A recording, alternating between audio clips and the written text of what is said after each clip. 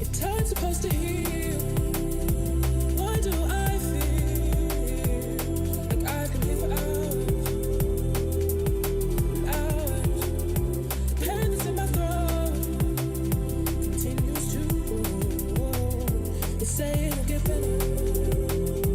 How can they know? Water, dry like the cinders in the flame. Bubble, heating. Now it's time to evaporate.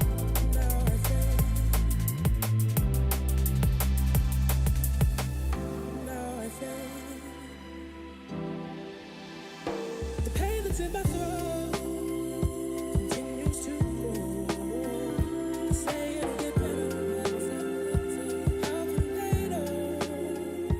If I've rock bottom, I've hit a new low.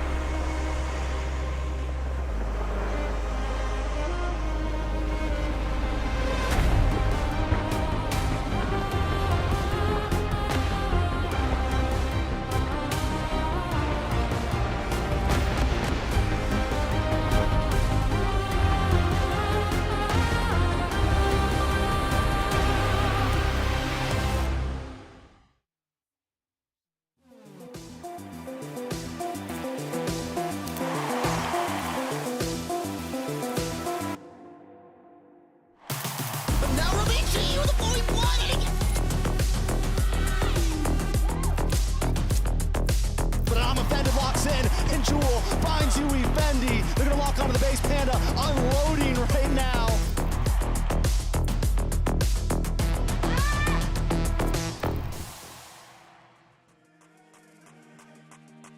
The journey begins anew for ladies from all around the world as they pave the way for those who follow to make their dreams come true in the realm of MLBB esports. You're tuned in to the MWI 2025 live from Riyadh, Saudi Arabia, here at the Esports World Cup at your service. My name is Leo, joined here by our esteemed casters, talents from all around the world. I call them the MYSG connection. It's Sadafa and Churros. Hello everyone, welcome to EWC, welcome to MWI for yet another edition of one of the most prestigious women's MLBB tournaments in the entire world. This is actually both of our first times here on the EWC stage as well, so it's a big honor. We're both very excited, right? Yeah, to be honest, I've got two things to say. First is I'm not going to take Singapore or Malaysia's heat for granted. The heat here is crazy. I'm not just talking about the games right here, but man, walking out the hotel, you have like that strong heat wave and the wind. Let me tell you, if you have the wind, you were thinking like, okay, it's going to be cooling, but it's like exhaust level hot. And let's be real here, I'm just here for the women's games that we're talking about right there. It's been about 24 hours since the gentlemen have landed here in beautiful Riyadh, Saudi Arabia. And truth be told, the action has been going. The competition has been hot, and many teams have fallen already, and points have been awarded. Trophies have been crushed and earned. But for now, I bet you guys are wondering what is going on exactly with the club championships. We have a video here to explain exactly what that means. This is the Esports World Cup Club Championship, the ultimate cross-game competition that will crown the best esports club in the world. Let's break down how it works. Clubs will be able to compete at the Esports World Cup and as many titles as they can qualify for. The clubs will then earn points based on their placement in each title. To qualify for the club championship, a club will need a top 8 placement in at least 2 competitions.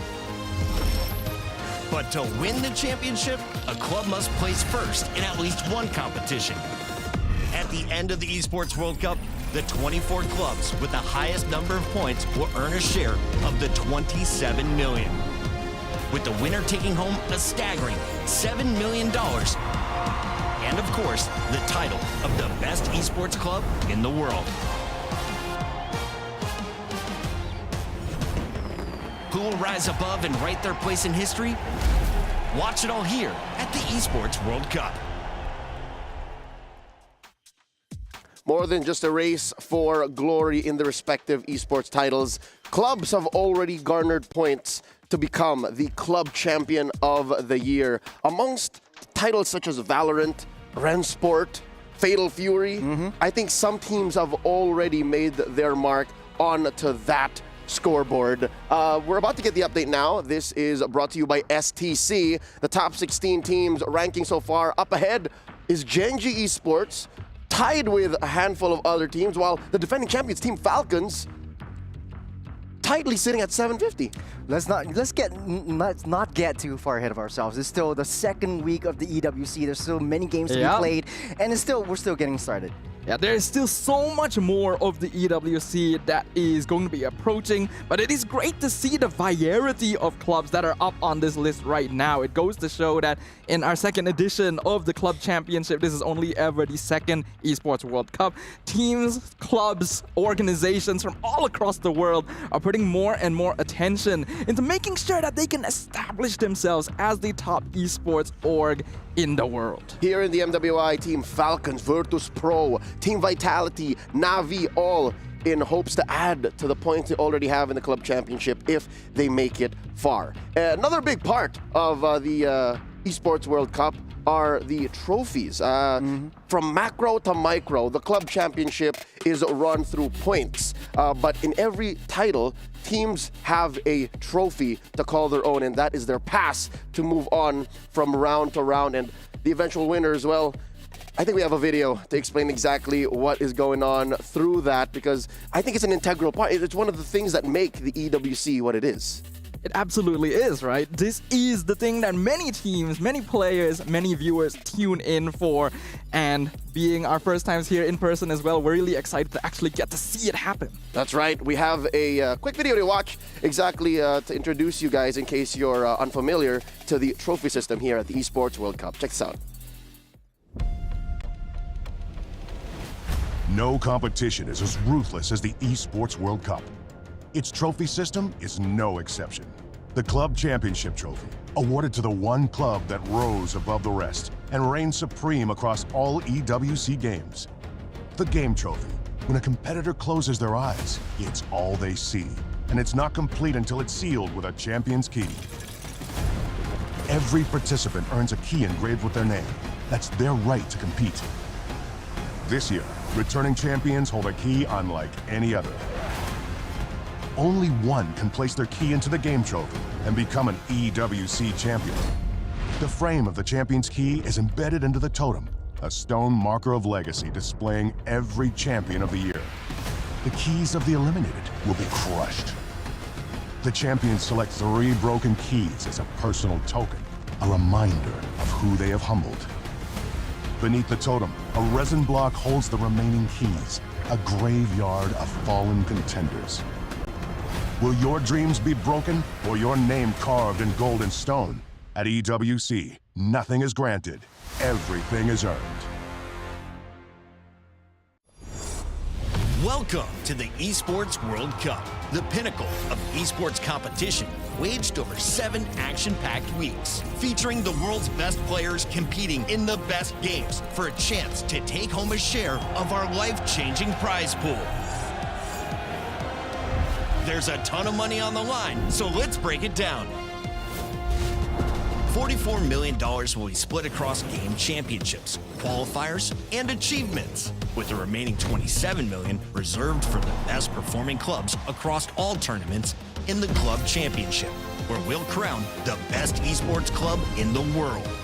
However, earning that title will be no easy feat. Throughout the Esports World Cup, clubs will earn points based on their placement in each title. At the end of the Esports World Cup, the top 24 clubs will earn a share of the $27 million, with the winner taking home a staggering $7 million, and of course, the title of Best Esports Club in the world. And it doesn't stop there. For these 7 weeks, Riyadh Boulevard transforms into the ultimate gaming festival, featuring everything from heart-pounding community tournaments and creator meet and greets to all-star show matches and live performances from global music icons. Bigger, bolder, and better than ever before, all kicking off with a jaw-dropping opening ceremony. Who will rise above and write their place in history? Watch it all here at the Esports World Cup. Very rare is it that a tournament and in pursuit of greatness, the prizes and your dreams become palpable and tangible. Literally, life-changing prize pool and a key to track your progress. Because again, once that's gone, you're out. That's the story of the Esports World Cup. That is what our ladies here at the MWI are going through. Gentlemen, there's 16 teams here, and they're all following the same path. Now, all with one singular goal: to claim that trophy, to become the brand new champion, and to follow in the footsteps of their predecessors or their very own history. It's also not only a competition for money, it's bragging rights. You want to take the heads of your enemies, your fallen enemies, and put it into an acrylic case where they'll be sealed forever. And this is only the second EWC that we've had over the span of our lifetime. So you want to make that mark. Second EWC, whatever you've taken and learned from your losses in the first one, it's time to show the world what you're capable of. 2 years, forever. Time is relative. But for now, I think it's time for us to exactly understand what the MWI means, how the tournament is run with our tournament format explainer. Let's watch this.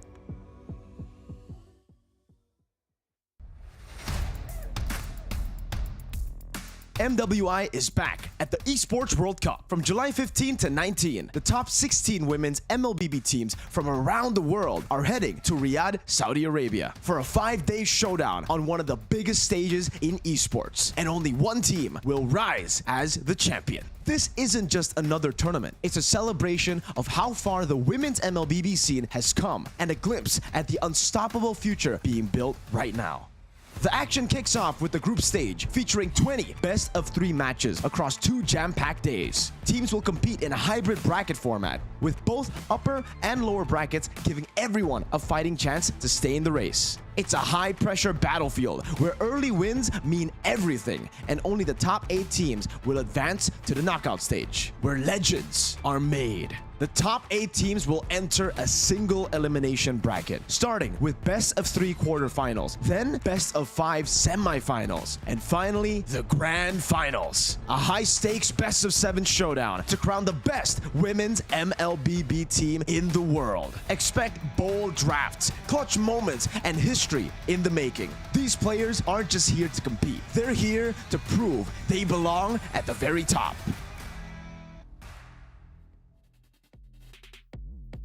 In pursuit of being limitless, the MWI format has gotten a shakeup. Compared to last year, I dare say the GSL format makes for quite the run. What do you guys think? We saw a hint of it in the wild card. Are you enjoying the win 2, lose 2 type of deal? Honestly, it makes a lot of sense, right? And it's very direct, very easy to understand. You win 2 games, you go to the next stage. You lose 2 games, you go home, which means that every single team is going to have that one singular life to play around. And while that does give you a little bit of safety, you cannot take that for granted. We have a lot of very strong competitors this year. Very strong, and the ability to adapt to new strategies, to new metas on the fly. You only have one shot with one team. There's no do-overs, there's no rollbacks, as you only get one shot in this. One shot at a grand total of 500,000 US dollars, with the champion taking home 150 Gs, 90 for our second place, rolling down to 50, 30, 20, 15, and 10 just for showing up. This is once again in pursuit of rising above and proving yourselves limitless. The MWI 2025 has new faces, a lot of new names, but I'd reckon about 60-70% of these rosters are returning. This is what you can expect here on Stream B. We're opening up with Navi Malaysia versus Gaming Gladiators. Up next, Virtus Pro versus Terror Queens. Then Team Falcons versus WoW GG. And we're closing up with Rising Rage and Foot Esports. Gentlemen, anything you're looking forward to here? To be honest, I'm not looking at just teams. I'm looking at the countries, the teams representing these countries. We see the first match of the day. It's pretty huge match, and I would say this is our match of the day that we have targeted. Navi Malaysia versus Gaming Gladiators. This is Malaysia, North America kind of head-on-head, mano-a-mano. That's right. This is brought to you by SNB.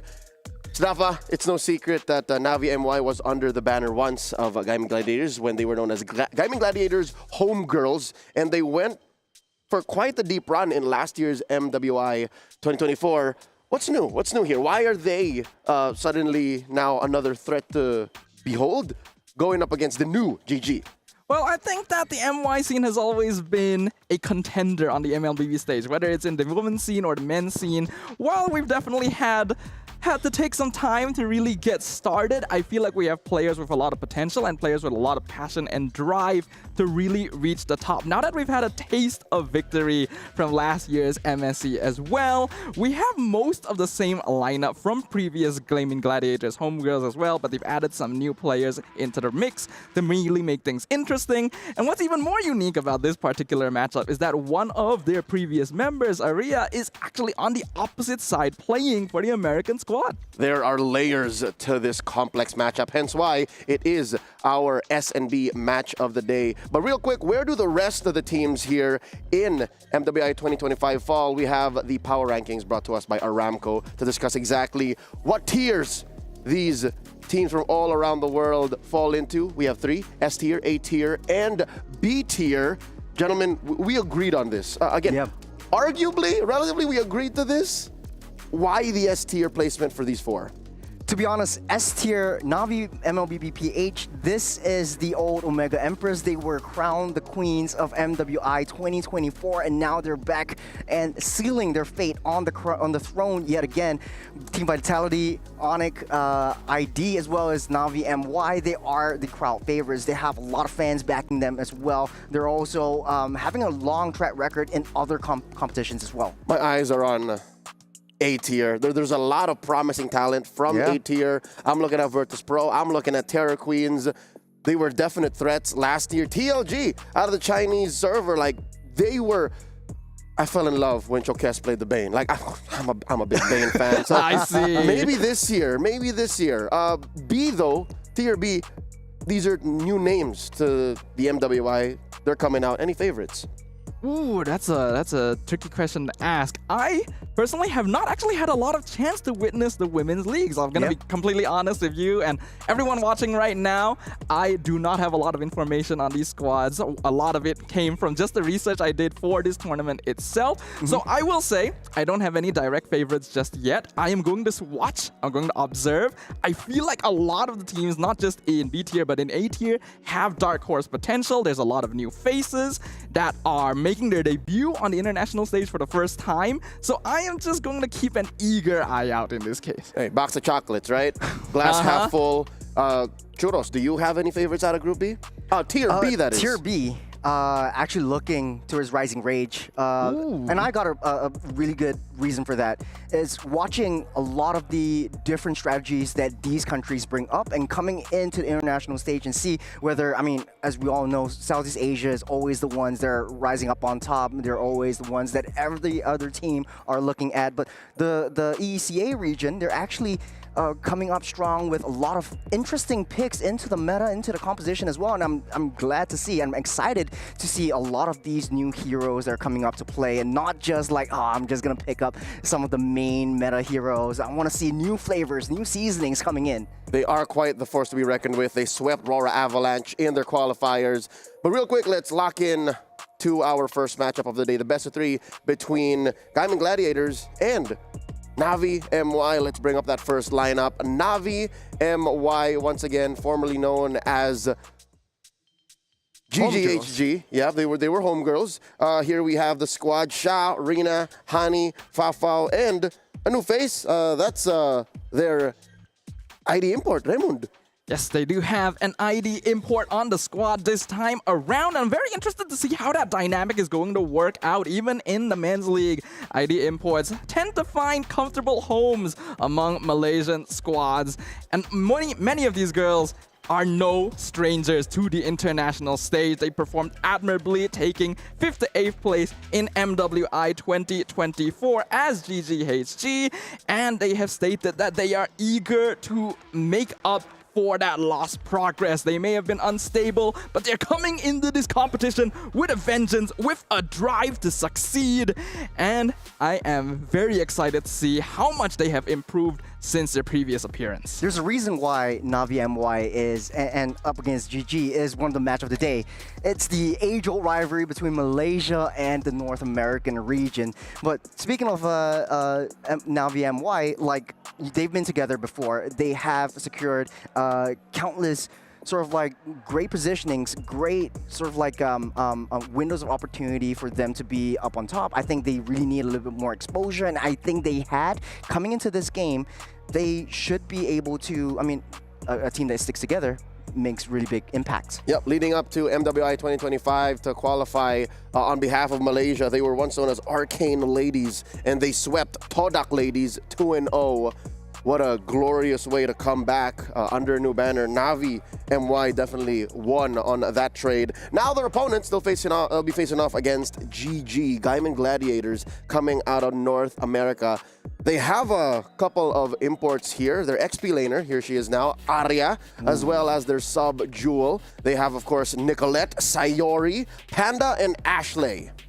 This is a squad to keep an eye out for. A team that was actually able to achieve a similar positioning to Na'Vi MY last year, ranking 5th to 8th place as Cloud9 female. Now eager to again prove themselves on the global stage. We've already brought up before, Aria used to play on GGHG alongside many of the players from Navi MY, so there's a little bit of a personal vengeance right there. The members of Navi MY themselves have stated they want to encounter Gaming Gladiators. They want to face up against Aria. And like Chiros has mentioned, the rivalry between the North American region and Malaysia still stands strong. Lots to prove, dominating the MWI qualifiers in the North American region, just sweeping up the competition. Last year, they didn't do so well. Yes, they got into the playoffs, but they didn't make it through into the top 4. 5th to 8th place in the MWI 2024. They have a brand new lineup, and right now, hearing from some of the players themselves, and you know, Trex has been saying as well that these players have been like hyper-focusing on the roles that they want to play. Ashley used to play mid lane in MWI 2024. Right now, she knows that as the mama of the group, she's staying in the roam position, the main shot caller of the team. If you want to go in, she's the one that dictates the flow, the tempo of the game. Nicolette has been training hard on these assassins, and I've been a fan ever since she was in BTK Cloud9 and playing amongst the boys. And we always have this kind of conversations and discussions whether the boys are better, the girls are better, but right now, Gigi had the experience and the knowledge of playing with the boys, and right now they're bringing it in to this competition. I don't see men or women. I see athletes. Yes, sir. And yes, here sir. in the MWI, that's what they are. Stars. For GG specifically, I have my eyes on Nicolette.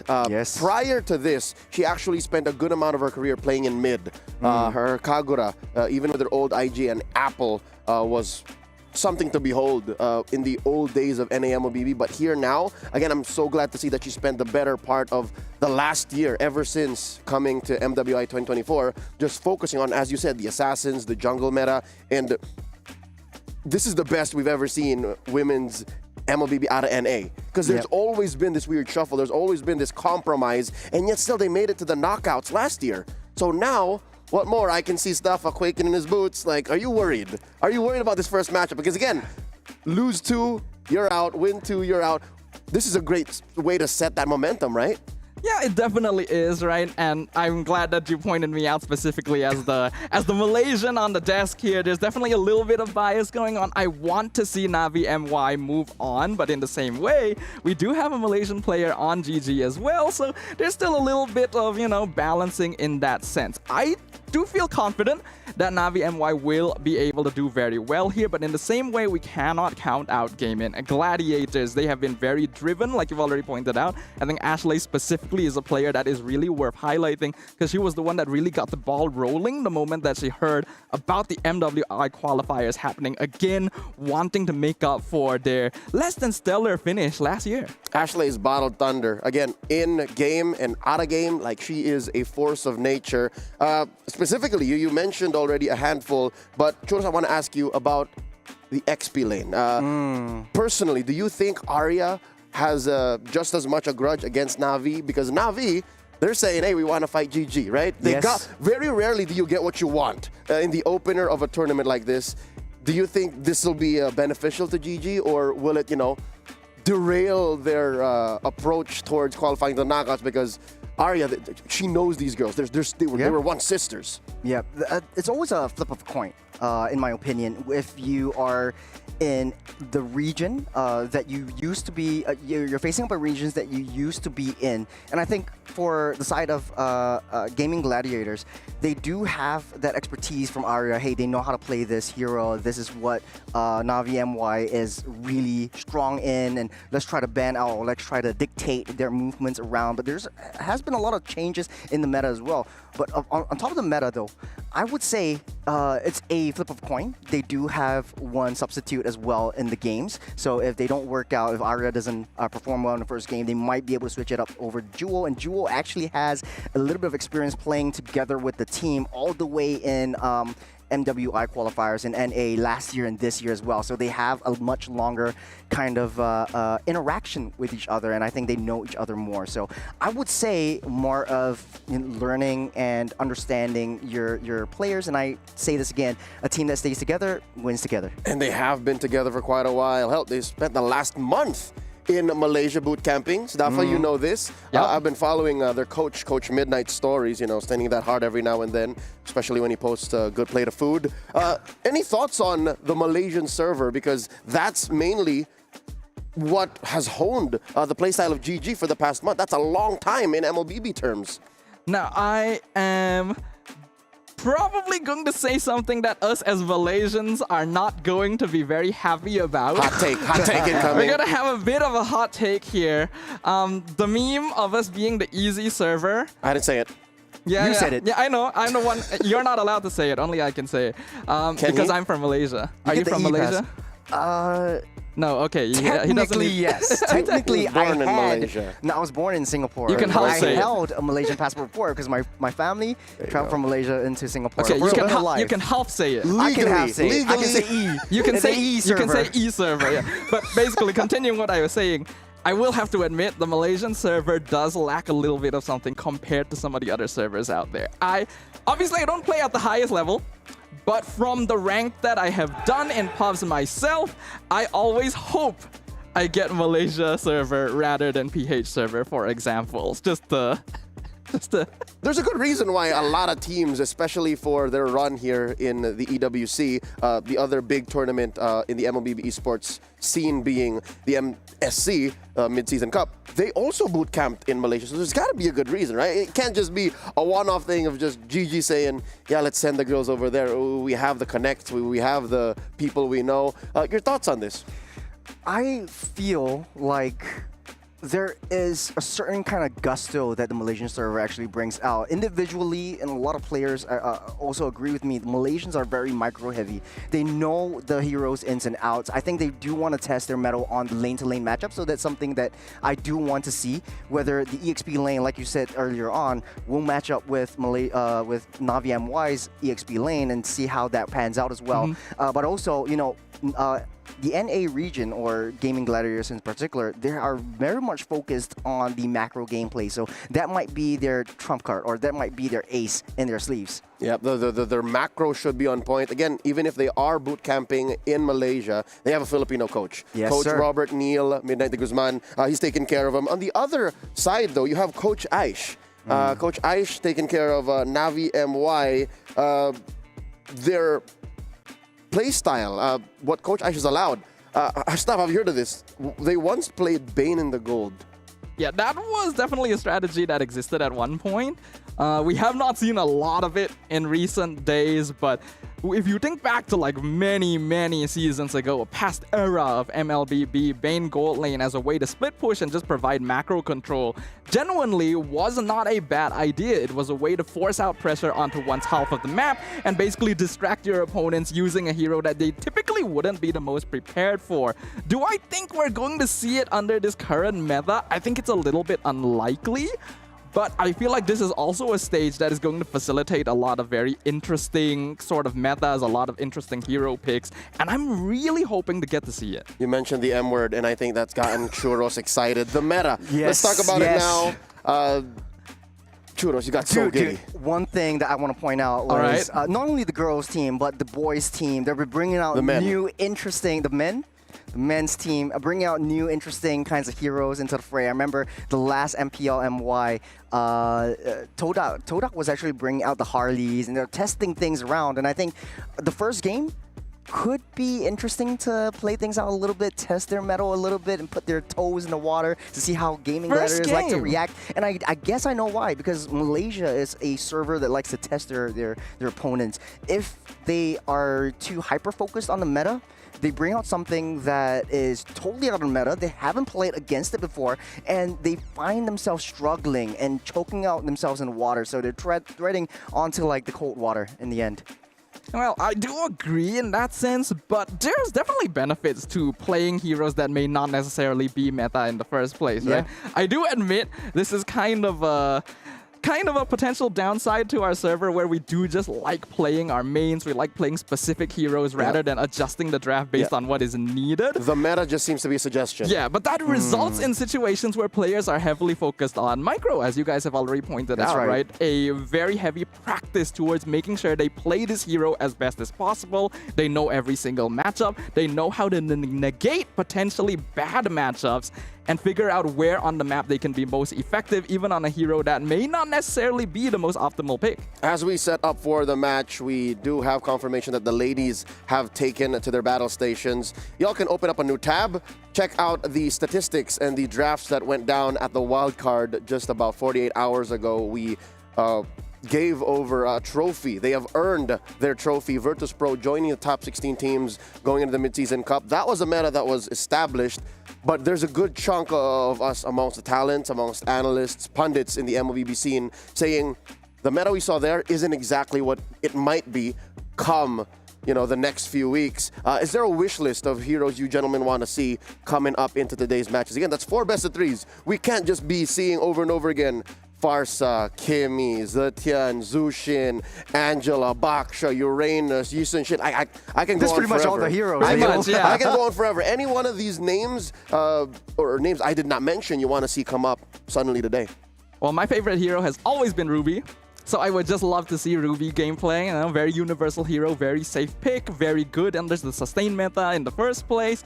And I'm gonna be honest, I actually don't like healer meta. I like sustain meta. I don't like healer meta. This guy's just churning out hot takes today. That's your second hot take. Okay, here's the big hot take from me right now. Again. I don't like Ube. What? What's wrong with Ube? What's wrong with I Ube? hate Are you playing allergic? Oh. I hate playing against it. No, so you hate I playing also don't like against eating it, yeah. But then it becomes effective because it's successful in taking you down. Yeah, but not in a way I want to be taken down. So I'm Malaysian through and I want to be beaten mano a mano. I don't want to talk about the way you want to get taken down, all right? Like we're talking about We can talk about that the later. meta right now. Not on air. So there is, you're talking about a non-wish list. Because Yes. Ruby already showed up. We've Yes. seen Ruby in the gold lane, played by Influence Rage, one of the Latam Yes. teams. So Ruby, but where? Honestly, I'm fine anywhere, really. You could play Ruby jungle. I would be a happy man. That's think. why we don't get what we want, all right? But are you a jungle main? Let me ask you this question. I'm just joshing with you. Don't trigger. I won't trigger him. I won't trigger him. Okay, but I'm a jungle main, so I'm a jungle main too. Okay. But that's besides the point. wish list. There is one hero that I really want to see resurge, especially with the women's team. It's Rafaela. It's reworked. Not a single Rafaela. Not a single Rafaela. Came reworked with the built-in Immortal, but you can choose which hero to bring can up. revive. You can revive your allies and your opponents. On demand. What? Your opponents? Your allies. There you go. Hey, I why don't know not? what I'm saying.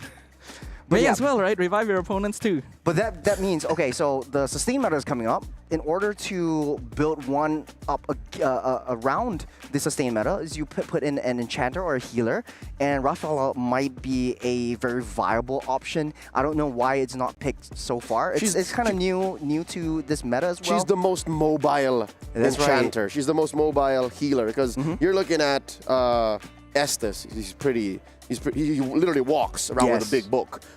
You have Angela who just has to jump into someone. Vision control with the skill 1 as global, well. yeah, she's fine. You have Florin, also global, but if anybody finds you like a Rogue Hayabusa or a Sitting Lancelot, duck. a Yushishin, you're dead. So yeah, no, of all of these names, yeah, I'm wondering as well why Rafaela hasn't shown up. Maybe today, maybe in the next few days here in the MWI, finally, we complete the... I know if it's 3, it's trifecta, but what's 4? Quadfecta. I'm not sure that's a I word. don't know if that's a word. But yeah, if We'll all of coin it. these big name healers come up, then that means it is Staffa's worst nightmare. Yeah, I mean, some healers are a little bit more okay. Oh, so now we're drawing lines. Yeah. Okay. So, I don't like healers anyone who except- watches my stream knows if you play with me and there is an Estes on the other team, we are not allowed to lose. So it's Estes. You I hate respect Estes. You respect all of them except Estes. Now, honestly, I respect them more subjectively. Okay, you know what? What I'm wondering is, in the absence of certain heroes and picks made impossible to fight against when you have a healer meta ongoing, gentlemen, what do you think about the absence and the again, unexplained disappearance of Selena? She just disappeared. I think the adjustments, the nerfs was hit way too hard.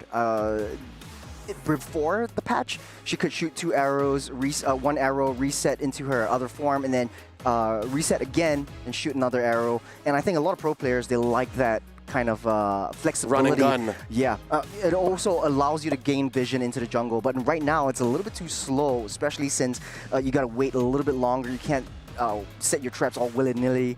You have to wait out for your skills to get the cooldown. So I think a lot of teams are managing around Selena, and especially since Super Friends has always brought that up as well. All right, that's enough talking about the meta. How about we be in the meta and experience what these teams have to show for it? Ladies and gentlemen, welcome to game number 1. I'll be leaving Stafa and Churros to take care of y'all. GG versus Navi MY. All right, thank you very much, Leo. But straight away, I do have a bit of a question mark here. I'm not too sure if the draft is correct right now, because even in my wildest dreams, I would not expect a Mia first ban. Either this is like some really secret pocket pick I've never heard of, or we might need to remake. No, I don't think so. I think they have definitely scrimmed at each other, and Fafal is known as a really flexible gold laner. She might whip out the Ruby gold. She might whip out the Mia in the gold lane as well. So there's a lot of opportunities for a little bit of interesting play arounds where Mia actually comes into question. But yeah, I think the draft goes down. We might be able to get a re-roll of that series. Yeah, I think so. Yeah, I think we're getting some information that there may have been a bit of an issue there, because yeah, I get where you're coming from. Yeah, Mia could be a surprise pick. Actually, it's not that bad. I don't think it's that much surprising, because you want to play vision control, and with the ultimate, you're able to just dive straight into enemy lines, backlines especially. You get a little bit of a burst of invisibility. You get a burst of crowd control immunity as well. Yeah. It makes for a great kit. I know there's a lot of pub players out there who are going to say, no, Mia's really good. Yeah. Mia's awesome. I play Mia every game. I play Mia jungle. You know who you are. I don't like you. But Mia is not a hero you would first ban. You know, even if it's like a really strong pocket pick for a specific player, you would not get rid of it first. That's my opinion. To be honest, I don't know what Malaysia server did to GG. If that was actually real, if that actually came up into play, we might be seeing something really new, really fresh. The draft pops back up and the first ban is Hanabi. To be honest though, we did see the Hanabi Lolita combo, so I wouldn't be too surprised if they want to bring out something a little bit different this time around, because now you have the Esmeraldas, the Uranus is actually coming back. Very high sustain EXP laner, so I don't think that might be too big of a shock for us. To be honest, okay, what is one hero that would shock you if picked up? One hero that would shock me if picked up, I mean Mia. That Mia actually shocked me. Mia Layla would be shocking. Honestly, it surprised me. Biggest shock if it gets picked up. Aldous. Aldous? Like the One Punch Man? Yes. If you ask me personally, Aldous is the worst hero in the game right now. Aldous.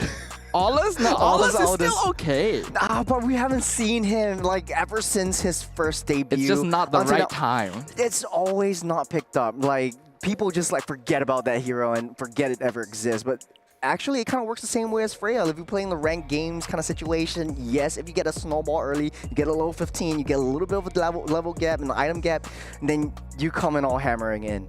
Yeah, honestly, I like Aldous. I miss Aldous. I want to see more Aldous, but Aldous is just bad. The straight up. There's no argument here. Anytime I see someone pick Aldous in my ranked game, I know I have lost.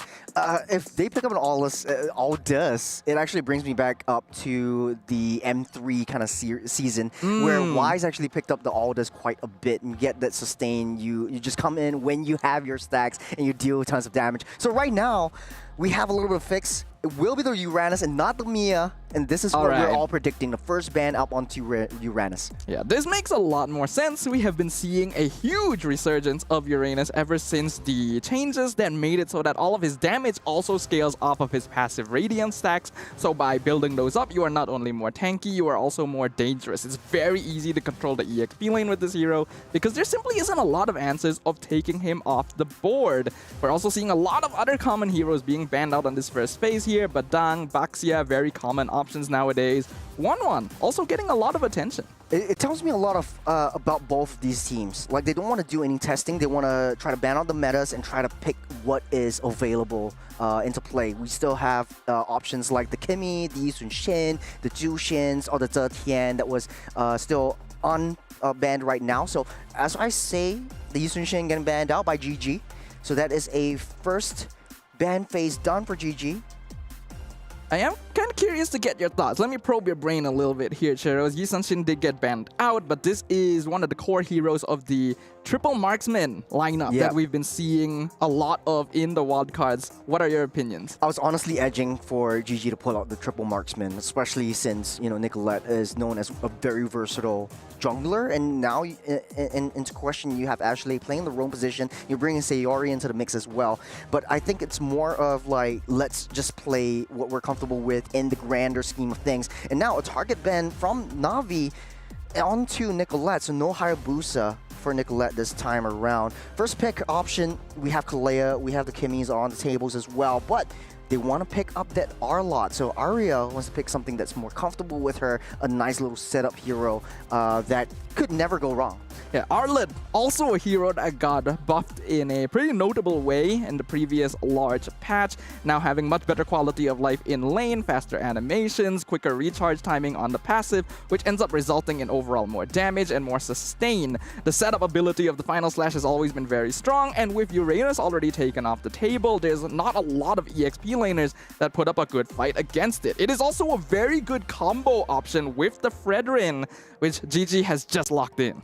To be honest, in this meta, I'm not really looking into deep on the lane-to-lane matchup, but yeah, like you said, can definitely hold himself up against more of these sustained kind of EXP laners. We teased about the Lapu Lapu as well, because it has a lot of new backswing animation reductions, as well as higher damage reduction from the passive stacks when you get from the Bravest Fighter as well. So Na'Vi will choose to pick up that Farsa and the Gato-Kacha. GG responds with the Fredrin as well as the Kimmy, so a little bit more late game centric for Gaming Gladiators. I think they do have a plan for the second phase of the pick, but for Na'Vi though, they're more towards like, let's get zonal control, let's get something that is more annoying to Panda, let's take her out of the ball game and not let her be able to play her game as comfortable as possible. Yeah, from what I can see already from the first half of the draft, Na'Vi MY is putting a lot of focus onto lane priority, getting that Farsa as early as possible, and then the CC showing up to make sure it doesn't get banned out, to make sure that they're able to control the EXP lane against a very powerful pick in that Arlet. This means that Na'Vi wants to prioritize early game rotations. They want to have heroes that are able to pressure their lanes and then pressure the map in return. Jungle invasion is not something you typically consider against a hero like Fredrin, but if you are able to do so, it already limits a lot of his ability, because he needs to get those first couple items before becoming a mid-game monster. Yeah. Now, second phase of the ban, Na'Vi MY gonna ban out all of the marksmen. I think a little bit of a respect over to Panda as well. We've seen a lot of resurgence of Moskov. You have that cross-map plays, and I think both these teams understand that macro is going to be the name of the game. The sugar and a cup of tea. Where the Ling also gets banned out, we're teasing the Lancelot as well in the first game, so maybe Na'Vi might be able to pick up that Lancelot. It has a little bit of a hybrid kind of build that you could go for, a little bit more versatility on that Lancelot. Yeah, I think GG is already scouting out that because of the increased lane pressure priority that Na'Vi is putting into the draft, there's a very big possibility that they're going for more of a scaling jungler, Ling being the most obvious choice. They're also gonna get rid of the Joy here. Personally, I feel like they could have allowed this through. They got a good amount of crowd control options, but you can already see that Gaming Gladiators wants to play that classic front to back around this Fredrin, delaying and denying heroes that can dive the back line. You know what this is? I think that GG's playing that composition that you hate the most. It's kind of looking like Ube, not gonna lie. I'm a little worried about that. That's why Na'Vi even banned out the Matilda, right? Yeah, because you're being biased. You like Na'Vi MY. So Lancelot getting picked up right here for Na'Vi MY. I do like that odds. You have a little bit of lane control in the side lane. You have that pressure in the late game as well. So the Lancelot really needs those minion stacks, but I don't doubt Rina from playing that Lancelot as well. Yeah, Lancelot is actually a very good option here. Using the iframes to eliminate the threat of CC would provide Na'Vi with a good amount of play around. It is a hero that is vulnerable in the jungle early, but that is already circumvented because they have good lane pressure in the mid and EXP lane. So Gaming Gladiators ideally wants to get heroes that are able to prevent the backline dive and at the same time offer a little bit more resistance towards the early game to deny potential jungle invades. Kalea is a very good option option for this. Going for some pickoff already threatens the Farsa as well and works well with Arlet too.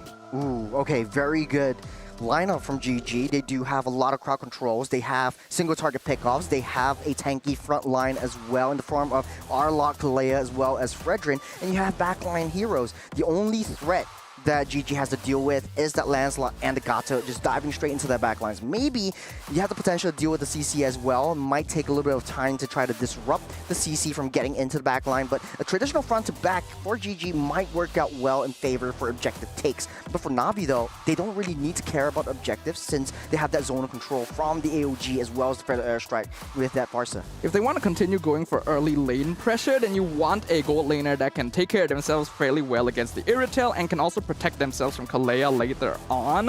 1-1 and Moskov are already off the table. Ooh, I was more thinking something like Bruno, but Harif going to be the last pick from Na'Vi.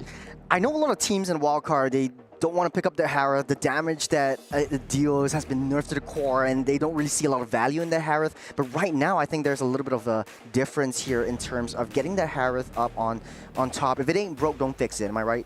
I don't know. I feel like Harif is kind of broke. That's the issue that we've been dealing with, right? Ever since the Starleo Scythe nerf, this hero has not been having as much success. Hey, it ain't the hero, it's the player. So if a foul is comfortable with the Harith, we'll see how they play around this. And I think for Harith on a lane-to-lane matchup against the Irithel, it's easier for Harith to get in closer to the Irithel to deny a lot of the burst damage and the physical damage reduction coming in from the first skill as well.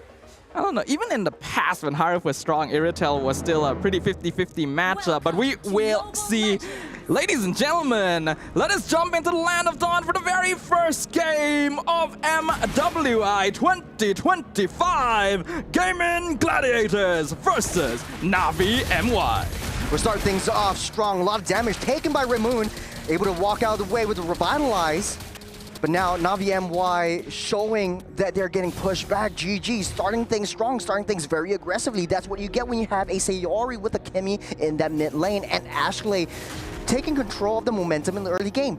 Yeah, this Kalea makes a big difference actually. We already talked about how the early Farsa pick was for Na'Vi to make sure they had mid lane priority, but the Kimmy-Kalea combination just does so much damage at level 1, and then the Kalea passive offers you much better trading, means that Gaming Gladiators has actually regained control over that part of the map. This makes early jungle invades impossible and gives Nicolette a bit more space to play around Rina. Yeah, we're talking about late game. Look at the level difference so far from the Lancelot and the Fredrin. Rina got the level 3 much earlier than the Fredrin, so Nicolette has to buy some time, play towards the late game, try to go towards the objectives. You don't want to play lane to lane kind of aggressions and as well as clashes. So I think for Na'Vi MY, trying to play more passively, try to deny that late game potential that Gaming Gladiators can bring up. Taking a look at emblems, is there anything that speaks out to you, Sadafa? Looking at the emblem setup overall, there's nothing too unusual. Weakness Finder on Sayori means that they are leaning more towards late game scaling. Otherwise, it would be Quantum Charge to take advantage of more mid-game pressure. We also have Sprint on Panda, so not going for that Purify since Gaming Gladiators know they are much more superior in terms of crowd control, even forcing 2 Purify takes on Na'Vi instead. First turn of the game, Nicolette's already in position. Aria level 4, waiting to use that final slash. They will knock up 2 members. Ramoon is actually knocked up to the sky for airstrike to zone Nicolette out of the way. Won't be able to take her out as Gaming Gladiators take 1 kill, and Na'Vi MY secures the turtle. Fairly 50-50 there. Trading first blood for the turtle is not too bad either way, but Gaming Gladiators definitely had a better positioning overall. I think Raymond was hoping to be able to just buy time for Rina to get the turtle, but Lancelot early really doesn't do all that much damage, so it took longer than expected. And now looks like we are going to be jumping into a very quick pause to resolve some technical difficulties. Yeah. To be honest though, I think Gaming Gladiators was not actually looking for the objective takes, because right now it's more of like, let's trade for kills, let's trade for turrets, and I think for Gaming Gladiators in the late game, that's going to be a huge problem, especially since you have sort of like a better scaling on that Lancelot for damage-wise, and you have the passive rework that Lancelot enables Lancelot to just dash around as and when she wants. So this time around, for Na'Vi, are they looking to set up the aggression? Will they look for more kills and try to deny Nicolette from getting that late game Fredrin intimidation? In one word, yes. Looking at the way these compositions interact, Na'Vi MY is the team that requires a little bit more overall initiative. They do have okay late game scaling, but it's a lot more conditional compared to Gavin Gladiators because they have that Kimmy, they have that Irritel, they have heroes who can very easily deny the feathered airstrike, which is going to be one of Navi's main tools once you get into that late game stage. So Na'Vi MY really cannot afford to allow Gaming Gladiators to get the farm they're looking for, and that's why GG, aware of this, doesn't need to commit too hard into getting those neutral objectives. To be honest, what I know this about Na'Vi MY was that they actually adapted to the use of the additional speed buff from the river whenever the turtle spawns up or the objective spawns up. With the Farsa, with the Gacha, they're able to just get into position much faster than what Gaming Gladiators can do. And Nicolette slowly picking up the pace, and I'm looking at that jungle clear speed, especially from Na'Vi MY. You already have level 5, so Nicolette's actually really holding up well against that Lancelot.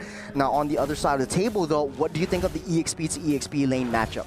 Well, on paper, CC should be able to do quite well, but after the recent buffs, Arlet is actually capable of sustaining himself in lane. We can see that Sha going for the lane freeze instead. I think that's a very smart choice. Nicolette dives in, getting taunted up. Airstrike try to push everyone back. Nice tsunami slam into the wall, over the wall, and AOG out of the way. Ramoond playing with death just a little bit more as Gaming Gladiators almost taking one down. Yeah, that was actually really good spacing of cooldowns coming in from Gaming Gladiators. They didn't commit all of their abilities at once to try and burst Raymond down because they know that Gatot is not going to go down that easily. They space it out. They're able to get him out of the feathered airstrike, but then they decided, okay, we do not need to commit on this. Let us just go and play the map instead.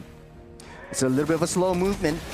You got Ramoon trying desperately to get a little bit more vision. Ooh. No AOG though. It's Sayori forced to get the flicker out of the way. Arena, she wants to kill him with kindness, but Rena woke up one day and said, I'm going to choose violence this time around. Really well played from Raymond right there. You get engaged on instantly. The unbreakable two-man taunt sets up for the feathered airstrike, and Rena is able to chase down a very important target.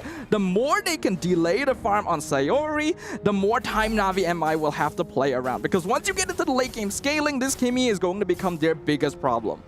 Scoreline economy equalized as of now. You see a lot of rotations coming in from Gaming Gladiators. Panda is actually trying to go over to the mid lane, trying to get as much funneling economy into herself as possible. We're starting things up onto that turtle. Haney uses the fair airstrike, trying to kick things up. Nice little the final slash onto Haney, but able to use the wings to get out of the way. In deep, Arya, one more hit, might be able to go down. Nice little swing and a slash. Rena actually takes one down after another. That's 1-for-1 for both sides. The turtle getting dished, getting dodged. Ramoon is just waiting for her inevitable doom. That was excellent adjustment from Gaming Gladiators. When the fight started, it was almost 100% going to be won out by Na'Vi MY, but I think Rena might have missed a puncture, and that ended up costing them a lot of their damage. Gaming played it slow, backed up into their front-to-back positioning, and used the passive from Kalea to actually prolong the fight, in which they would have the obvious advantage. Trading Arya to get a free turtle and a kill onto the CC already sets up Gaming Gladiators exactly where they want to be. This is the issue, right? You get a final slash, hold on a second. Fair airstrike won't be able to take Arya out just to zone her away, but you know, the fair airstrike doesn't really matter as much. Got a tsunami slam into the wall. Sha able to dash out of the way. They're focusing fire on that turret. They need to take that T1 down up the top side.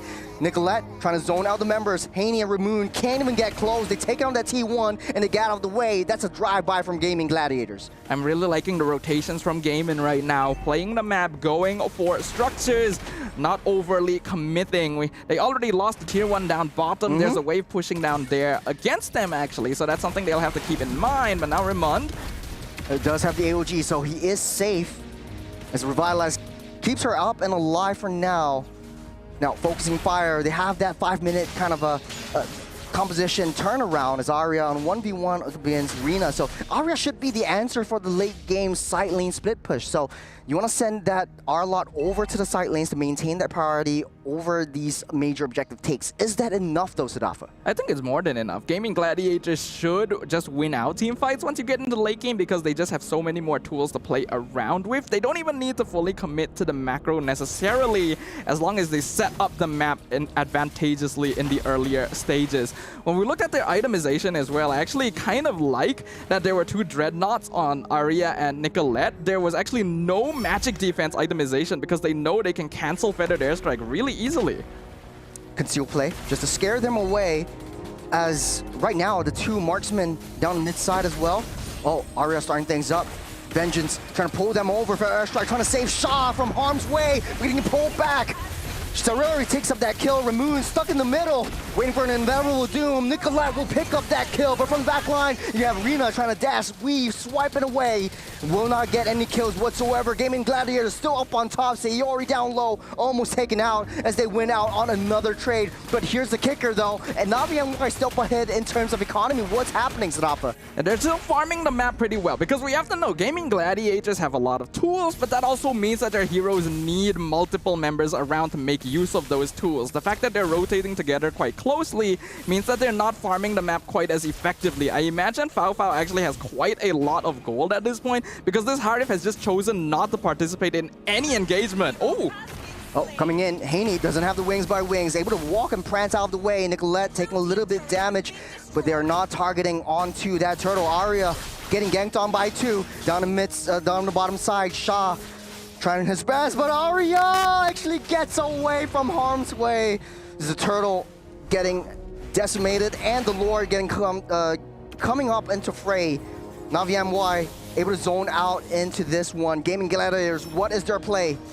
I think they can take this slowly. They're trying to force something out. I'm not sure about it though. Oh, Ashley taking a little bit too much damage. Tsunami Slam gets her out and safe out of the way. But you have Arya chasing onto Haney, taking a lot of damage, not able to get out of the way, and she goes down. Gaming Gladiators loses 1, and I don't think this Lord will be contestable by GG. And literally right after I said it, slow it down. You do not need to force things out. Gaming has tools to pick off members of Navi, but they basically walked into the artillery line there. Feathered Airstrike comes down, they're all grouped up together, and then Arya tries to force herself into the backline to get some sort of pickoff when the rest of GG is already backing up. It's a lot of damage, but I don't think they care. Navi MWI just using their bodies to source for more information. A little bit of a reconnaissance party here for Navi, and vision is all they need because now Gaming Gladiators, they're working hard as a unit and ape strong together. As the girls, they're starting things up again. Gets Tsunami Slam into the wall for Airstrike, try to push everyone back out of the way. Sayori into deep for foul, right from the flank, finds Sayori, takes her out. You got the Zaman Force as well. Arya, no dashes, no way of escape. Down they go. 2 members down for GG, and they're sounding the alarm, pulling the trigger. Ashley just delaying her inevitable doom. No more Tsunami Slam, and she goes slam into the graveyard. No, that is not how you want to take the fight right now as Gaming Gladiators. They're not following their front-to-back lineup. They're trying to force things out. I'm honestly seeing some gaps in communication here where some players are trying to make things happen, but the rest of the team isn't actually following up on it. Are they making the call? Are they just not prepared? Either way, it is costing them dearly, and Navi MWI have now built up a pretty sizable gold lead. They have a Lord on their side. Gaming cannot afford to make mistakes like that anymore. Fafao is actually coming up online. 2-0-3 for this Harif. We all thought that, you know, it's a gone case for Harif because of the adjustments in the previous patch. But right now, Fafao is actually showing us that Harith is still relevant whenever she comes into the team fights. That is it. I don't think it's also like the main damage from the Harith itself, but also the way that she positions herself. She doesn't show herself up until she knows that she can secure a kill. Taking a look at the mid-game itemizations, what are your thoughts, Adafa? I think it's very greedy of Sayori to go for a Sky Piercer's second item when they're not really that much in the lead. Hani has not actually died yet, already has the Genius Wand. We do see the Brute Force Breastplate, so Lancelot going for more of the Semi-Bruiser build, and that is allowing Navi to really prolong these fights even though they are dealing with a Kalea. You can really see the healing nerf come in.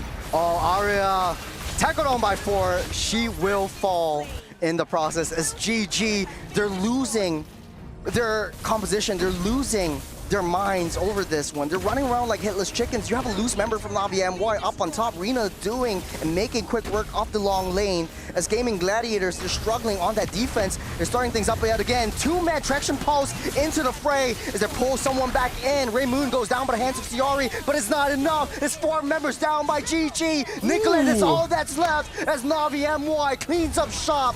Aria comes back out, but I don't think it's enough. You got a minion waves coming in. Navi MWI might just end this off. The final slash might look pretty, but it's not enough. As the throne will get taken out. Navi MWI, that's a first victory.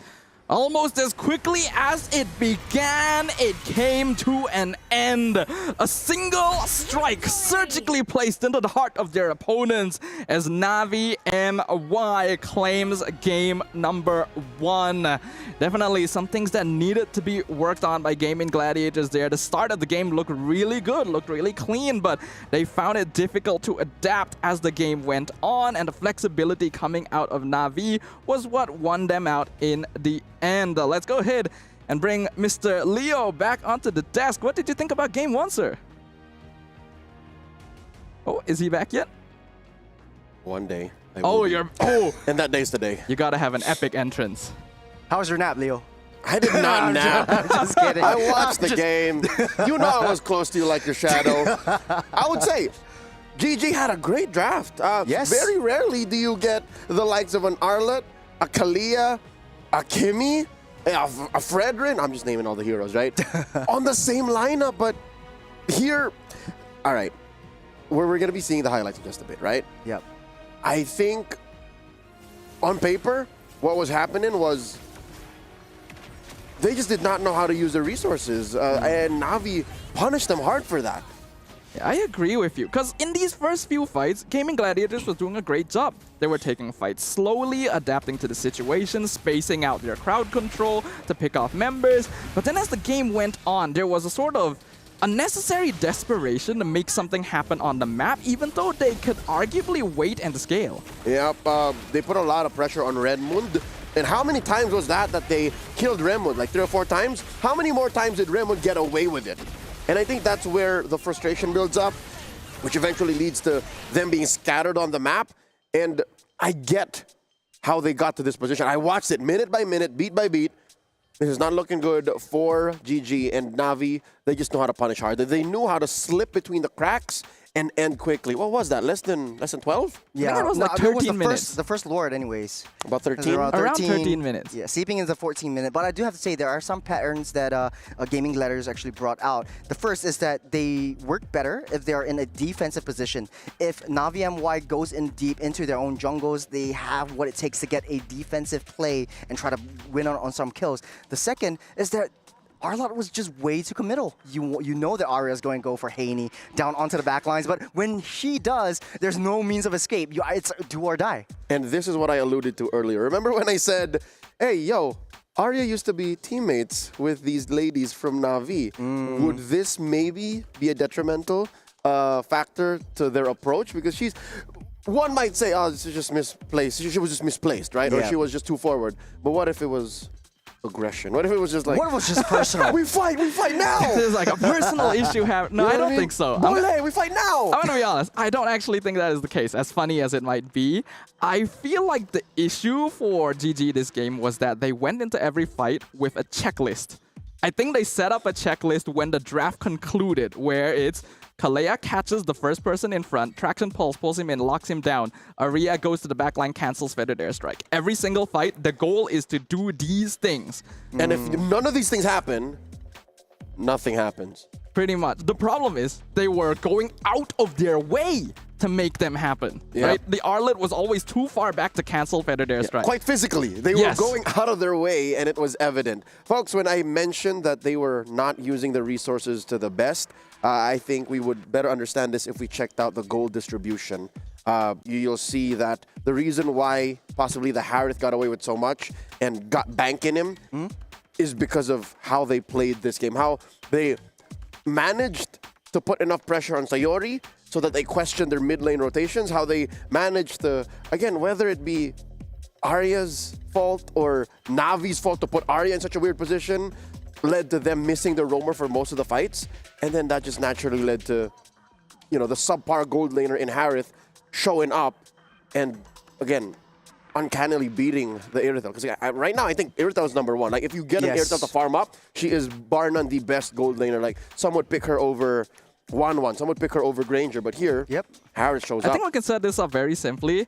Gaming Gladiators has Fredrin, they have Arlet, they have Kalea. So much crowd control. And it felt like Fao didn't need to use Purify the whole game. Right? Isn't that an issue? That feels like a problem. They were using because so many things. Herself. She doesn't show herself until the 10th minute mark, until the first lore of the game, and then they just win it. I think it's less that she didn't show herself. GG was dealing with this checklist. They Yes, were right. going Exactly. for the checklist, and the checklist never happened near the gold lane. Yeah. It was always just around like mid towards the river, but Fafa was never in trouble. Like, I think that's one of the main reasons. It was like they were so focused on this specific set of things that they needed to do, they didn't get to do that. Next thing they know, it's too late. Fafa was online. And even worse, if they do that, they don't have any resources left for them anyway, right? Because you're using all your big ultimates, all your catches on the front line or canceling the Farsa. Yep. What do you have left for the Harith, right? And even if you use the Purified, then you need something else. You have so much crowd control, but you are not distributing it the correct way. Yep, well, we'll check out in the highlights once more what this exactly means, how it translates in-game as we run through this very, very swift matchup. Game 1 was, what, 13 minutes, you reckon? I think so. Okay. Yeah. It's around 13 minutes. Aria actually had nice plays, but she's only used very sacrificially as a setup. There are some nice escapes from Aria, but she's not a main target as well. And the fact of the matter is, for Navi MY, they layered in their heroes very well. Rina only came in at the last minute. You have Fafao only coming in at the last minute.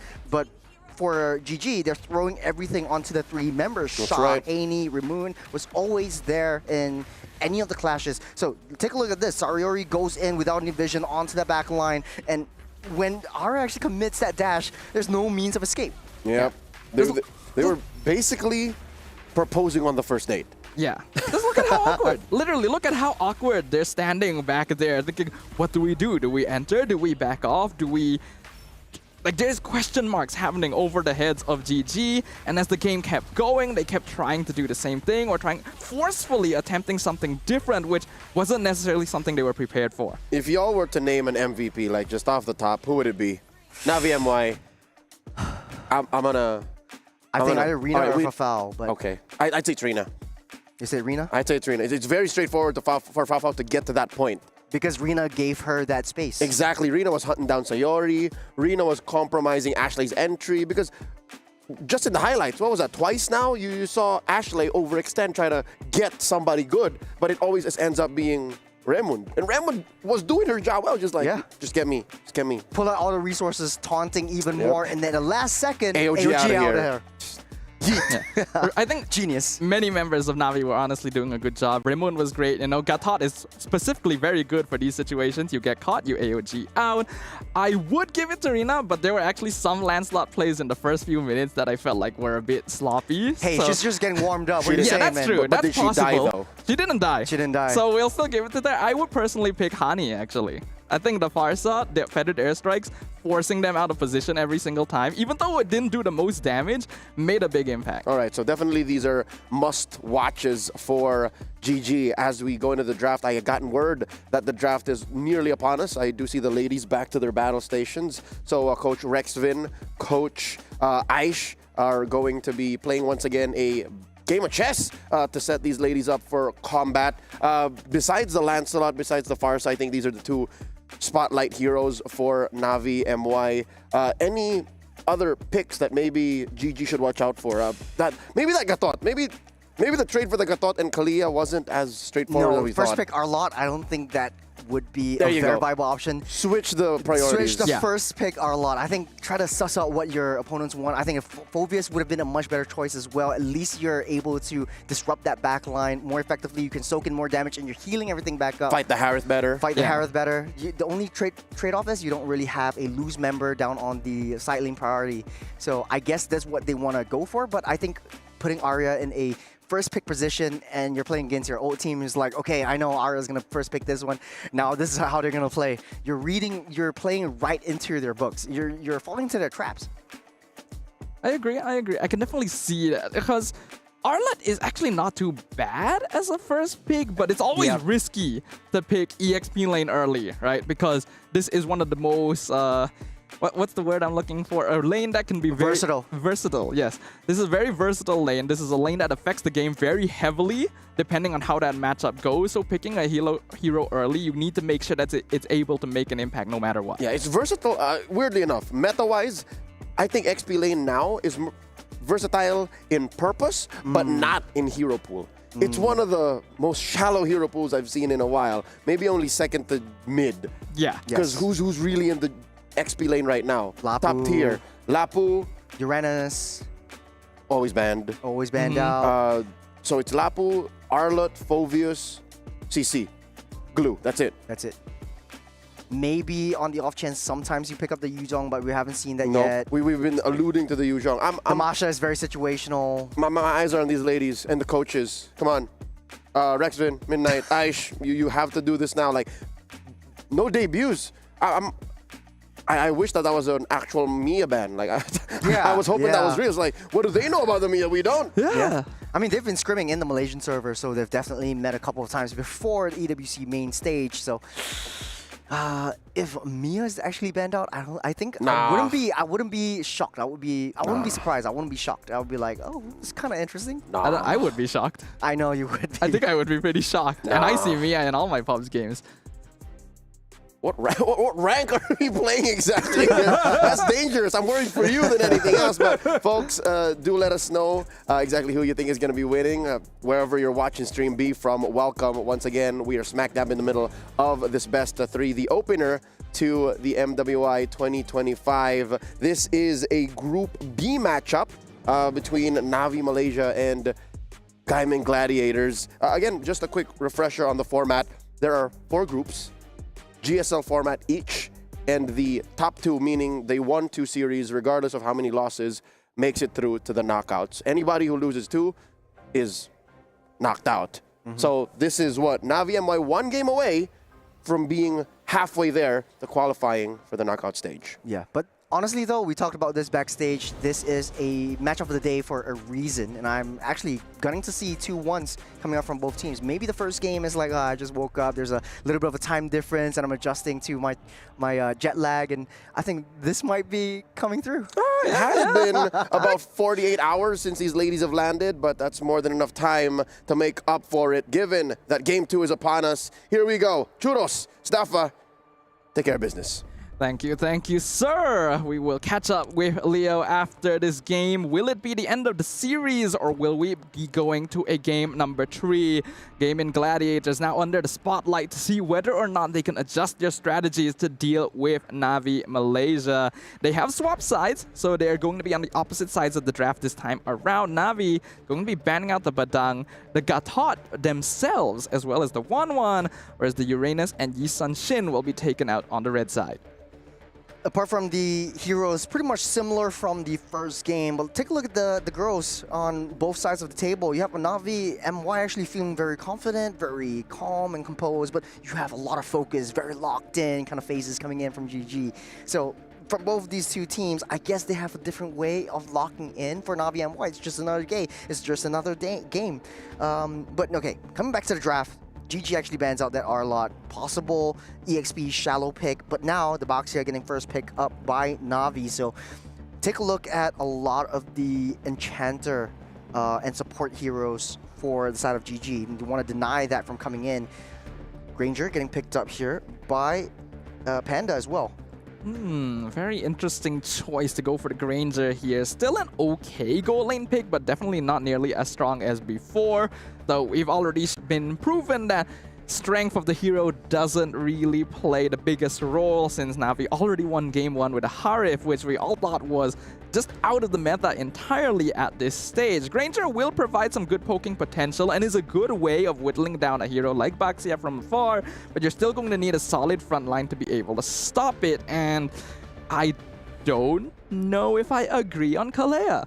Actually, GG likes to just play that front to back, that traditional front to back kind of composition. So we talked about Selena as well. Navi MWI actually picking that up for the mid lane, but might be flexed up into maybe even the jungle because you still have the buff from the previous patch where Selena can play in the jungle. So a little bit more flexibility there.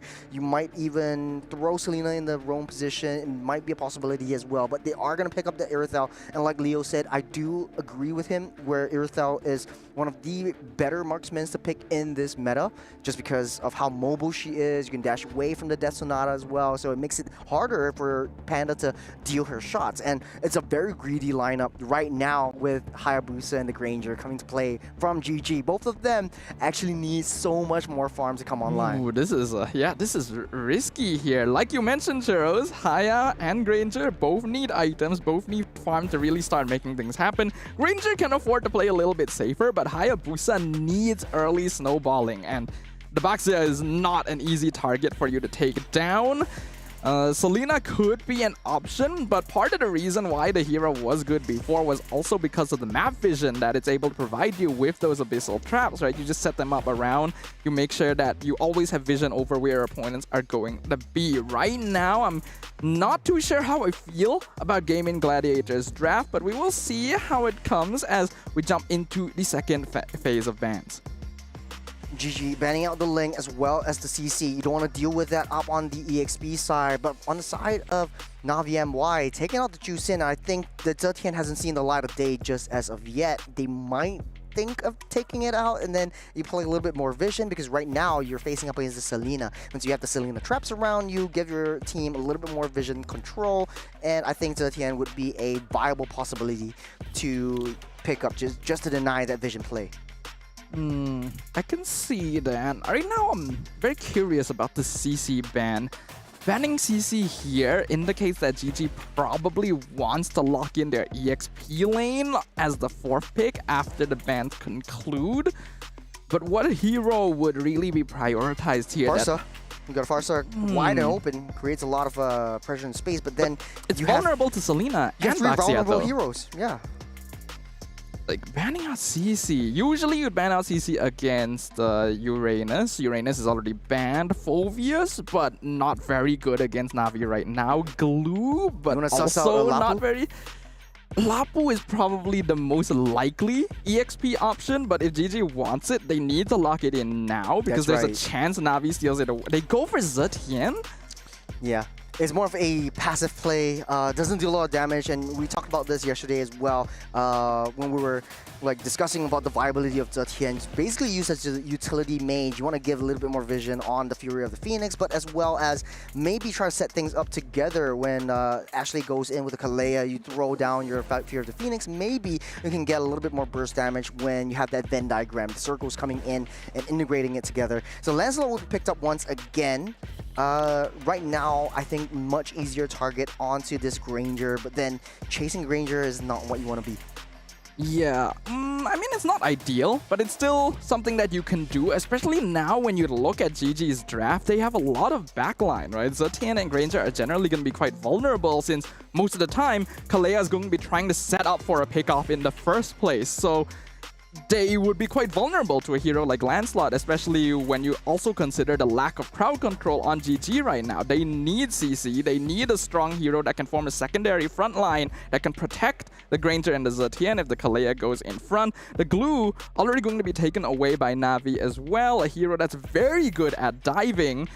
And this is just straight up a dive comp from Navi, which is exactly what they need. It's easier for them to layer in onto the Zetian as well. Baxia rolls himself in, tries to break that the passive shield, and then Rena just comes right in from that flank, tries to swoop her up from the back. So I think that might be a little bit of a risky situation that they have to play around, but they go back to basics and Terizla getting picked up. Terizla. Alright, I can see that being quite good. It is a very strong matchup into the Glue as well, since you are going to be able to lifesteal off of all the individual Goos, but also a very slow and bulky hero. Not to mention Penalty Zone is not the strongest form of crowd control in the game. It's easier to dash out of Penalty Zone as well. There are so many heroes on Navi's side that can just completely ignore Terizla and dive your backline. So what is the thought process here for GG? they do have two greedy heroes, a utility mage, not a lot of damage in the early game. Do they play late game? Is there a way for Nicolette to hyper-focus onto a main target? And who is the main target? The ideal for GG is to play for early to mid game. If they can get early snowballs into the Hayabusa, that would be the most ideal. Maybe put a bit more pressure onto the Terizla to immediately unlock him from the side lane and allow him to join you, rotating and potentially invading the jungle. But that is a lot of checkboxes that they're gonna have to tick off here. We're jumping into game number 2, ladies and gentlemen. Gaming Gladiators currently 1 game down against Navi Malaysia. Can they bring it all the way? Pressure is definitely on for GG. One more game and Navi just takes it all, especially since, you know, you won 2 games win and you're in, and it doesn't look too good in the group stages. And on the bottom side, you have Sayori, immediate rotation down the bottom side, try to get enough pressure and try to get Panda to win out that lane. Ashley trying to draw a little bit of attention onto themselves and holding onto the mid side. I like the early rotations from Sayori. Like I already mentioned, going to help out the Terizla early is going to be good. Ooh. Way too much damage taken. Very risky play from Ashley. The turret shots actually brought her down from almost full health to down low. Arya taking a little bit too much damage. Swipe and flicker out of the way. There's a crucial resources wasted for Gaming Gladiators. Right now, they're being on the aggressive too early. Haney getting the stun up. Might not be able to hit Sayori, and Sayori gets out safe for now. But you can tell, totally tell that a lot of aggression coming in from Gaming Gladiators. Is that how they want to play against Navi? I think it is, but you ideally need a bit more lane control before you're able to do it. The goal is to get as many kills onto Nicolette as possible, because that's going to be this... Oh, hold on, gold lane. A 1v1 Panda will not be able to finish the job. The turret minion's still there, but able to push Fafal back onto play. That buys her some time onto the gold lane. Turtle has already been spawned up. Sayori already popped that shield, and that was the job of Raymond. So what is the play now for Gaming Gladiators? Will they be able to contest for this one? Reno will snap pick that turtle up, and Gaming Gladiators playing on the passive. Top side though, Nicolette comes in, swoops in, takes out Fafal, draws a little bit of attention onto herself as Navi rotating upwards. But Sadafa, this is looking much better for Gaming Gladiators. They have a pickup composition. They're playing it to their strengths. Yeah, that was the correct play. 100% the correct play. Arya was not even level 4 at the time Navi was contesting the turtle, so there's no way they can take a team fight there. Go to the opposite side of the map instead and help out your gold laner. Plus, get an assist onto Nicolette. That is exactly what they needed to do, and then they back it off to make sure they do not overcommit the way they did in game number 1. So that allows them to get a slight goal lead. I think Gaming can continue playing around this sort of situation. They actually have a good amount of mobility, so if they play the map and just avoid fights against Navi early, that might actually be a win con. Yeah, Panda just playing a little bit more safe, trying to draw their attention away from the turret range. Seeks out where Ramoon is, and they're losing their gold plate turret up top. You got a Tsunami Slam onto Haney, unable to finish the job as Nicolette tries her best, will not be able to land the shadows just in time though. Shadow kill will not be enough. Revitalize keeps her up safe. On the top side though, they're trading the turrets. T1 is down for Gaming Gladiators. Man, Navi MWI just looking for trades left, right, and center. The macro game is what Gaming Gladiators need to eye around. I'm loving the way that Raymond is playing around this Baxia right now. Really maximizing the capabilities of the hero, of being a very fast rotating early frontline tank, keeping herself in a place where you can either back up the top lane if Gaming decides to go for a full dive, or help out Hani in case Nicolette shows up on the opposite side of the map, which in this case, the latter actually happened, and the Revitalize was able to keep the Selena alive. Navi MY is well aware that the less resources they give the Gaming early, the easier it'll be for them to take control of that mid game, because that is where their heroes really start coming online. Ooh, risky play from Ashley, diving in, forcing a flicker out of the way as Shaw tries to get too deep. Ashley getting hit on by 3. You got a penalty zone already committed. There's a 3-man stun. Shaw hit the mark right on Gaming Gladiators, pulling all of them down. Sayori's next on the chopping block, but won't be able to hit that mark. But did you see that, Sadafa? I did definitely see that, and that was a beautiful play coming in from Navi MY. Did you know, Churros? Fafa was interested in fashion design, you know, because that was a work of art right there. From Navi MY. Gaming Gladiators made a huge mistake. They already lost Aria. There was no reason for Ashley to try and force a flicker catch. And then the rest of their backline walked up to back her up and instantly got 3-man stunned by the glue of all things. They cannot keep doing this, Churros. It was 4-man, and Sayori already popped that shield because Raymoon was actually on her back. And Sayori needs to be able to find a way to play a little bit more passively. Right now, you don't really have a lot of damage. Over the wall they go. You got Rina actually dashing, weaving, bopping away. As Gaming Gladiators are falling. Sayori goes down as Rina tries to come in for the counter-attack. Zarya next to fall as Ashley unable to watch her children stay alive in this small little skirmish. And as I said, Gaming Gladiators, they had a much better round in the early game, but they are struggling when it comes down to the mid. Nicolette able to dash and weave, bop out of the way. It's Navi MY ramping up the aggression onto GG.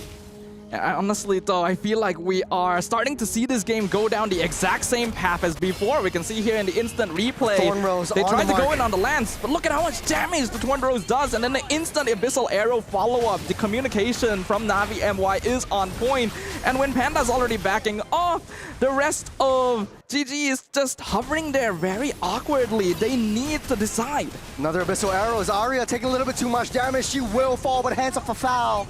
It's just feeding that Earthel up so much. 5,000 gold lead for Navi MY, and they're looking for all these turret trades. Nicolette versus Rina is 1v1. Able to dash out of the way, though, is Nicolette. Use their shadows, though. But Navi MY, they have their eyes set on these turrets. Looking at the items right now, there is a very clear advantage going over to Navi. They're already at nearly a 5k gold lead, and TQ is going to be the first item for Sha.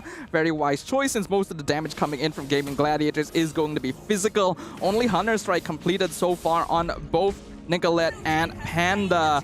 Even trying to go for that Sky Piercer, second item on the Granger. It is a key item build, but not sure if this is the right game to go for it. I also might dislike the War Axe first choice for Aria. You need bulkiness now. That damage is not going to help you. Sadafa, if you're GG, what is your game plan right now? Do you go for the team fights? Do you try to play more defensively or passively, try to just let that give up all of their turrets? They do have a little bit of high ground, especially from Panda and Sayori, so it might not hurt them for them to stay huddled and turtled up on their base. You literally have no choice but to either turtle or try and play risky to go for map farm. And it looks like they are going for the latter, sending Panda down bottom to get minions. They can't take out the T1 bottom Navi side. is just rushing the base. Okay. Aria taking a little bit too much damage, able to force that flicker out of the way. Sorori comes in for a backup, try to push them out of the way. Gaming Gladiators is able to zone Navi out just for now. Abyssal Arrow misses by a hair. They might not want to go for this counter re-engage.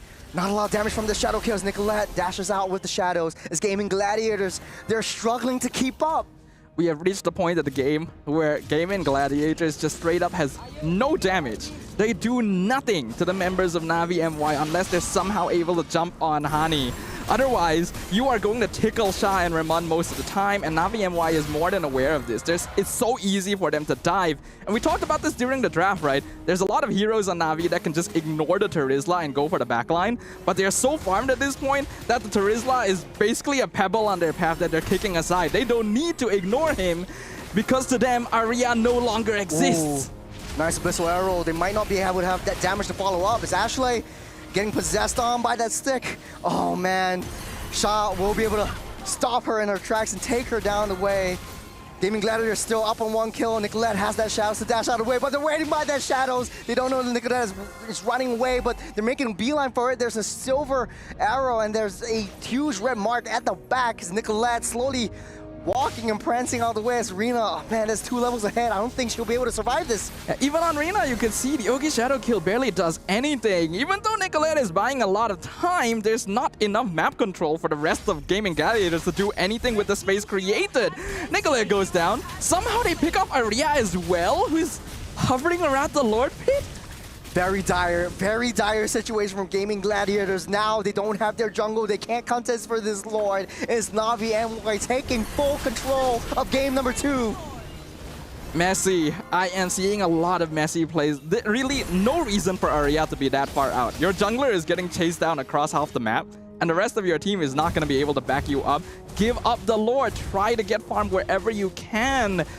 And the more and more we see, the worse and worse it gets. We are looking at an 8,000 goal lead for Navi MWI. 3 items now concluded on Faufa, with that Berserker's Fury holding up the rear. Brute Force Breastplate allowing Reyna to be more tanky. Rayman once again focusing on that Dreadnought armor just to make it even more difficult for the Haya and Granger to actually make any sort of impact. All of the members of Navi, they're at least one level ahead. You got Abyssal Arrow already stuck in. Sha trying to go in with the stick and split onto the fray. As Arya goes down once again. Gaming Gladiators has to deal with the Lord on the top side, as well as the skirmish down the mid side. As everything goes wild, it's chaos in the land of Zion, especially in the home of GG. There's nothing they can do. But they're going to play more defensively, as they don't have that damage to take anyone down. I'm sorry, Gaming Gladiators. This game is over. There is literally nothing you can do anymore at this point. You have no They're damage. Gonna make you eat your words. There is no chance. Be careful. It literally is no chance. I'll tell you right now. I would normally say you need a miracle to happen for this to turn around. This has gone beyond that point, in my opinion. 11,000 goal lead, It man. is that dire. Not looking so good for Gaming Gladiators. Don't really have that damage to get on that defense. I think the only silver lining is only if Gaming Gladiators turtle down for at least another 10 more minutes, try to equalize the level difference that Navi MWI has ahead of Gaming Gladiators. Out of all of this, the only kill that they had was Nicolette down on that top side. Yeah, this is very, very difficult. This composition required very specific conditions to be met in order to be effective, and they've not found that. You're the Phoenix already committed. Reyna able to dash out of the way, but they cannot finish the job. On the top side, though, they're trying to buy some time as Nicolette tries to use their Shadow Kill, try to push everyone out of the way, but with one cannon minion and one for foul right on that base, that is a huge chunk of damage that has already been taken out from that T3 on that bottom side. Navi MWI showing the world right now how much they have improved since their last stint in MWI. This is really clean macro. The decision making is so effective. When they saw Reyna getting jumped by 3 members up top, the instant decision is to go for the push down bottom, maybe pick off Nicolette if they're lucky. They weren't, but they still are able to create the pressure they're looking for. And now there is lane manipulation happening to maybe bait GG out in advance as the Lord is going to respawn. They're playing on the opposite side of the map, though. Lord spawning up in 3 seconds as Gaming Gladiators tries to get enough priority over their own jungle, picking up all that scraps. It doesn't look like they want a contest for this Lord. They can't, and this is the 12-minute Lord that we're talking about, Sadafa. Gaming Gladiators turtling up once again. Shaw is actually keeping them busy, getting a little bit more vision, tries to get herself latched on to Ashley. Might be able to do that. Fear of the Phoenix will miss all of their targets, though, as Arya goes in deep with the penalty zone, forced to use that flicker out of the way again, as Ashley getting possessed onto it. Some foul will take Ashley out of the game. Arya gonna be picked off as well. Mega kill going over to Reyna as Hani chases down Nicolette. 1v1 monster kill. 5 members of Navi MWI rush down the crystal of GG. Up against 2. There's no way that GG will be able to defend against this rush in the battle of Malaysia versus North America. Malaysia takes this not as a game, but as a statement. A statement has been made, has been published, has been edited, and put out in full blast for the world to see. Navi MWI are here as contenders, eager for the throne of MWI, and this is only the first step on that journey. But what a huge step it is for these ladies up on stage right now. A clean sweep against their rivals, Gaming Gladiators. First game, I would say, pretty close from both teams. I thought GG had some fight in them, but the second game, after that first blood kill onto the top side, onto Fafao, it kind of seems like Navi MWI, they're all locked in and ready to go. They're like, not anymore. don't take out my Fafao. I'm going to take you all out. But man, what a series this has been for both teams. A lot of high hopes for both these two teams as well. It's just been an incredible performance. Honestly, there was some messiness from their gameplay early in game number one, but but it's you still the said it first was a match. warm-up. You said it was a warm-up. It was a warm-up. I think you were right. It was more of a really warm-up was. for Navi MY. Is like, okay, we made some mistakes, let's just change it, and they were dominant in the second game. They were so dominant. I'm honestly curious to see what they will have to say because we have an interview set up. You guys can see Trex, the handsome man standing there next to Navi MY. Let's throw it over to him and see what they have to say. Thank you guys for the throw. It was an amazing 2 series. And right here, I am joined with Finna, the jungler. Rina, the jungler of Navi MY. Now, a lot of us kind of thought you were the MVP for those 2 games. I don't know what the final call is going to be, but before we get to that, quick formalities. How do you like Riyadh so far?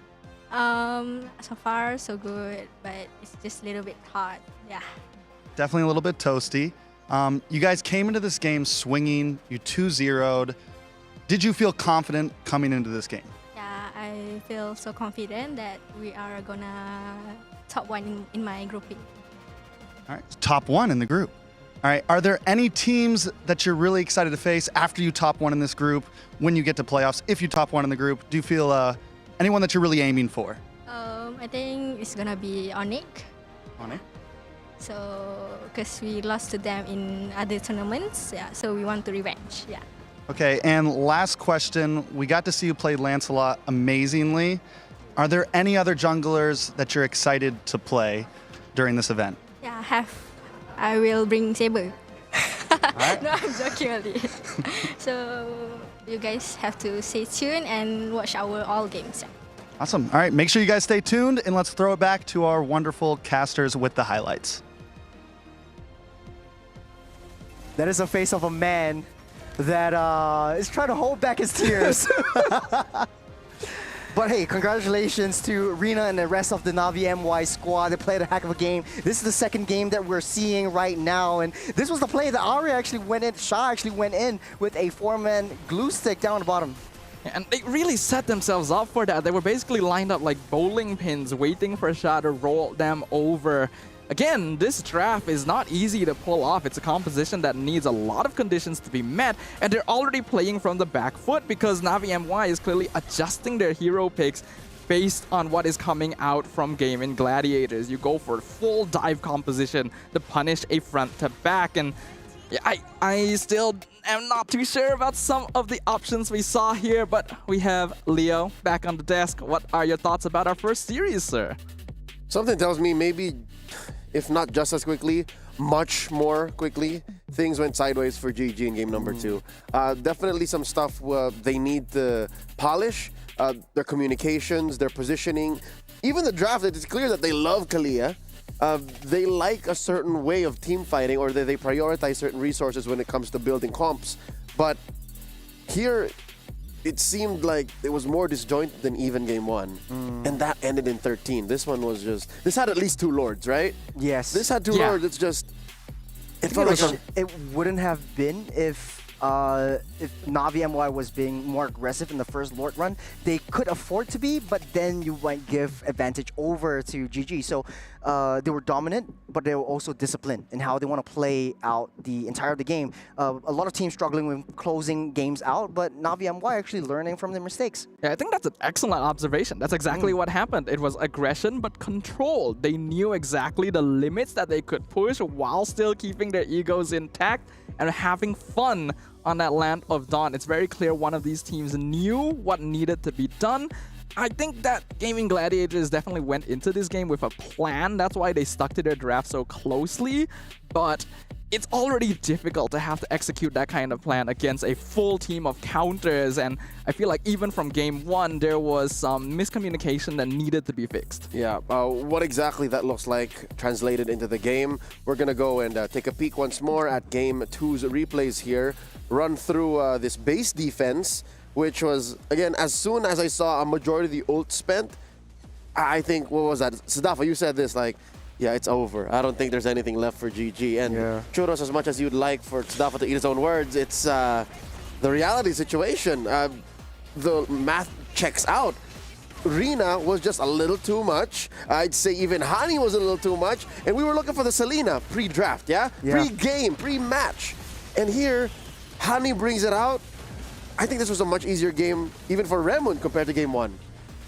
I think so. All the Baksha has to do is run herself into 2 or 3 members, and now she has help from Sha, and then you just rinse and repeat. I have to note, we didn't like get to point this out in the game very much, but Rimon was so comfortable that I think she went for a Guardian Helm, second item. Oh Yeah, just yeah. I'm staying. This is my Yeah. house now. Yeah, just dealing a little bit more damage over time as well for the roam, just to get a little bit more damage. But not only that, like you have 12,000 gold lead by the end of the entire series. It was All-time just high. All-time high. I mean, for it's now. the first series on Stream B. So First series, one first could game. only wonder what the gold lead was like for our first match on Stream A. Yep. But to think it might be 12, higher than that. But to be honest, though, I would say it all boiled down to the draft. I think GG just drafted themselves for failure. Easy to jump out of the Fury, the Phoenix. It's easy to jump out of the penalty zone. There was no way where Na'Vi MWI was in a position where they got caught because they were always out of the way. We saw that one replay where the Fury of the Phoenix was activated. Everyone was actually just walking out of the circles, and they weren't stunned at all. And then Arya read Panda actually read everything differently, and she actually went in. So that was a very high-risk play from GG, and they don't know their power spike difference from that level difference as well. So I think, oh man, if I could turn back time, I wish that it would have been done differently for GG. Yeah, they we had could such agree. promise. We could not turn back time. We can only move forward. Coming up next is a matchup, another best of 3 between Virtus Pro of the Mekong region facing off against Terror Queens of Myanmar. Ladies and gentlemen, you're watching the Stream B of the MWI 2025 live from the Esports World Cup here in Riyadh, Saudi Arabia. We'll be right back.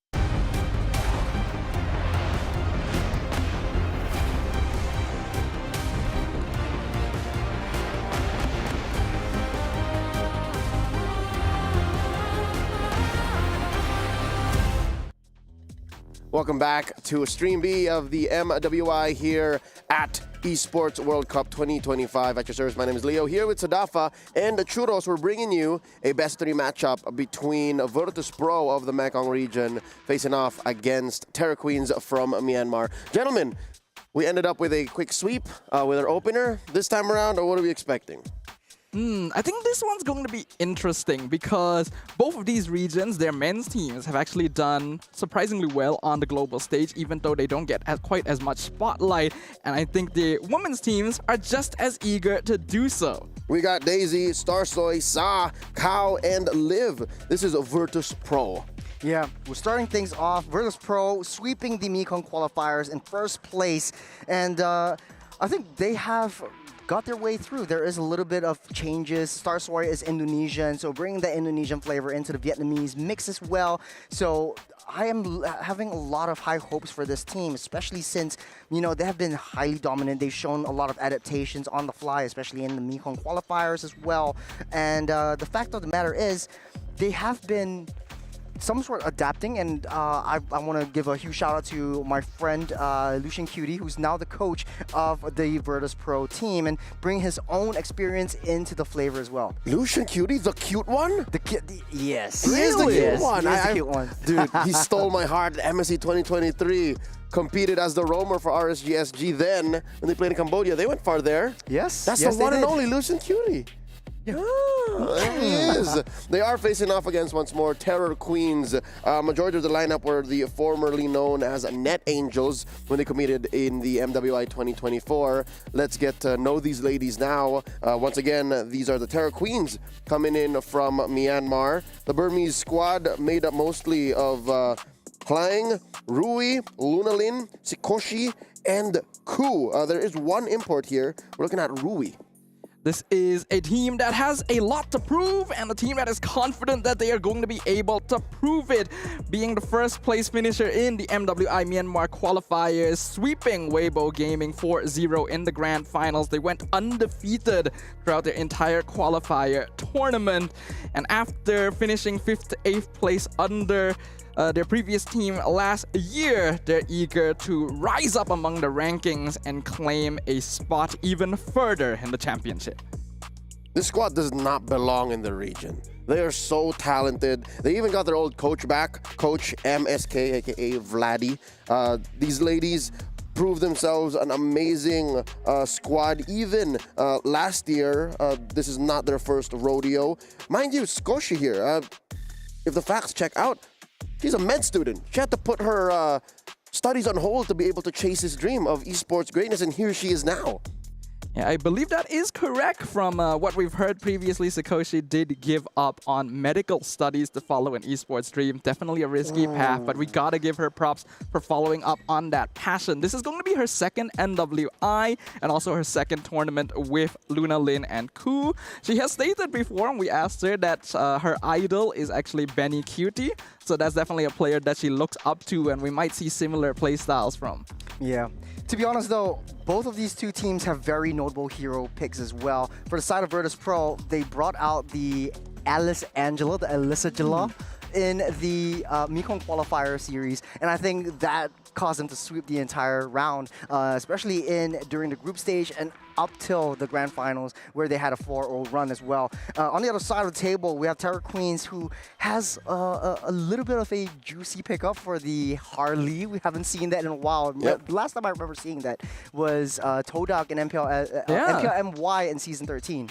Yeah, that was the thing. It was shocking. It was literally the only appearance of the hero in the entire tournament. They didn't even play it after that happened, but it was very effective for that one particular game. And I always love it when teams are willing to bring slightly non-meta heroes in positions where they are specifically designed for the job. Considering that both of these teams have had a little bit of international experience, this could be a chance for them to show off some pocket picks, heroes that we don't get to witness very often. Yep, prior in the series that went down, Navi MY in the hands of Hani debuted, or re-debuted in this case, the Selena. So Selena is once again a real pick this time around. I do believe, yeah, that is Hani. She scored something disgusting. It's like a 504 on the Selena. So we were looking for her, and now she finally shows up in the post 1.9.90 hotfix patch meta. So maybe this time it's the Alice that gets debuted, or Maybe. I highly doubt it, because I think Terra Queens might be on it. Coach MSK might just straight up ban it. Yeah, suss it out, right? It's just like, take it, respect it. But then again, it's still the first day.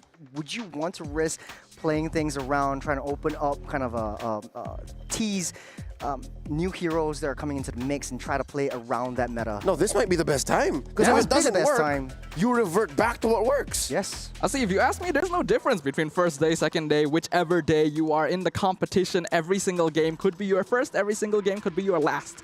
So you gotta bring your A game regardless. Let me remind you, they're in Group C, so their other contenders are Navi, PH, and CFU Gaming. So then again, if you have these kinds of like options, you leave them as options. Like if the draft calls for it, then maybe you play for it. But now you have to think about what your strategy is. You need to think about like what do you really want to show your cards on. If it's on a greater team like the crowd favorites on Navi PH, then you bring out your kind of like wildcard heroes. We scored an audible from one of Virtus.pro's players, Sa, that is their mid laner, and she says she wants to face off against Tegami. She pulled a King Kong from Team Liquid ID back in the days of M6 when she says, Sa, Tegami, says Sa, I want to solo kill you. So luckily, CFU is also in the same group. Yes. So this moment might actually happen. Coming from today's match of the day, Navi MY came through to take down GG. Here, I think we have some time to wait for this rivalry to brew. But yeah, no, Virtus.pro and Terra Queens, they know each other very well. Again, Xeno Lilies last year, Net Angels last year. There's a good chunk of these players that have locked horns in the past year of MLBB esports. Gentlemen, are we expecting this to go long, or are we expecting a 3-game series, fast rotations? Might this be a stomp? I'm hoping it's not.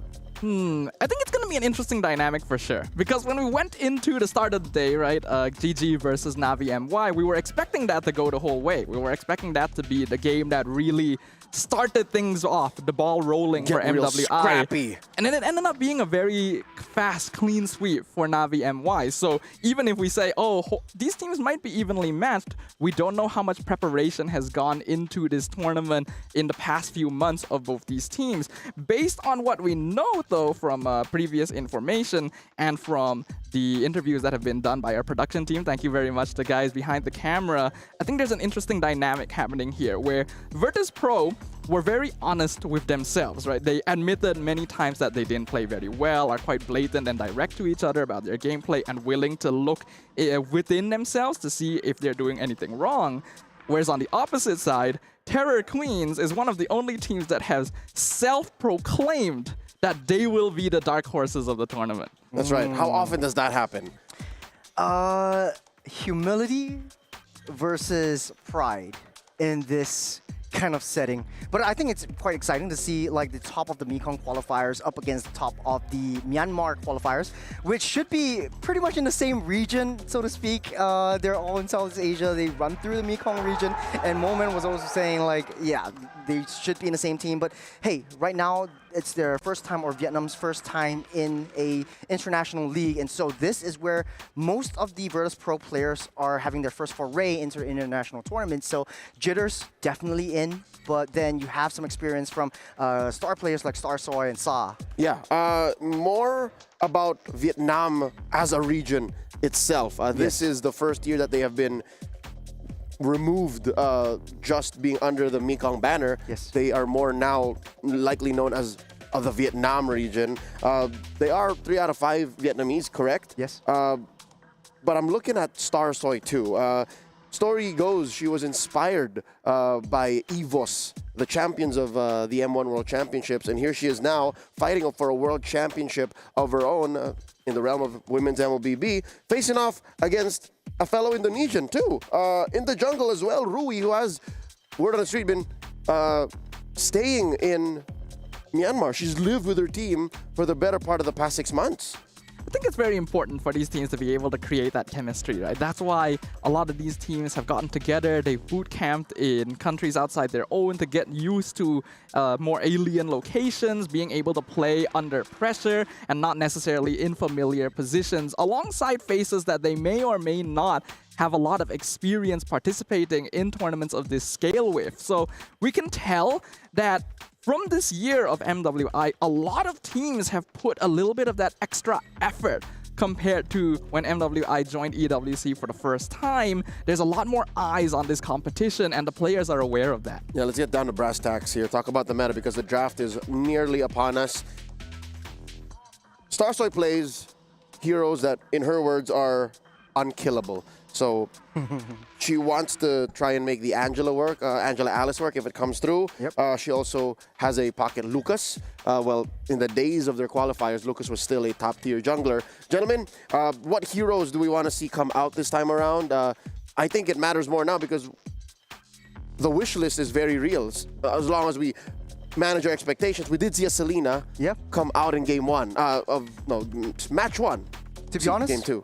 When I was watching the Mekong qualifier, Starsoy actually pulled out Fanny a couple of times. And we oftentimes don't see Fanny anymore because there's a lot more, I wouldn't say better heroes, but easier to execute heroes. But Starsoy played it super well. They understand their own dynamics within the team. They understand what their job is, what their role is in between every single one of the lanes, especially big team fights and macro plays. So I'm not surprised if she actually picks up the Fanny once again, and don't be surprised of other assassins that might not see the light of day. Like the Lancelot might come up once again, the Lings as well. Starsoy Fanny might definitely be a thing unless Virtus Pro puts Cho in the hands of How. It's one of the heroes that can actually answer to the Fanny. Stafa, your wish list, what heroes do you want to see? I mean, Ruby is still up there. Still? For sure. But now that I've known that, okay, Starsoy likes unkillable heroes, we could see assassins. They're known for Angela Alice combination. That could be interesting. Another option, if you want like a unkillable jungler, could be Julian. Right? We saw a lot of that hero beforehand, playing around the enhanced sword, becoming just a pain in the butt to get rid of, especially during the Rose Gold Meteor meta. No longer quite as strong as before, but could be something. Infinite iframes. Yep. One could assume. I hate it. I know you also do not like healers. There's a certain kind of type lineup you want to see, but healers, does Kalia count? Is Kalia part of that? I give a pass to Kalea and Minotaur because they're kind of, mixed. And I'm actually okay with Angela purely from my own bias because she just heals one person. And I want that person to be me. Actually, it's not usually the case. It's like an when you have AoE your up hard front. waves. Yeah, Yes. it's an AoE up front. If you Not hit in the my skill pub shots, games. yeah. Well, again, what rank are you playing on? Hey, don't I'm not gonna dox reveal him. that to the We're not world. doxing. Don't We're not dox You doxing. guys don't need to know. Top level, right? Top level, right, guys? Top level gameplay. There's a My reason- fans watching at home, you guys know, right? There's a reason why he's a caster. Yeah, We'll leave it absolutely. at that. I personally would like to see Rafaela. Again, Yes. cannot be said enough. In the first match today, I was hoping that some way, somehow, either Navi or GG would bring it out. But here, why not? Virtus Pro, please, Terra Queens, do us a solid. Bring out the Rafaela. We've already seen Florin in the wild card. Maybe Kufra. If Fanny is an option, then Kufra, Cho, Moskov. Ruby. Yeah, whenever she lands, just stop her in her tracks. Granger still can't catch a break. No. Sadly, we have heroes that we want to see. These are some of the heroes I want to see less of.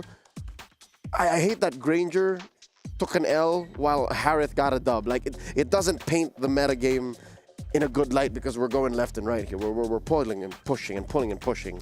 Yeah, but there's a certain kind of composition that you want to play around a Granger. I think GG in the previous game actually experimented on that, bringing out the Arlot as well as the Terizla, heroes that were kind of lost in the meta. And so I think both of these two teams, especially for Daisy in Virtus Pro, who is known for a little bit more adaptive play styles, she's able to bring out Benedettas into the mix as well. I think the long-lost burst damage kind of EXP laners has not seen the light of day in a long while. So right now, I think it might be a good time for them to experiment on different kinds of heroes being pulled out If as we're well. going down that line, besides Ruby, I really miss Paquito. Paquito brings Yeah, I miss Paquito. a certain do. amount of burst in the EXP lane that has not been replicated. No, I don't think there's anyone out of the EXP lane that bursts quite as quickly as Paquito. It's just that he's not bulky enough nowadays, right? When you compare, like, it would be way better to go like Lapu Lapu, because he does a good amount of damage, but it's so difficult to kill in return that Paquito is basically relegated to jungle, and even then you're going to have way better options in assassins that have iframes built in. So I'm really sad because Paquito is one of my favorites, and he just has disappeared for so long. Yeah, Paquito I don't think counts as an assassin, although he does assassinate certain Yes. heroes, but one of People the do build assassin emblems on him as yeah, well. but one of the most prolific times in Paquito's time in the limelight, I think, is when he was punishing Ling. Yep. He was Yeah. punishing Ling. Ling lands, you're dead. Yes. Paquito's hunting you down. If you find the Ling, you're dead. So Maybe- Ling has been bubbling up. Ling has been, around here, behind the Hayabusa, behind the Lancelot. Yep. So- Maybe Paquito just needs to pick up a knife. I don't think boxing works like that. You gotta do what you gotta do, man. Some heroes already have knives. But Exactly, right? You can't bring fist to a knife fight. we're hoping to see maybe True. a Benedetta, because if the Enchanter metagame further progresses, Yep. then the Benedetta is one of your solid answers. Definitely works. Besides because you have Baksha. Uranuses, who are always proxying the wave. What leave 'em. other EXP laners to counter this? Not really counter, but to go mano a mano, head to head against this Uranus would be either Esmeralda, the Yeah. Benedettas, like before, try to clear up the waves and try to join in the team fights as effectively and fast as possible. So I think this would be some of the things that I'm looking out for, especially from Virtus Pro. Now on the other side of the table, we also see Terra Queens who have quite a bit of solid pickups and wildcard picks. So we were talking about like the Alduses and the Auluses that were coming into the fray as well. I don't think in this match the jungle Yeah, might probably change. not. But with the Harley in question or as an option for Terra Queens, what other interesting jungles might you think you might pick up, especially from Rui? Well, we've already brought up the Julian as an option. Paquito, Daemon maybe. Paquito moving I would up. love it. Nolan, I'm wondering why Nolan isn't the thing. That's Right. true, 'Cause actually. Nolan has a modicum of CC immunity. Actually, Suyo hasn't been picked up as much anymore. Too. Amazing burst. But yeah, I think I've alluded to Suyo like at least twice or thrice in the wild card, because Yeah. as long as you know that the magic damage profile from your opponent is clear, Yeah. no one is as high a utility pick in the jungle as Suyo. He has everything you need. Mobility, damage, sustainability, can steal away major objectives with the Sever. Sever Retribution combo. That's It's right. still like maybe only second to an Appraiser's Wrath or Lethal Counter plus Retribution in terms of mechanical execution. So yeah, no. Where is Suyo? In the same scheme of it, we haven't really seen Lucas jungle in a long time, right? You've seen Lucas XP in the wild Yeah. card, as played by Rare Adam out of the Chinese server. They came close.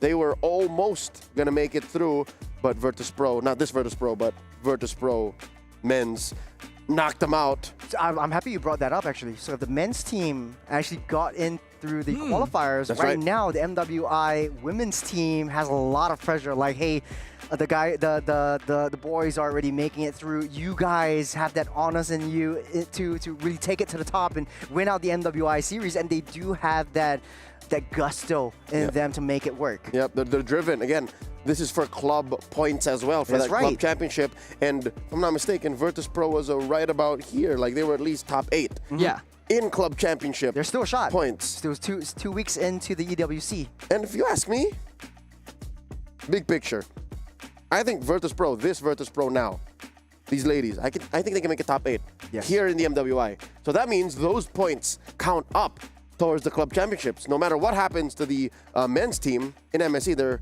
going to be in action like later on in the month. I think Virtus Pro is in a good spot. This is a great way to get that started because if they do win the series, they're halfway through to qualifying for the knockouts. It's not going to be easy, though. I think both these teams have already proven that they are capable of standing on an international stage. Both teams actually went completely undefeated in their qualifiers, didn't drop a single game. So they are clearly threats on the international stage. Like you pointed out earlier, neither really feels like they belong in their region. But do they belong here at MWI? We're about to find out because, ladies and gentlemen, in just a few, we are jumping into game number 1. The draft is nearly ready. That is a best of 3 delivered by Stafa and Churros here. We've already talked about the heroes we want to see, and we want to hear from you. Wherever you're watching from, please do put it in the chat. Let us know what heroes you miss and who you think is going to be winning, who you think is going to be taking this down. The first game out of Group C this time, playing out on Stream B.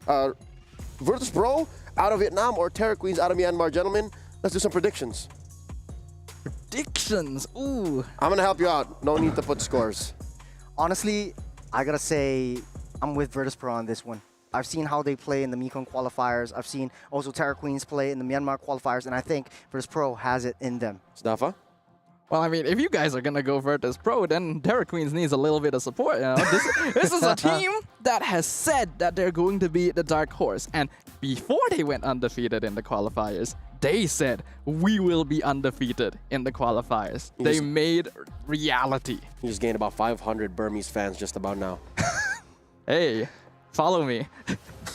Ladies and gentlemen, we do apologize. This draft will have to be rebuilt. So do hang on. And this does give me time to give my predictions. Hot take. I could have sworn I was going to get away with it. I was just about ready to dip out. Yeah, so Terra Queens. VP. I've seen a fair amount of play from both of them. Yes. And I think they both have a fair go. Politically correct answer. Yeah, no, but I'm going to say it now. Patience, sir. Terra Queens. Let's go. Ladies and gentlemen, Okay. game number 1. The draft is upon us. Coach Destined 1, Coach MSK here at the helm. Stafa and Churros bring you the action. Thank you very much, Leo. Very good of you to leave the desk before we can ask you for more details on that, especially after you said Virtus Pro was probably going to be top 8. But we'll catch up with you after game number 1. Virtus Pro on the blue side, Terra Queens on the red. And we're already seeing some very different bans. Haya and Joy being focused down. 2 assassins by VP. It's a respect over to Rui. They know that Rui is more like an assassin player, so I wouldn't be surprised if Lancelot getting banned out right here would be an option, unless Starso wants to pick it up right from the bat. Now, on the other side of the table, you got a Kalia, Baxia, and now that is typically the Uranus spot. If they open it up, it will go over the hands of Virtus Pro, and they have to play around it. Now, without the Baxia, the Uranus will be a huge threat. And getting rid of Baxia here means that Terra Queens probably have to consider banning out the Uranus themselves. I'm trying to think about what else has been let through the draft. The Yisun Shin, the Badang, the Wanwan also, which has been getting a lot of attention, all are wide open. So Terra Queens do still have the option of just leaving it open entirely and playing around with the draft. And it seems like that is what they're doing. They banned the Arlet instead. You want to go for the 1-1 first pick. We talked about how risky that is. And now for the side of Terra Queens, Uranus hasn't been picked up. And Uranus is typically the first pick, first prio material. It kind of counters a little bit on 1-1. Wherever she hits, he will get that restoration. So in this case, I think there's a lot of options for them. They could pick up the Yusun Shin, Kimi, Uranus for themselves, but they go for the Juicin instead. A little bit more zonal control from the side of Terra Queens. Zusin and the Hilda going to be locked down by Terra Queen, so not going into the expected result of the Uranus. Although that hero is pretty good, it would actually be kind of difficult to play into a 1-1. Correctly played, it's a very easy hero to set up Crossbow of Tang on, so I think Terra Queens just wants to avoid that entirely. And by putting Hilda on the table, it puts VP in a tough spot where if you go for an assassin pickup, it is going to be very vulnerable to this hero. Yeah, I'm just thinking, okay, it is possible for VP to actually pick up the triple marksman meta because you already have to deal with a Hilda, but now it gives a little bit more space. And now the Kimmy has been picked up alongside Uranus. That gives a lot of lane proxy approach, but not a lot of crowd control. The only one right now for VP is basically Attraction Pulse from the Kimmy itself. And it kind of works well because you have that range to keep yourself a foot from the Hilda whenever she pummels at you. Now, to finish up the first stage of that draft with the Aerithel, which I like, it keeps both of these lane-to-lane matchups in the gold lane. I would say it's still even Stevens. It is tougher for 1-1 to actually get close to Aerithel, and that's how you want to counter it. Yeah, that's why it's going to be interesting. I think it's a pretty 50-50 matchup. It's not an obvious victory for either gold laner, but Terror Queens do decide to ban out the Angela, which is very interesting because I actually feel like they are in a better position to pick it up for themselves as with that the force Juicing pick. Angela combo. Like, literally every hero on That's this right. lineup works well with Angela. Airtel, Zusin, Hilda are all very solid. So getting rid of that is interesting. It indicates that they may want more of a roam presence since Hilda has the potential to be countered by this Uranus in lane pressure. The land's now going to be focused down, so even more priority onto getting rid of Rui's heroes. I think a lot of assassins are definitely taken off the bat. It's interesting, they banned out the Esmeralda for themselves, actually, on top of Uranus. Might hint that Uranus could be going into the jungle as well. It has happened in the MSC wildcards, so I'm not going to rule that out one bit. That last ban slot might be a Ling or a Hanzo has been picked up by Rui as well. I think it might work well against a triple marksman composition as well. Man, Yisun Shin, you want to ban that out for yourself? I think if it's possible, Virtus Pro would probably want to get the Yisun Shin. It's a little risky since there's a Hilda on the opposite side, but as long as you have a solid enough roamer at the end, it's still possible. But they do decide to get rid of it. So it's unlikely to be a triple marksman because you do need a Yisun Shin to actually make that work. Now we see what Terror Queens will prioritize for their fourth pick. Quite a bit of options right here, especially on the jungles. They could very well snap pick the Ling up for themselves if they want to secure a assassin jungle. But then again, Virtus Pro has ways to deal with assassin jungles because Starsworn is a strong assassin player herself. So they might be able to identify and suss out what Terror Queens wants to pick up for themselves. Will be the CC first, try to mitigate a little bit mano-a-mano damage with the Uranus. So to match up the tempo, I think that would be a good pick for now. Virtus Pro, last two picks. I was thinking it might be good for Terror Queens to keep Hilda flexible and lock in their jungler first, but since they don't know whether or not Uranus is going to be jungle or EXP, I guess they've decided to play it a little safer.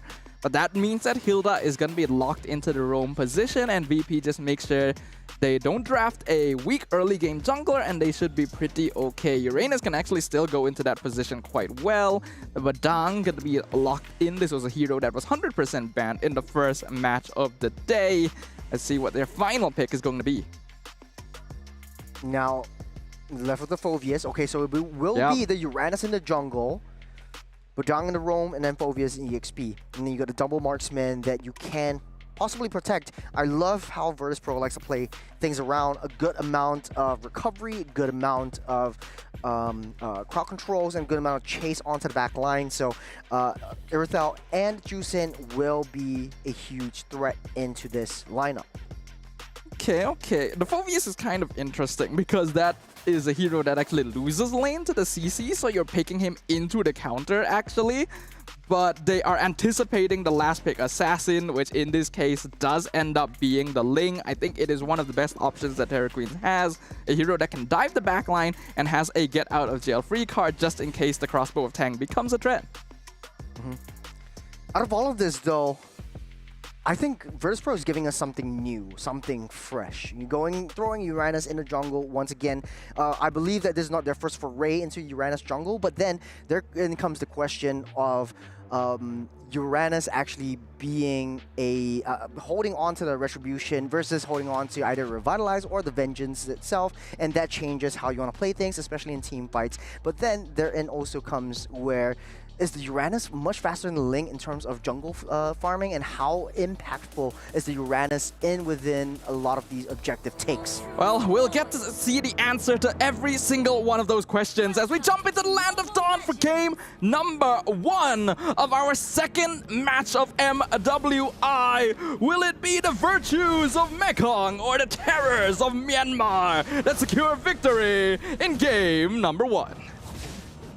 Quick little aggression, especially from Ku over onto the jungle side. Starsway needs to try to push her away because there is always that threat of the buff getting stolen, and trying to get back into the battle would be a little bit tougher. You have to pop that retribution off the bat.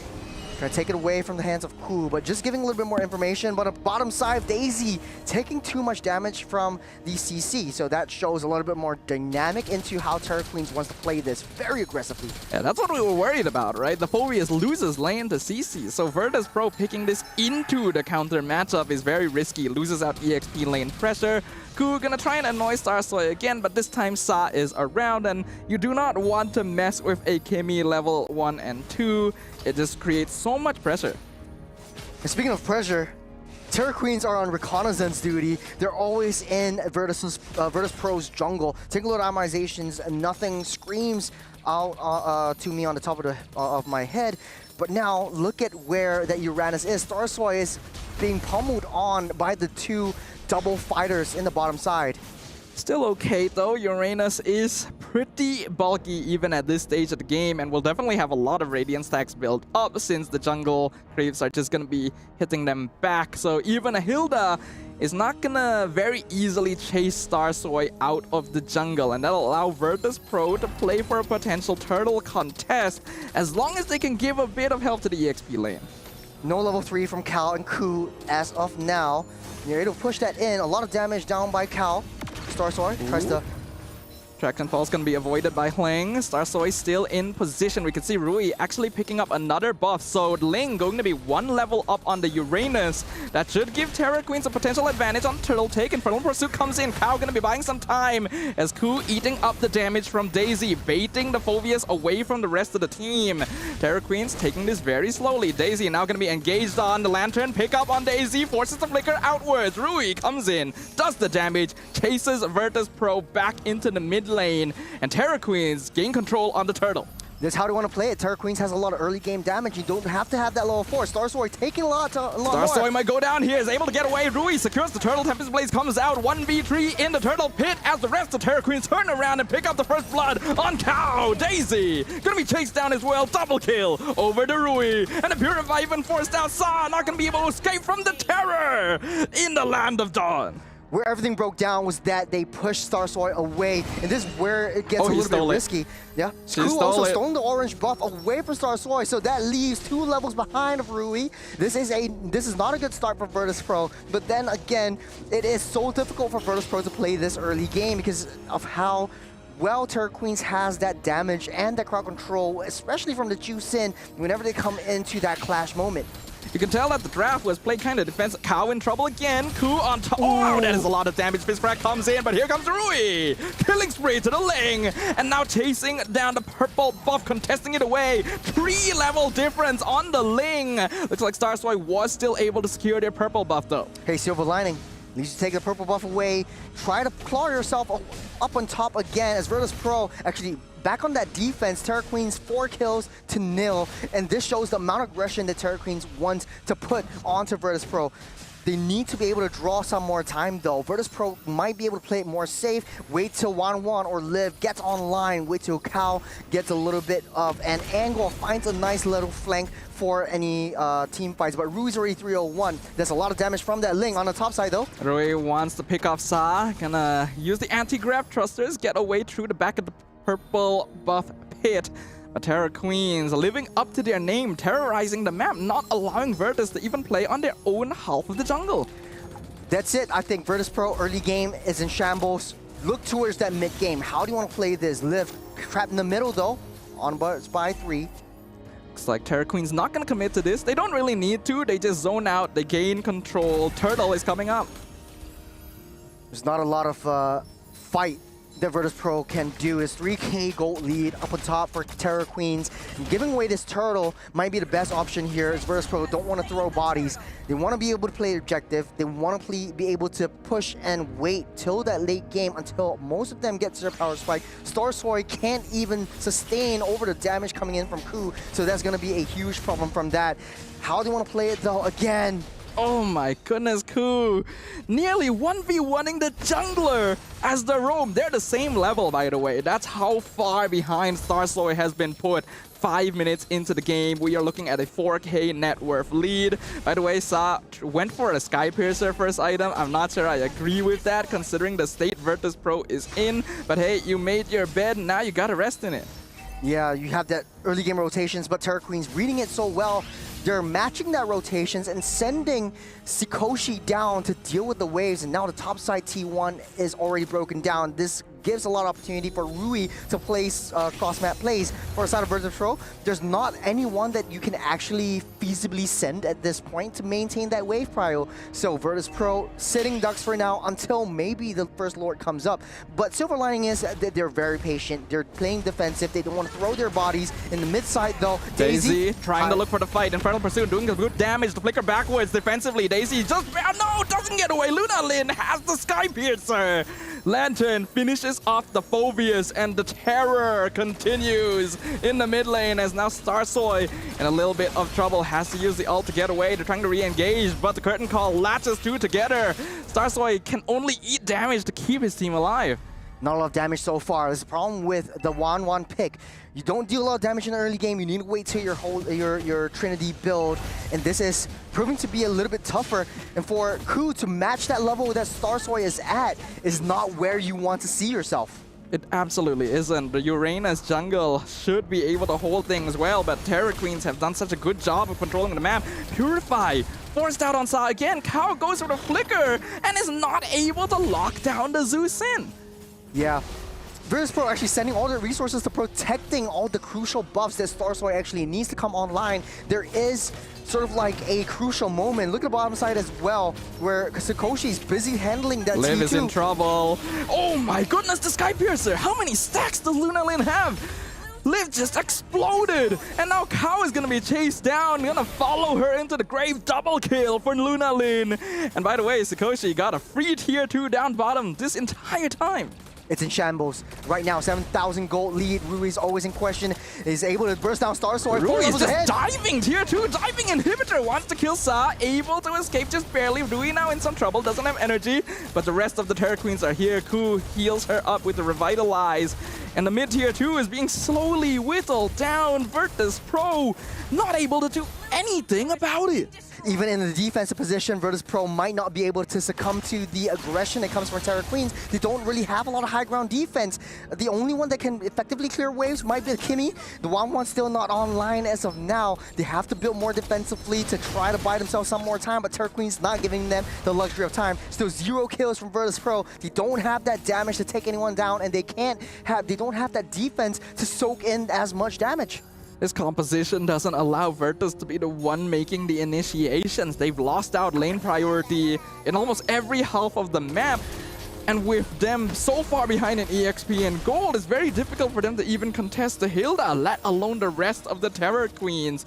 We are 9 minutes in. The gold difference is already 9,000. We are reaching the point of no return. That's a fat stack and a half, if I could say so myself, as they're trying to get a little bit more silver lining, deal a little bit more damage, try to test the waters a little bit, but this is where things get a little bit more tricky for Virtus.pro. If Terror Queens is able to take that Lord away and take down all of the T3s, that leaves Virtus.pro wide and open. They don't really have a lot of defense. Starsoy gets picked up, just barely gets away. Tempest Blades also going to be used. Traction Pulse completely whiffs it as Lunalin uses the ult to dash out to safety.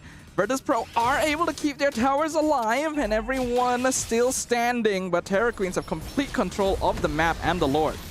Complete control is an understatement. This is more of a dominant performance from Terror Queens than it is Virtus.pro. They're just in here for the ride. And they, honestly though, Sadafa, I think Virtus.pro should just look towards that next game. Terror Queens already taken down that first Lord. They found Liv, and look, Lunalin's already on the opposite side. Crossbow of Tang is available, but Liv knows that there's no point going for it. Tempest of Blades, Rui just stabs Liv to death. Mega kill. Now without the marksman, will be that much more harder. You still have 10 more seconds until the Lord spawns up for the side of Terror Queen, so this gives Liv some time to get online and get that respawn. But again, you don't want to make these kinds of risky plays. You built or you have a Ube composition, play towards your teamfight composition, and Terror Queens are just breaking them apart one after another. What a risky play by Liv. It's risky, but it's kind of something they have to try and do. It just didn't pay off for them, and now the lead is growing even further. Lord pushing down mid lane for the Terror Queens. 10.5 minutes in is dominant. Fist Crack comes in, only locks down Sikochi, and he just dashes away. Queens all the damage. It's unstoppable for Lunalin as they execute them one by one. The bowling pins fall right before the eyes of the Terror Queens. Triple kill to Lunalin, and the crystal is wide open as the Terror Queens prove their confidence is not unfounded and take the victory in game number 1. This wasn't just Terror Queens as a team. This was basically a ballistic missile, homing missile, and targeting the face of Virtus.pro. There was basically nothing they could do. Even with the Fist Crack at the last moment, it wasn't enough damage. And if you have a Ryu Ranus, what you want to do is soak in that damage. You want to take that damage. But you take a couple hits, you can't even... You just can't. Sadafa, man, this has been such a... The emotions running high. You can see there's a lot of passion in the game right now. Terror Queens feeling very, very happy and comfortable about what they've achieved here. But Virtus.pro feeling the impact of the damage that has been done. The series is not over, but this might affect their performance going into the next game. I'll say, get the resets going on. I think there is definitely a lot of emotions running high, especially for Virtus.pro. But it's still the first game. There's always ways to come back in. But we talked way too much. Let's bring Leo into the fray and talk about the highlights that we see here. Gentlemen, I think you talked the right amount. But I would love to. Thank you so much for looping me back into the conversation. It's true that emotions run high, and this being the opener for Virtus.pro, after everything that has been said, I would understand why there is some disappointment in their own performance. But looking at the lineup, right, starting with the draft, I think it's one thing to say the damage profile is good, especially since there's a solid amount of magic from the Kimi. There's a solid amount of damage from the 1-1, but both are relatively conditional. Yes. Especially the 1-1. That one moment in the twilight of the game, I'd say the last 2 minutes, wherein they actually, weirdly enough, caught out Liv. Like that's not supposed to happen. Yep. Liv tried too hard, and maybe there wasn't enough communications happening from Virtus.pro, and I think that much is true. We can only guess what's going on, but I can tell you this: being in the SEC studios and listening to the difference between both sides, Terror Queens are laughing. Terror Queens are communicating. They are just shouting out, calling every move, and that's good. That's a sign of life coming from a team. And when a team is quiet, when they're not saying anything, you know something's wrong. Yes. That's what happened to Virtus.pro. Honestly, I don't even really blame Virtus.pro too much about this. I don't even blame Liv for going all the way out and getting caught out there, because you really just have to try and make something happen in that position. Get some farm, pull some pressure elsewhere. She actually almost made the recall back home. It was just like a fraction of a second off, but I think that this draft did not do them any favors. You take one look at it and you can instantly identify every single hero on the Virtus.pro lineup needs items to do something. To be honest though, I don't think it's the draft. Like both teams, I think Virtus.pro had a very interesting draft, and it was just down to, I wouldn't say execution as well. It's just Terror Queens read their draft so well with the Hilda and the CC and Starsoy not even getting freedom of her own farm, her own economy. That shows a lot of harm coming their way. But she didn't need it. That's the thing. Even if you are the Uranus, down 2,500 gold, 3,000 gold from the Ling, you don't care because you're still building tank items. I think the problem was not what you got, but how you used it. And I think Virtus.pro, again, for the lack of a better term, their breakdown in communications led to their lineup that needed to farm up some items where it mattered. Again, you needed it on the Kimi, you needed it on the 1-1. Hell, I think the Phovius needed a little bit of farm too. Plus the fact that Terror Queens were so comfortable. They were just so, they were flowing. Again, some teams you just watch them and you know that they're flowing. You know that what they're doing is according to their plan. That was just the perfect mix of Virtus.pro not getting anywhere with their lineup, especially with the Uranus jungle. The Uranus jungle was such a key strat for their counterparts in the men's division to do so well. And Doryu got 5 heroes banned away. Their new jungler, the Filipino import, got 5 bans away, and then they're like, we still have Uranus. So without an Angela, mind you. But here, it was a swerve. Like, here's the thing, they didn't even need to swerve. They didn't swerve. Honestly, I feel like they put too much stock in the Uranus. They went into this draft believing Uranus jungle will handle the Hilda one-on-one, no problem. That didn't exactly go according to plan. And then if you need someone to help the Uranus, it's already kind of bad because Uranus is supposed to create space. You're not supposed to have other heroes create space for the Uranus, and that was what was happening. Even worse than that was that they didn't have any heroes to create that space because Badang can't do anything to Hilda early on, and the Phoveus was losing lane. They picked it into a losing matchup. Yeah. It's a combination of these factors that made a bad situation worse for Virtus.pro. And for Terra Queens, again, even if they did end up playing a Roam Hilda, which is, again, less than ideal most times, the fact that Virtus.pro didn't have solid ground to stand on made it passable, made it even excellent in some cases. Yeah. What I want to point out is from the first second of the game, Ku, the Hilda, as well as the CC. Flying Rina. What? Flying Rina. Flying Rina? Flying Rina. She was she was flying last year, and we know her as such. We loved her, but she's like Flying Rina now. To be honest, though, they predicted where Uranus was because there's 2 options that you can go for with the Uranus. They throw all their bids into the orange buff, where Starsoy actually was in the jungle. She struggled minute 1. Struggled minute 1. Struggled minute 1. You see Ku immediately making a beeline for the orange buff, trying to roll that dice, and they actually hit the nail right on the spot. 1 of 50-50. Yes. I mean, the thing about Hilda, though, is that you don't really have to predict where your opponent is because you're following them the entire time. Yeah, no, but the opener is that's true. What impressed Churros, like, what if they did not do that? What if they did not do that? And they're just wasting their time. At least the CC was proxying a wave and pushing Phoveus away because in the early game, CC has a lot of damage over Phoveus. You have faster rotations, faster momentum building.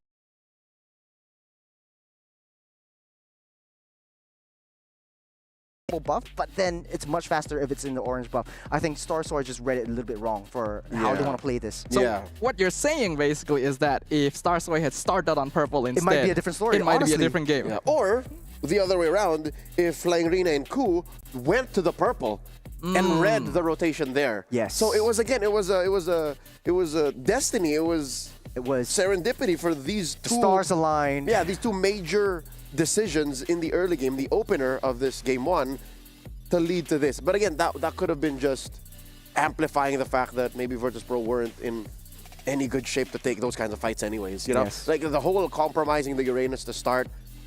It's a huge thing. It's a game changer, yes, but what would they have done with that extra space? Like, would they have done better if, let's say, Starsoy had a good 5 minutes in? Because again, you're right. What do you do with that space? Yeah. Even if you do make space, Terra Queens picked up the perfect hero to use that space. Yeah. The Ling, like, if you do get space, then the Ling just goes away.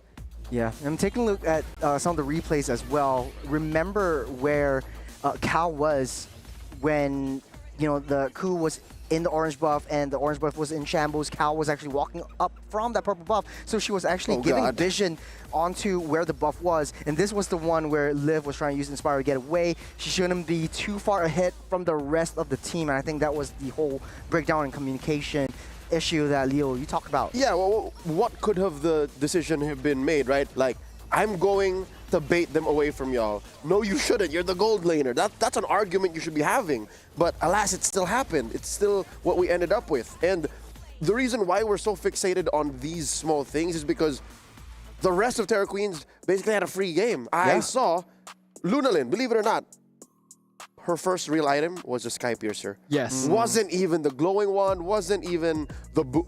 Maybe she had boots, I don't know. But Elegant Gem, like that cooldown book, and then Sky Piercer. That's how well, they knew early on that they were going to dominate and win. Yeah. I think I have to also commentate on the item build on the opposite side, right? Sa on the Kimmy went Sky Piercer first item, even though they were in such a bad position. Yep. And then the second item was concentrated energy. That's ballin' before you got rent covered. It's like, right. why? Why is that the play? You need to be building damage. You even went weakness Still, finder, I right? You're understand not meant where- for utility. I understand where she's coming from, though. Like, I mean, if Sky Piercer is part of your build arsenal, you want to build it earlier on because you only have like 1,500 gold that you need to actually activate that Sky Piercer. So, I mean, damned if you do, damned if you don't. Just get it and try to build other things. If it doesn't work out in the late game, then you sell it off. So I think, yeah, it kind of worked out better for the Jusin instead of the Kimmy. And to be honest, though, I think how Jusin likes to play, and I forgot this all the way back in previous 2 seasons ago, where Jusin first came out and she was being used as an aggressor. She was being used as a vision play, but now she's being used as a vision control, and of course a sort of like a crowd control setup and a hunter. Yep. Yeah. I think it's going full circle. She's both now. She can start up fights, zone out, and then once you get your build going again, folks, do not try this home. Do not just jump to Sky Piercer. These are professionals, all right, competing at the highest level of MLBB esports in their realm. If you have these 2 items, the Glowing Wand and the Sky Piercer, and you are way ahead, like you know that your team is ahead and you've done your job to zone out, get some vision, control fights the way teams go in and out, then yes. But as it is, that's all just spilled milk. Virtus Pro have to put on their big girl pants and say it's go time once again as we go into game number 2. Virtus Pro on the play, Terror Queens, match point. Gotta answer back with a double. Churros and Stafa gotta take care of business. All right, we'll catch back up with Leo in a little bit, ladies and gentlemen, because now is the true testing ground. It is no longer just a game to see whether Virtus Pro can upgrade their gameplay. It is about whether or not they can regulate the emotional state to come back and take game number 2 to keep themselves in the series. To be honest, though, right now, I think it's the same first pick, second pick kind of lineup. Terror Queens really like that second pick, so it's a little bit more adjustable for them. They are respecting the Hilda, and that is something that I like, but definitely Terror Queens has something up their sleeves. At least you take Hilda out of the equation, you know that your jungle is safe, and Star Sword can play a little bit more passively on that front. There seems to be a little bit of technical issues, but man, I think, what do you think would be the best case scenario, especially for Virtus Pro if they want to have take a game off of Terror Queens? I do think you need to be a bit more balanced in the draft overall. Yes, there were ways they could have played around that hero composition, but it's difficult, right? You need items. You ideally don't want to be disrupted too heavily by the Hilda early on. And if that doesn't work out, then you just end up as a fish in the water, right? So having a composition that's a little bit more balanced, I think especially they need to have some sort of early game pressure. You gotta be able to draft and make sure that your lane is at least even. You cannot draft, especially EXP lane, you cannot draft into a losing lane. When the Phoveus couldn't do anything against the CC, it already made things way more difficult. Yeah. Then again, I do have another question to ask you. Is there another hero that could fill the shoes of what Hilda could do, if that is the game plan for Terror Queens? I remember it used to be like either the Hilda or either the Jawhead or Khalid. Yeah. That was the main aggressor heroes. Does this work around the composition that Terror Queens might want to pick up? I think it's possible. With Hilda already gone, you could definitely still go. Oh, well. Yeah, that's okay, a Khalid getting wow. banned out. Okay, I'm a little concerned about that. Getting rid of the Hilda, alright, makes sense. But I feel like if you're banning Hilda and Khalid, you are leaving yourself very vulnerable to some of the meta picks in the meta right now. And if you are this unconfident about dealing with picks like this, like you could call them cheese picks, then other teams know that that is a weapon that can be used against you. I think there is still quite a bit of options. Terror Queens might not ban out the Uranus right here because they know the power of the Uranus and how to deal with that. So that was just basically their testing ground into how they want to play around a Uranus build. Typically it used to be Prio, but right now Terror Queens don't give a flying fish of what Virtus Pro wants to pick up if it was that Uranus pick. Now, do you want to force Star Sword in an assassin role this time around? I think that would be a much better option right here. But then again, knowing how Terror Queens likes to be more aggressive, that could be the Achilles heel that breaks Virtus Pro down? I think you still want to stick to comfort somewhat. You don't want to put yourself too out there. But having a more universal hero as a first pick would probably be best. They went 1-1 as their first pick in the previous game, which put them in a really vulnerable spot. They're going to go for the Farsa this time around, which I think fits into a lot of compositions. Yeah. But you have to be a little bit afraid when you pick this hero so early, because instantly Terra Queens knows we just draft CC, we draft backline counters. Yeah, it could be the Gatot right here. The Badang will be their hero of choice, but it could go into the Gatot as well. It might not be shoved away from the table again. This time around will be the Joy though. Ooh. So in the first game, Virtus Pro actually hyper-focused on respecting Rui's heroes and taking out all of the assassins. Now, what can do with that Joy in Virtus Pro's eyes?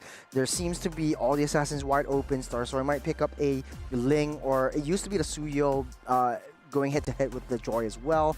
They might try to pull that out of the way if everything else goes south. Joy is already pretty scary. It's a very good answer towards the Farsa, and you just need to have crowd control on your side to deal with it. Ruby, one of my preferences, is definitely out there. Possible. The classic counters to Joy would be things like Belleric or Tigreal, but we haven't seen a lot of that recently. They're gonna go for the safer option. That's gonna be the Gatot, as well as the 1-1. Definitely has the mobility to outpace a Joy once you have the items. I don't know why they wanted to play around the 1-1 twice in the game. And up against the Irithel, no less. I think Irithel would have been a much better option. I have to agree with Leo. We talked about this before, that Irithel does have a little bit more flexibility to play around. And you don't need to wait till you have a Trinity build in order to deal that much damage. From level 1, you have, once you throw out your combos, you can burst your opponent, lane opponent down and basically push them away from any of that gold. So it still has that dominance factor in the lane.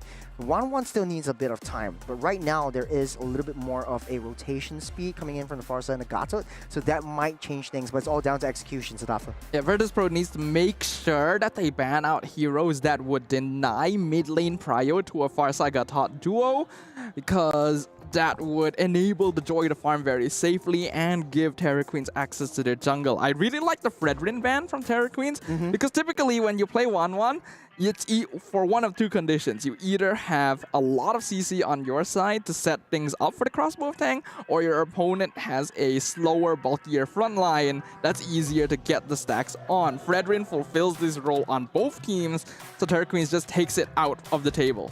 Zertian has also been taken out by Virtus Pro over the side of Terra Queen, so you don't want to have that range-to-range matchup for that Farsa, giving Saw an easier time in the mid side. For now, though, Matilda getting taken out by Terra Queens as well. I think they want to try to take out all of the Enchanter heroes. I think for Terra Queens, they need an EXP lane as well as either a roam or a mid. EXP or roam or mid. I do think that Badang is typically more comfortable in roam nowadays, especially, so it is probably EXP mid. You would want to go mid here first for Terra Queen, since you already know their mid lane matchup. That is the Farsa.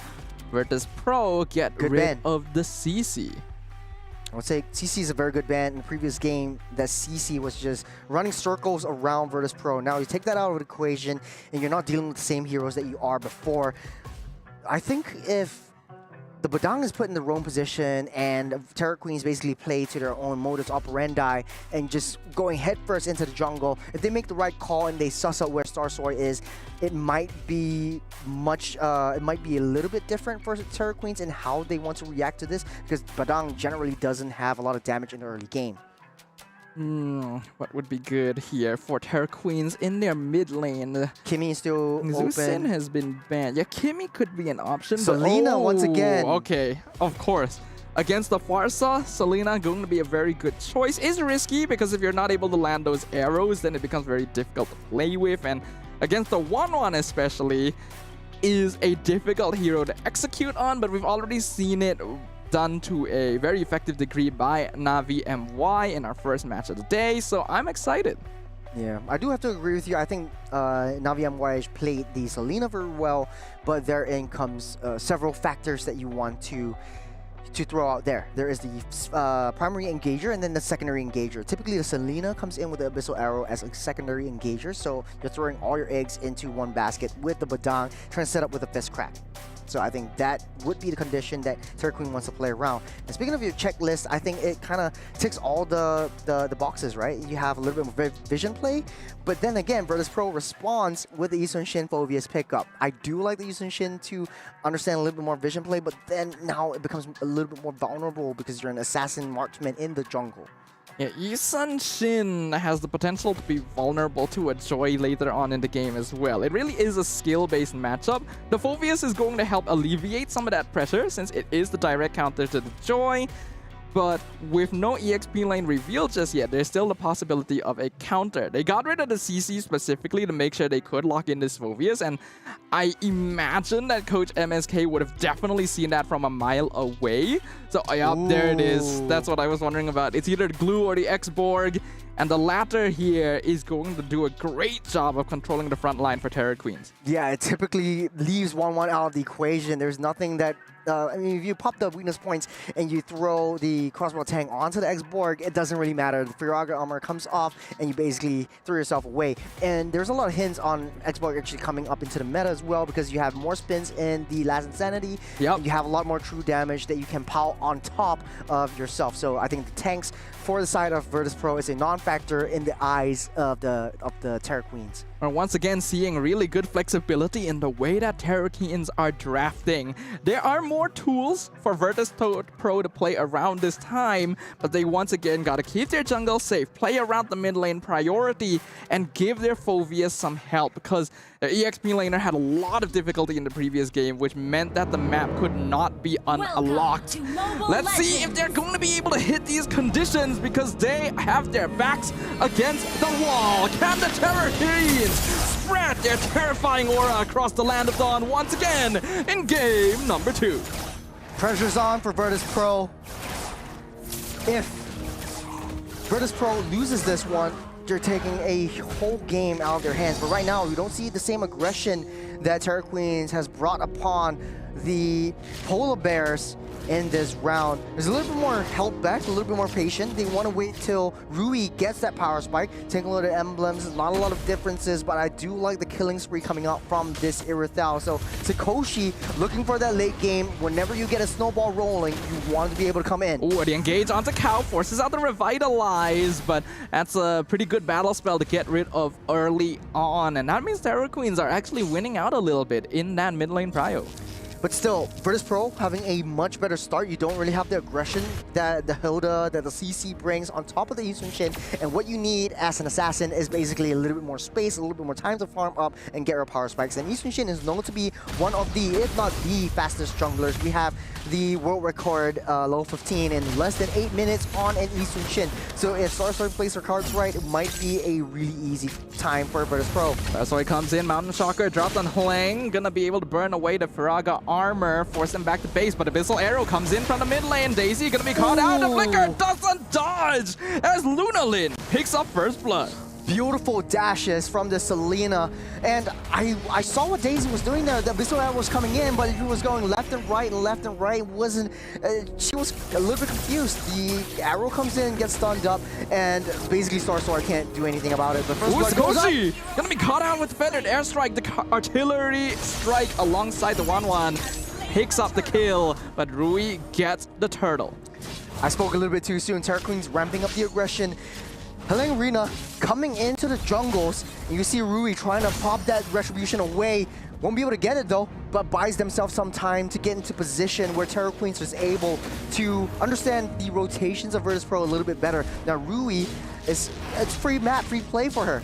She can go into the enemy's jungles, go to her jungles, and just farm up whenever she wants. Yeah, we can really see why Virtus Pro devoted so many ban slots to Rui's assassins in game number 1, because you could see that there's a really notable awareness in rotation of how aggressive she can afford to play on the map. And yeah, even though she didn't manage to steal the buff away, the damage is still done. Yeah, you got Mountain Shocker already used up by Starstory, so Vision play. Oh! The arrow actually long hits range. Luna Lin, flickers forward! Executes Starsoy from a mile away. Must be happy about that one. Man, what a shot from Terror Queens. And right now, Virtus Pro, they don't have that momentum that they had in the early game. We're seeping into 3 minutes, 50 seconds till the next turtle spawns up. And Rui's actually 2 levels, it's right up ahead in terms of Starsoy's rotations just because of that death. And that was a really unfortunate timing for the Yisun Shin, and it felt like a really dodgeable arrow as well. It's like Starsoy wasn't actually paying attention to the map, and you cannot afford to have that happen when a Selena is walking around. I'm trying to wrap my head around what is happening around Virtus Pro. They had such a strong time in adjusting in their Mekong qualifiers, but now going up against the Burmese team, it kind of seems like they're intimidated, they're scared, they don't know what to expect. Cool with the fist crack, lockdown 3! Infernal Pursuit comes in from Daisy. Peng Rina coming in to back up the mid lane as well. No casualties here. Coming out of nowhere, I think Virtus Pro, they're desperate in trying to find a target to take down.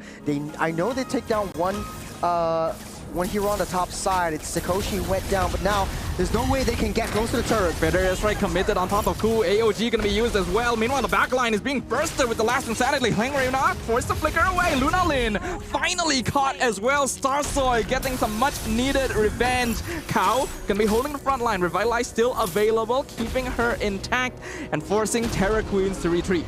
That is the play that Virtus Pro wants to execute. Well, a little bit more defensive, wait till Terror Queens come in, but it kind of seems like they're throwing away the objectives. And right now, Virtus Pro, they have their first lead of 2 games they had so far. Scoreline 2-2. It's a slight lead, but it's more than enough.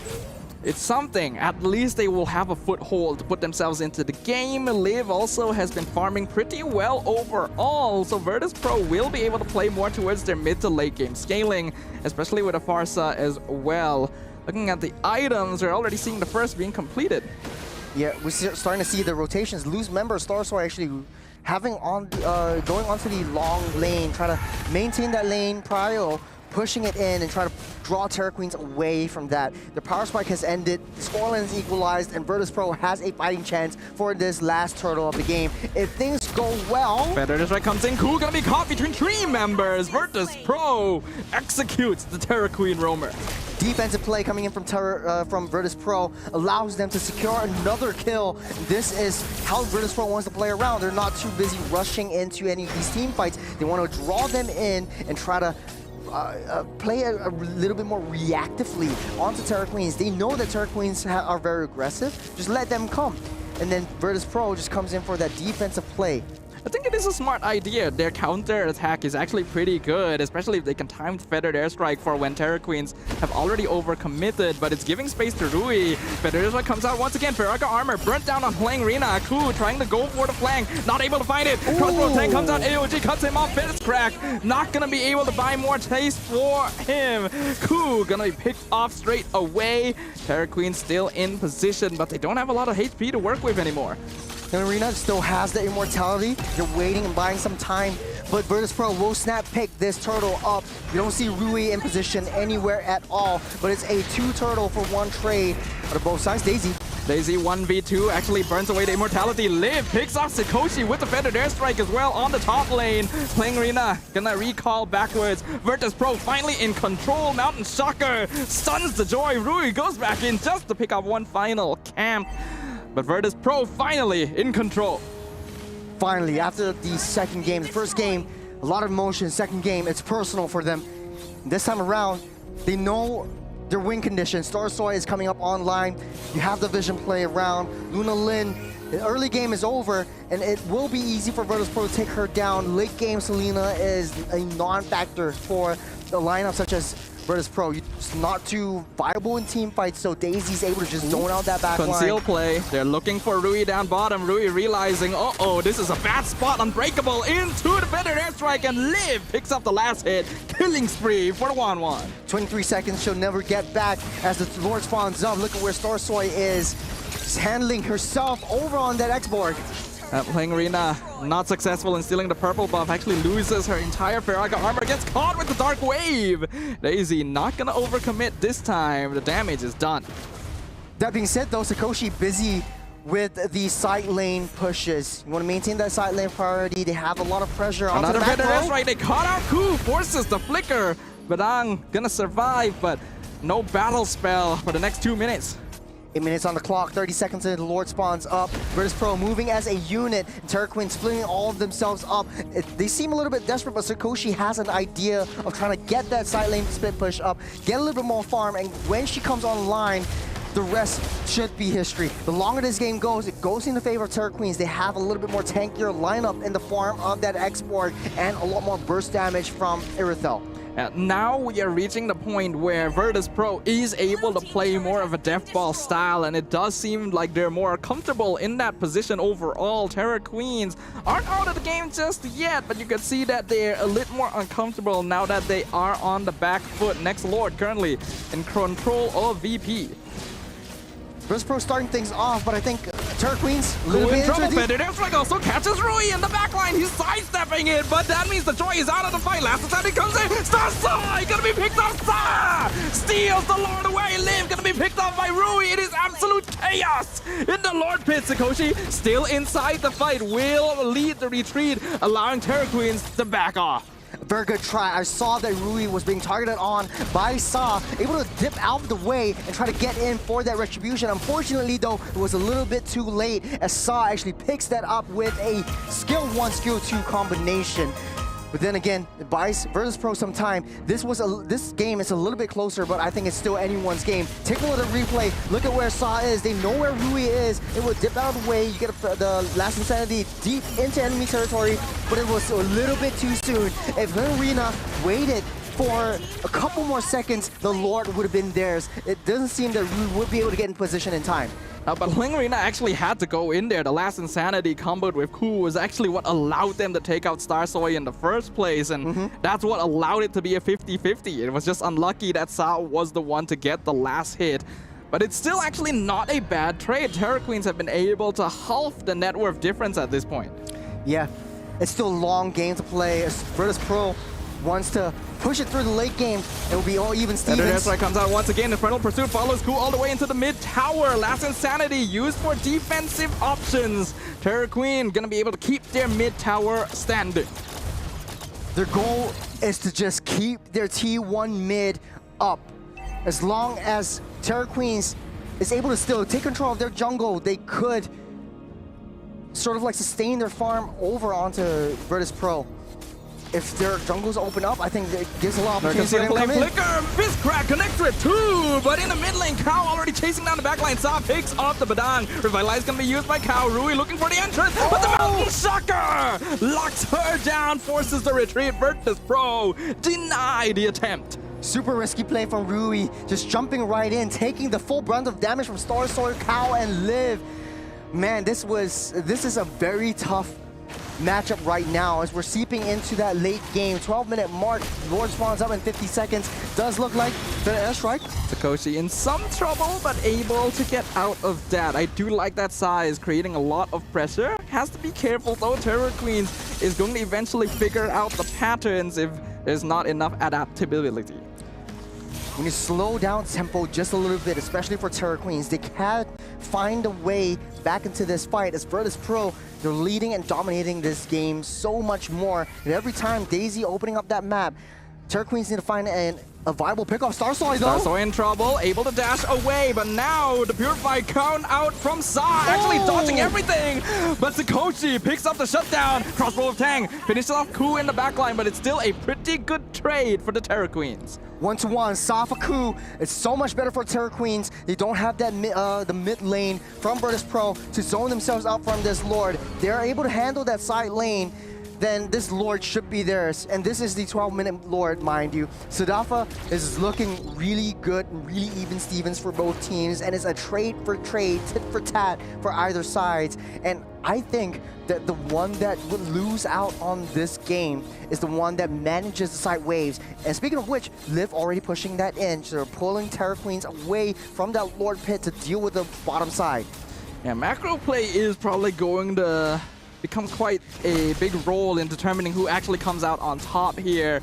Terra Queens have been able to narrow down the net worth difference quite a bit. Mountain Shocker gonna be used. Rui scouted out in the bush behind Daisy, making sure they can't enter. Conceal gonna be scouted out as well. Ku forced to use the dash to get out of feathered airstrike, but the Abyssal Arrow connects. Here comes the last Insanity. Terra Queens are stepping on the gas pedal. AOG comes in defensively. Daisy buying a lot of time against caught in the fist crack killing spree to Sakoshi as Terra Queens regains control of the river. Very smart move from Terra Queens, but Virtus Pro also was too trigger happy with the feather airstrike. Cal trying to buy a little bit more consolation prizes. Gets the taunt on Hliang-Rina. One hit away from death, but still holding on to that immortality. Lord down to 30%. Cal gonna be jumped on by Luna Lin. Stunned once again with the fist break. Feathered airstrike gonna be used. Terra Queens chooses to reset the Lord, start the Lord dance all over again. Again, even with a low cooldown, Terra Queens, they understand the window of opportunity where Sa uses the feather airstrike. Ku misses the fist crack. Starsoy gets away. Last Insanity comes out, but Ku goes down. Immortality burnt on Hliang-Rina. And now being chased down. X-Borg will survive. But Virtus Pro now the leaders of the dance. This is a very different crew that we're seeing in this game. Again, Rui tried to go in for the steal at the last minute, but caught, stunned, taunted, literally everything under the sun thrown at her. And the joy falls. Ku is just sacrificing her own body. She was down low. She knows that Sa still has the feather airstrike. Taking a look at itemizations, it does look like Wanwan and Aerithra are online. The good thing about Wanwan is that you don't even need to buy boots. That might be a defensive item like an immortality just to keep her alive just for now. And the zone potential from that Barca is actually too much for Terra Queens to handle. And now Luna Lin or the Selena doesn't have that value coming in. Mountain Shocker burns out the Faraga armor. Liv, you can see the 1-1 already becoming a problem, level 15, and probably close to max build at this point. A Malefic Roar now completed for Starsoy as well. Terra Queens simply do not have enough consistent damage. Macro game, bottom side pushed up. Terra Queens can't find himself to split. He got a nice Abyssal Arrow onto Daisy though. Virtus Pro just slowly waiting. At the very least, they could take out that T3 top side. But they could be looking for an endgame where Predator Airstrike comes up. Purify can be used. Sakoshi survives all of it. Predator Airstrike already used as well. Inferno Pursuit buying a lot of time on Shocker, lands in backline. But Sakoshi picks up the mega kill and chases Virtus Pro out of their base. Smart move by Sa though, using fair airstrike. Oh, Abyssal Arrow. Lash onto Cal. Revitalize comes out. Cal stuck behind the wall. Gonna be able to dash over it just in time. No more casualties here. It's a bit of slow tempo. But that was a smart move by Sa using fair airstrike. You have that Purify on as well. The Flicker Fist Crack finds Sa! Farsa will go down to the hands of the Badang. It's a very, very even game. After coming out from a dominant game from the side of Terra Queens, right now it's super, super even as Virtus Pro actually economy up ahead. Take a look at the jungle to jungle matchup. Does look like Rui has a much faster farm over Starsoy, but this doesn't put Starsoy out of the equation just as of yet. In the late game though, Rui is very sacrificial. That's why we talked about Joy not being in the meta as much. When you throw yourself in the mix, you're getting shot down by either Sa, either Starsoy, or Liv, and basically you're a sitting duck. Rui should be looking at getting something a little more defensive or trying to get that macro game going on. For the side of Starsoy, easier to execute. You have the Mountain Shocker that you always need to be in the team fights. But now the question is, in Virtus Pro, who do you send out to the side waves? Right now they're playing as a unit, they're stronger as 5, but is there anything that they could do to manage that side wave split push that tears Terra Queens apart?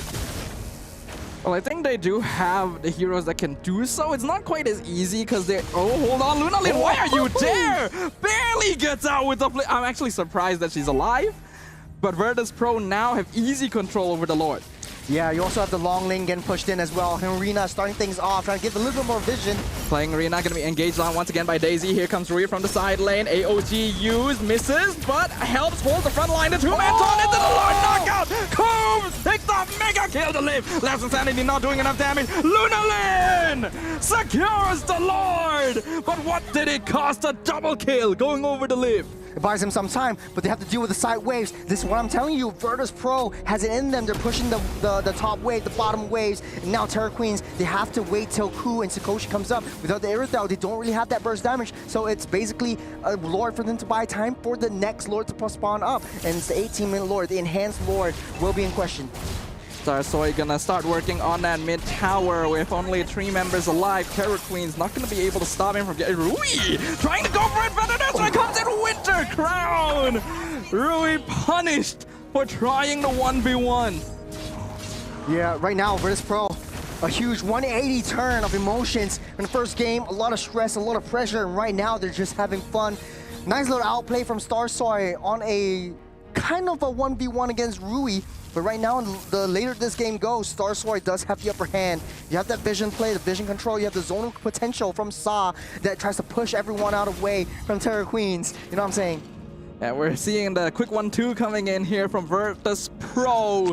They have definitely managed to adjust themselves back into this game. It's almost as if a little emotional breakdown we saw earlier never happened, and that's exactly what we're hoping for from these professional female teams. Terra Queens now running into an issue. Their comp highly dependent on finding the right time.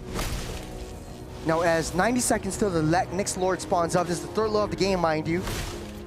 Virtus Pro slowing down the tempo, and so should we. The fourth Lord of the game. This is going to look really scary, especially for Terra Queens. Do they give it up? Do they throw Rui into the mix? Because this Joy is super sacrificial, and that's why I think it is super difficult for Joy to actually come back into the meta. Yes, you can deal with the side lanes, but Virtus Pro has the Mountain Shocker that Starsoy can use at their own disposal. If you try to go for that side waves, you get sought out by Virtus Pro, and Terra Queens are unable to find a way out of any tight situations. Now, it's definitely still possible for Rui to make something happen here. It really just comes down to patience. She needs to wait.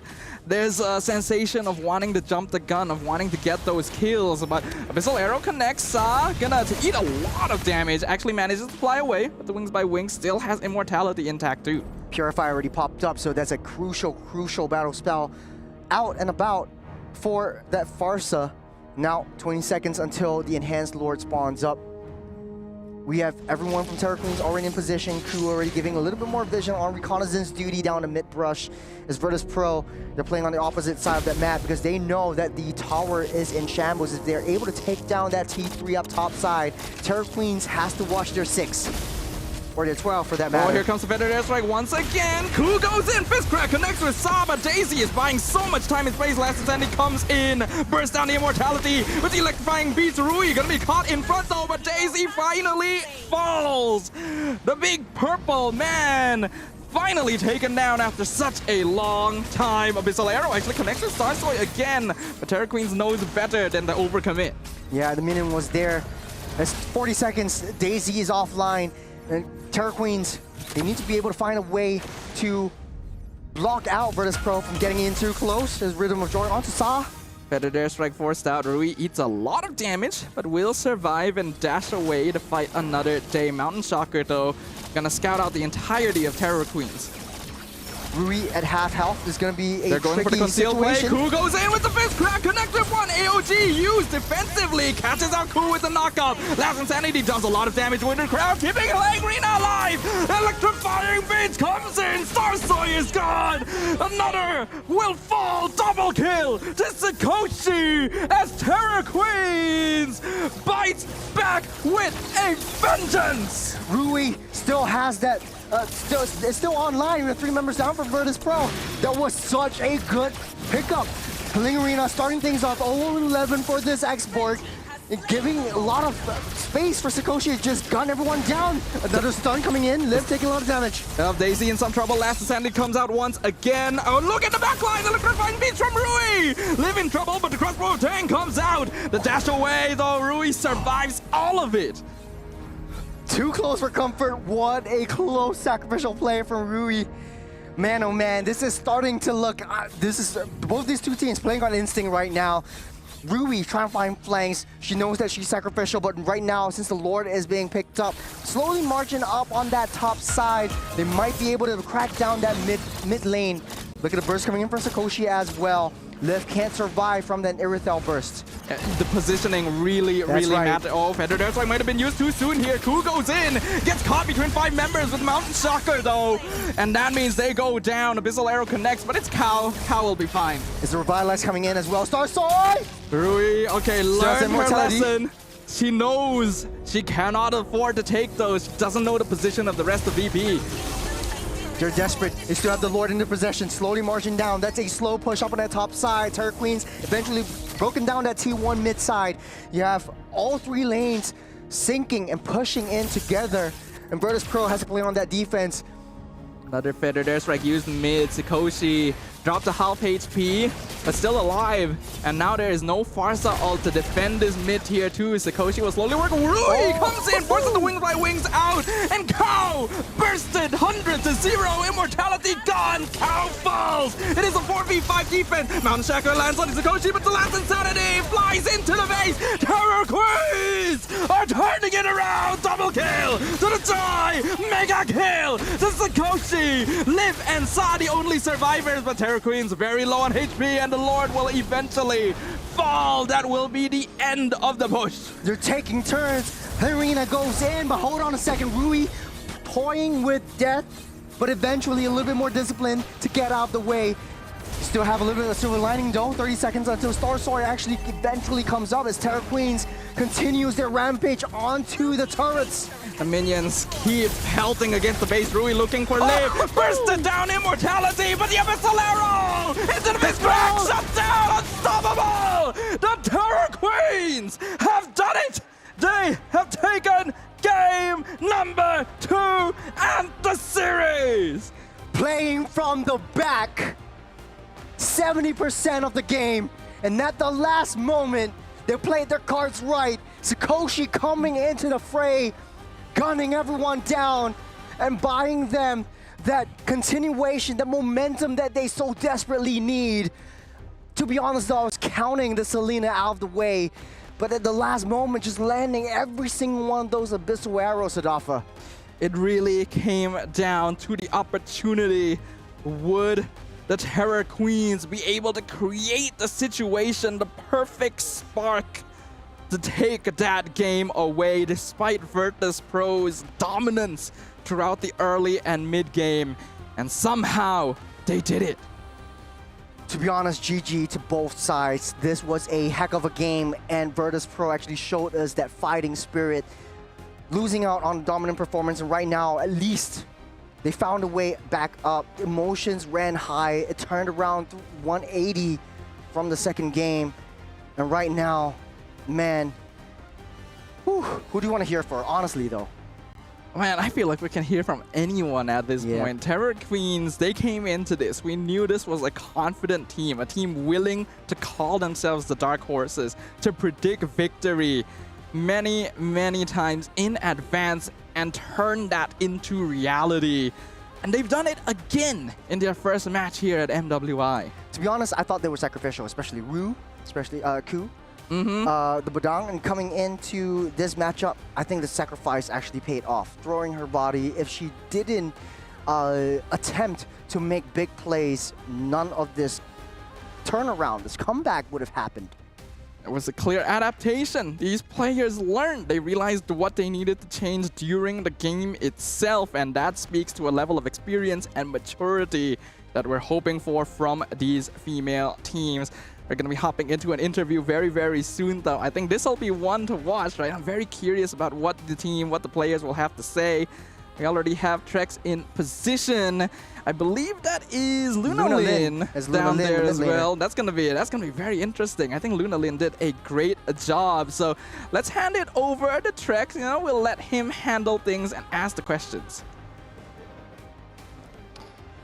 All right, another 2-0 Terror Queens come in strong. With me today we have Lunalin. You played an amazing 2 games. Now, after the first game, you guys completely dominated. Second game was a little bit closer. What do you think the difference was? And I think my teammate is just a little bit through in early game because they think like first game is so really easy game. So maybe the second game they just throw a bit and it's like, oh, we can lose, yeah, like that. And then they really seriously in late game. Nice, nice. Now, it seems like the other team took that first game a little bit hard. We saw some emotions running deep. Do you have any words to the other team for their future games? And I want to say good luck for them because there is a three player from like Golena and Roma is my old teammate also. Like old teammate also. So I want to say to them, good luck. All right, and last question. In game number 2, you guys were falling a bit behind. Yes. And I think it was second Lord or third Lord. Rui goes down and you get the steal on that Lord that probably bought you guys the time to win that game. What was going through your mind there? Take me through it just a little bit. Like I'm thinking like my Roma gonna withstand to the enemy jungler. Maybe my jungler is cannot dash here because there is a Fovia hero also. So I'm thinking like, okay, I will use my skill 1 and skill 2 to Lord and I will try to get the Lord. I just thinking like that. And you did it. I mean, you did it amazingly. We were all bouncing off of our seats for that one. Before we toss it back to the casters, any words to fans, family, anything like that? Can I speak with Myanmar language? Yeah. 我ညီမတို့အတင်းကိုပေါ့နော်အခုချိန်ဒီပေါ့နော်အပိနေတွေကိုကျေးဇူးတင်ပါတယ်အပိကကျိုးနေအောင်လည်းအကောင်းဆုံးပေါ့လုပ်ခဲ့ပါမယ်ရှင်အခုမြန်မာနိုင်ငံကနေကြည့်ရှုနေတဲ့အကုန်လုံးပေါ့နော်မိဘတွေအကုန်လုံးတန်ငယ်ချင်းအကုန်လုံးကိုကျေးဇူးတင်ပါတယ် Thank you for supporting us guys. Thank you. All right, let's toss it back up to our wonderful casters. Thank you so much, Luna. It was amazing.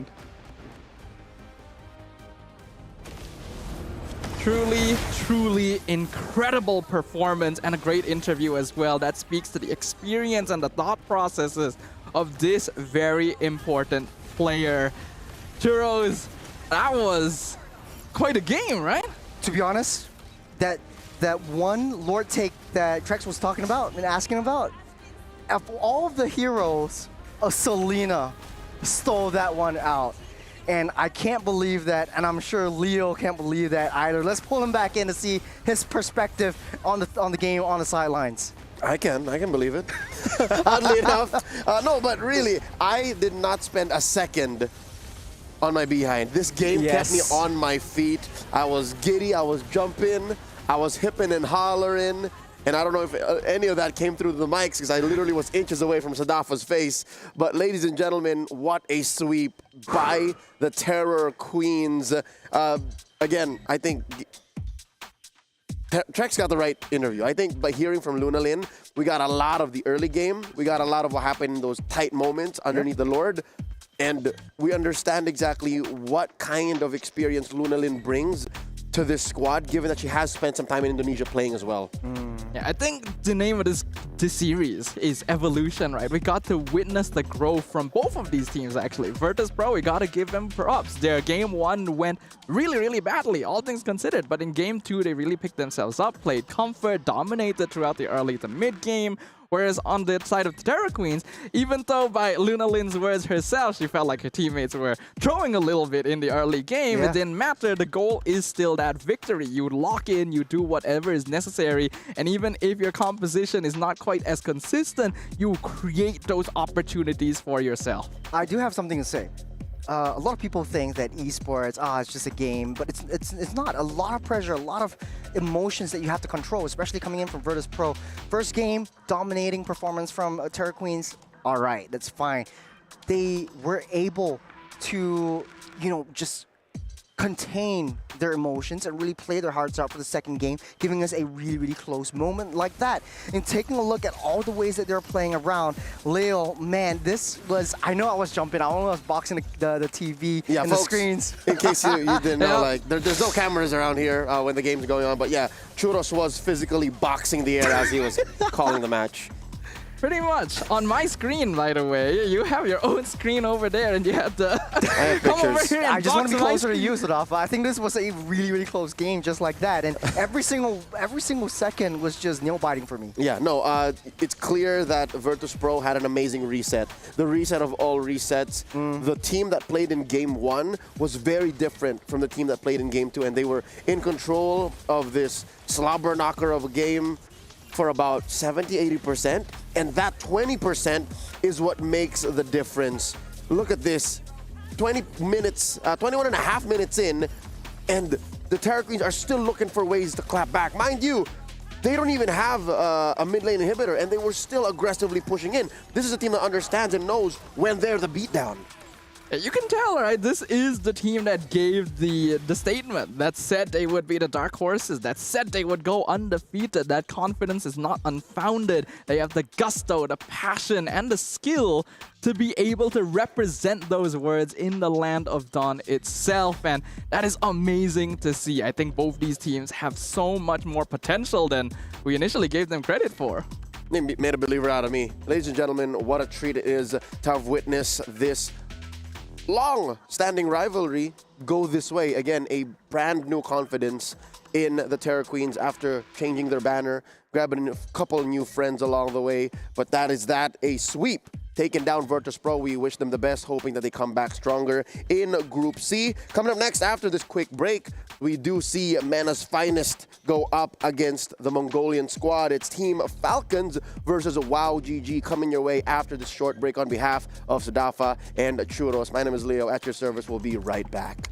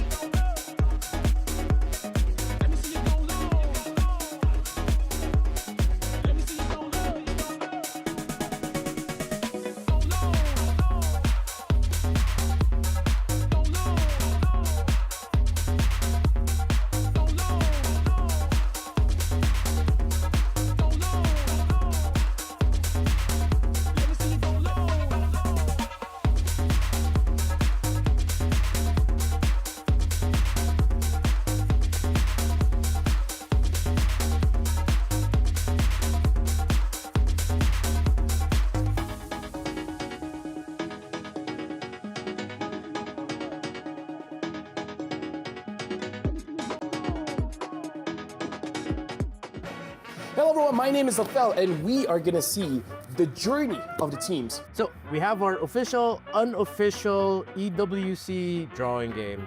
We need you, one of you guys, to draw and another one to guess what is the skill and what hero is it.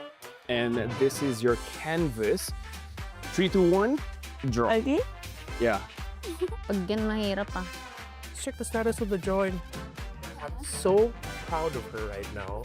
This is one of my favorites. I see the first part of drawing and I'm already confused. Okay, we're ready? Okay, show the camera. Okay, Kao, guess the skill name. Essa aqui é a skill que ele faz, isso aqui é o que ele faz. Eu entendi, Jameson. Que boneco que faz isso aqui? Fica assim. Fica assim. Ah. Weapon? Like knife? That's supposed to be a sword, but I understand why you say it's a knife. Is it Hisashin? Wrong, it's not Yisushin. Sing, sing, sing, sing, sing, sing, sing, sing. Let me give you a clue. The skill looks nothing like this, so good luck. What skill that is? To help you out a little bit more, I'll add sound effects. Okay. I think you'll get it. Sing. I can't think of anything. Maybe you can do the movements to let Dai guess it. For context, this is the hero. Okay. Okay. Ling. Yes! This is Erisel, first skill, but you drew it horribly. You drew it horribly. Vexana. No. No. Harley. No. No. No. Heavy spin.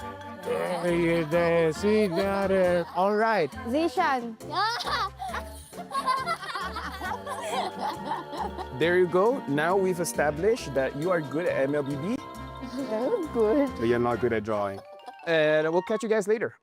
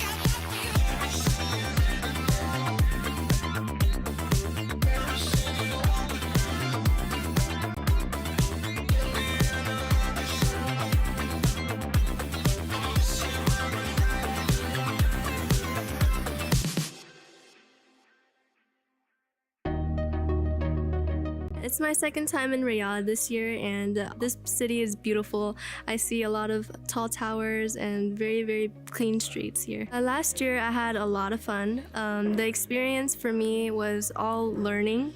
I prioritize just growing out of the experience, and this year is to execute it through winning. CX Panda looking for the kill, looking for the takeout. Ashley able to secure it. Nicolette looking for one as well. UA goes. I'm very glad to be back in EWC and to be able to compete again. I feel like this is a great opportunity for me to make something out of my journey in Mobile Legends, because I've been playing Mobile Legends for quite a while now, and I really, really want to win the trophy for North America. My first impression was everything was new. Like, I was surprised to see everything, to see how the things operated around EWC. This year, I am not as surprised. I'm more calmed about it, and the process of going through everything is much smoother. If somebody looks up to me and makes me their role model, then I'll be very, very much inspired, and I want to achieve more greatness for them to look up to and go out and seek and embrace the journey. Gaming gladiators are committed, driven, and ambitious. I want gaming gladiators to be remembered as champions and winners for 2025 MWI.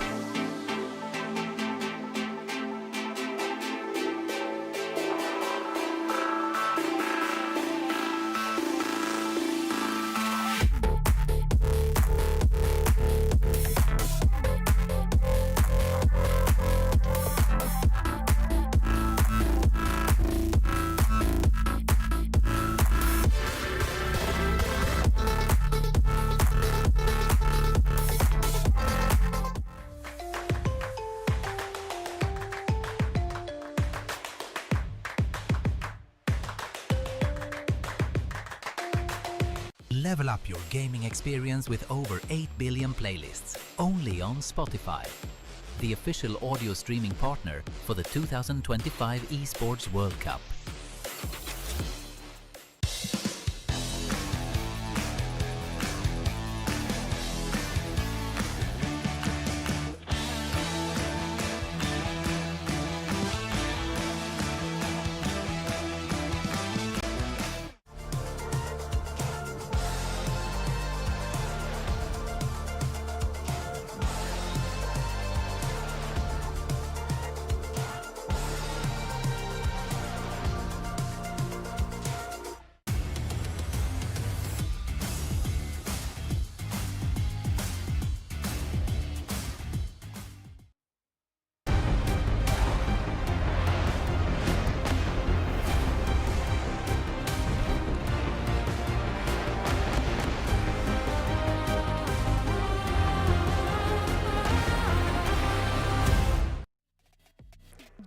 The action continues here live, coming at you from Riyadh, Saudi Arabia at the Esports World Cup. You're watching the Women's Invitational for Mobile Legends Bang Bang 2025 at your service. My name is Leo, here with Stafa, and this time Trex calling this matchup. We got another best of three coming your way, this time featuring Team Falcons Mena Vega from, well, they're representing Africa this time. They qualified through there. Get it right. Going up against WOW GG of Mongolia. Gentlemen.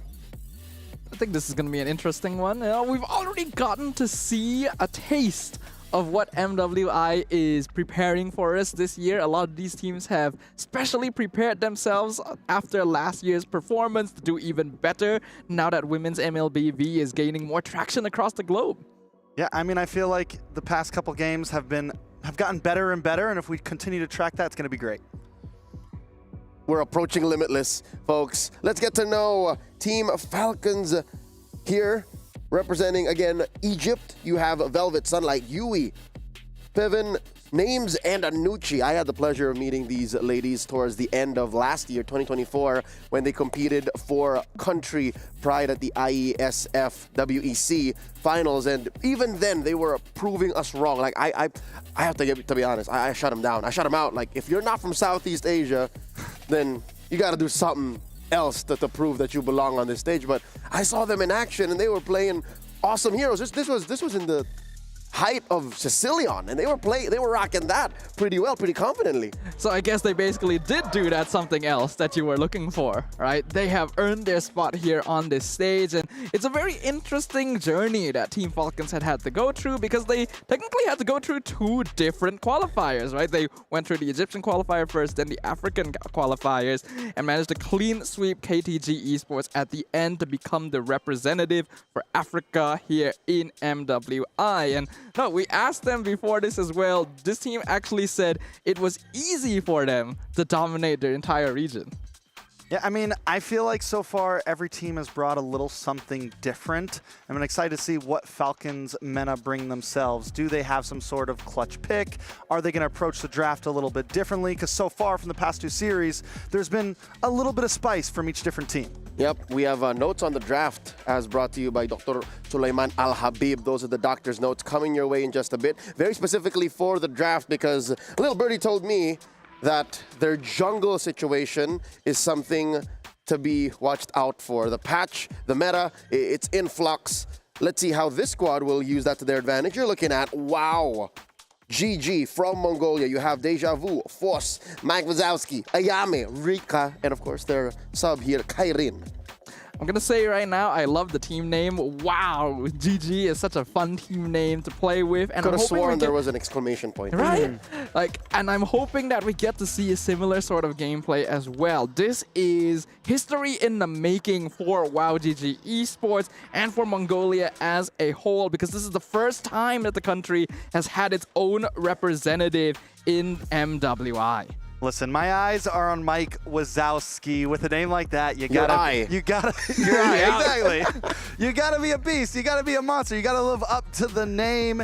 And earlier we saw other mid laners dominating and being those controlling players. So I'd love to see how she performs today in the land of Dawn. If you're all about Mike, I'm all about force because she is a self-declared, get this, killing machine. So this is what I was alluding to in the doctor's notes. So she's happy that assassins are all the rage right now. Ling, Lancelot, Yusun Shin, one might argue. But on the other end, you have Sunlight. Sunlight is a self-proclaimed utility jungler. She's cut from the same thread as cut from the same thread as Wise, M3 World Champion. So you know that if you're in a meta where Baksha and Fredrin are a thing, then there's got to be something. Reports say she also rocks a Julian. Yes, I did see that in the notes, right? Julian as a potential pocket pick here coming in from Team Falcons. We already talked about that in the previous match, right? As a potential sustain assassin jungler that's difficult to remove from the map, could have good synergy with certain healer supports that we have not really gotten to see just yet, but I'm hoping we get even more variety in the hero pool, because so far the female teams have still leaned a little closer to the meta we were expecting. I don't know about the Julian just yet. I think we're still maybe a little early for that. I think in these terms of best of threes, where we're not seeing super target bans exactly, where it's not like all junglers on the ban field, it's still a little early. I think these teams are going to keep it simple. Maybe we throw a little spice here and there, but I think whichever teams make it to these best of fives later on, that's when we're going to start seeing some of those more niche picks come out. And those are going to be coming through in the semifinals. Quarterfinals, once you do make it out from the groups to the knockouts, will still be a best of three to start. But I'd rather be optimistic about the situation because every series so far since we opened up the show here on Stream B has shown us either a reintroduction of a hero or a debut. I'm looking at the likes of Selena. That worked out. The X-Borg, one might argue even the X-Borg in the hands of the Fury, Lyrina was untouched. She was immortal. Like she didn't, I like to think she didn't die once. If she did die, it was just in the heat of that final push. So if those kinds of heroes can come up in the first, 3 or 4 hours of a new tournament such as MWI here at the Esports World Cup, what more in the following matches? Because there's just 2 more best of 3s here today as we prep for this third one. I'm looking at Team Falcons to bring the spice because knowing WoW GG, knowing the Mongolian metagame, right? We saw a little bit of that coming from the wildcards on the behalf of the Mongols. This is Coach Bebex, who's leading the charge here, formerly IHC, so he's known what it's like to carry the banner of Mongolia on the world stage. He's also employing the help of Nonaxin, the jungler of Mongols Pink, the team that WoW GG felled in the finals, 4-2. So there's got to be some level of diversity or some variety that could come in wherein, okay, I know what you're like to fight against. You could use this, you could introduce this. I'm guessing that's the dynamic. I'm hoping to see that. Yeah, it's an interesting dynamic. It's an interesting chemistry when you see lots of different people come together to make a whole cake, right? And we all love a good cake. Hopefully we get baked a really nice cake right here. Trex loves some in terms cake. of gameplay. You love cake? I love cake as well. We all love cake. And that is what we're hoping for, right? In the land of Dawn, just a really delicious dessert of a game. You know, before you come in, Leo, I have a quick point. You know, you mentioned all hands on deck for the Mongolian team, and from coaches to players from other teams. And I feel like when we look at the MENA team as well, the African team, whatever you want to call them, from what we heard from the lore, from the backstory, it was also all hands on deck for them, from casters helping them get sponsorships, from people behind the scenes. There is a lot of support and love behind both of these teams, and that is something that really excites me. It's not just about the games, it's about the community behind both of them. You're right.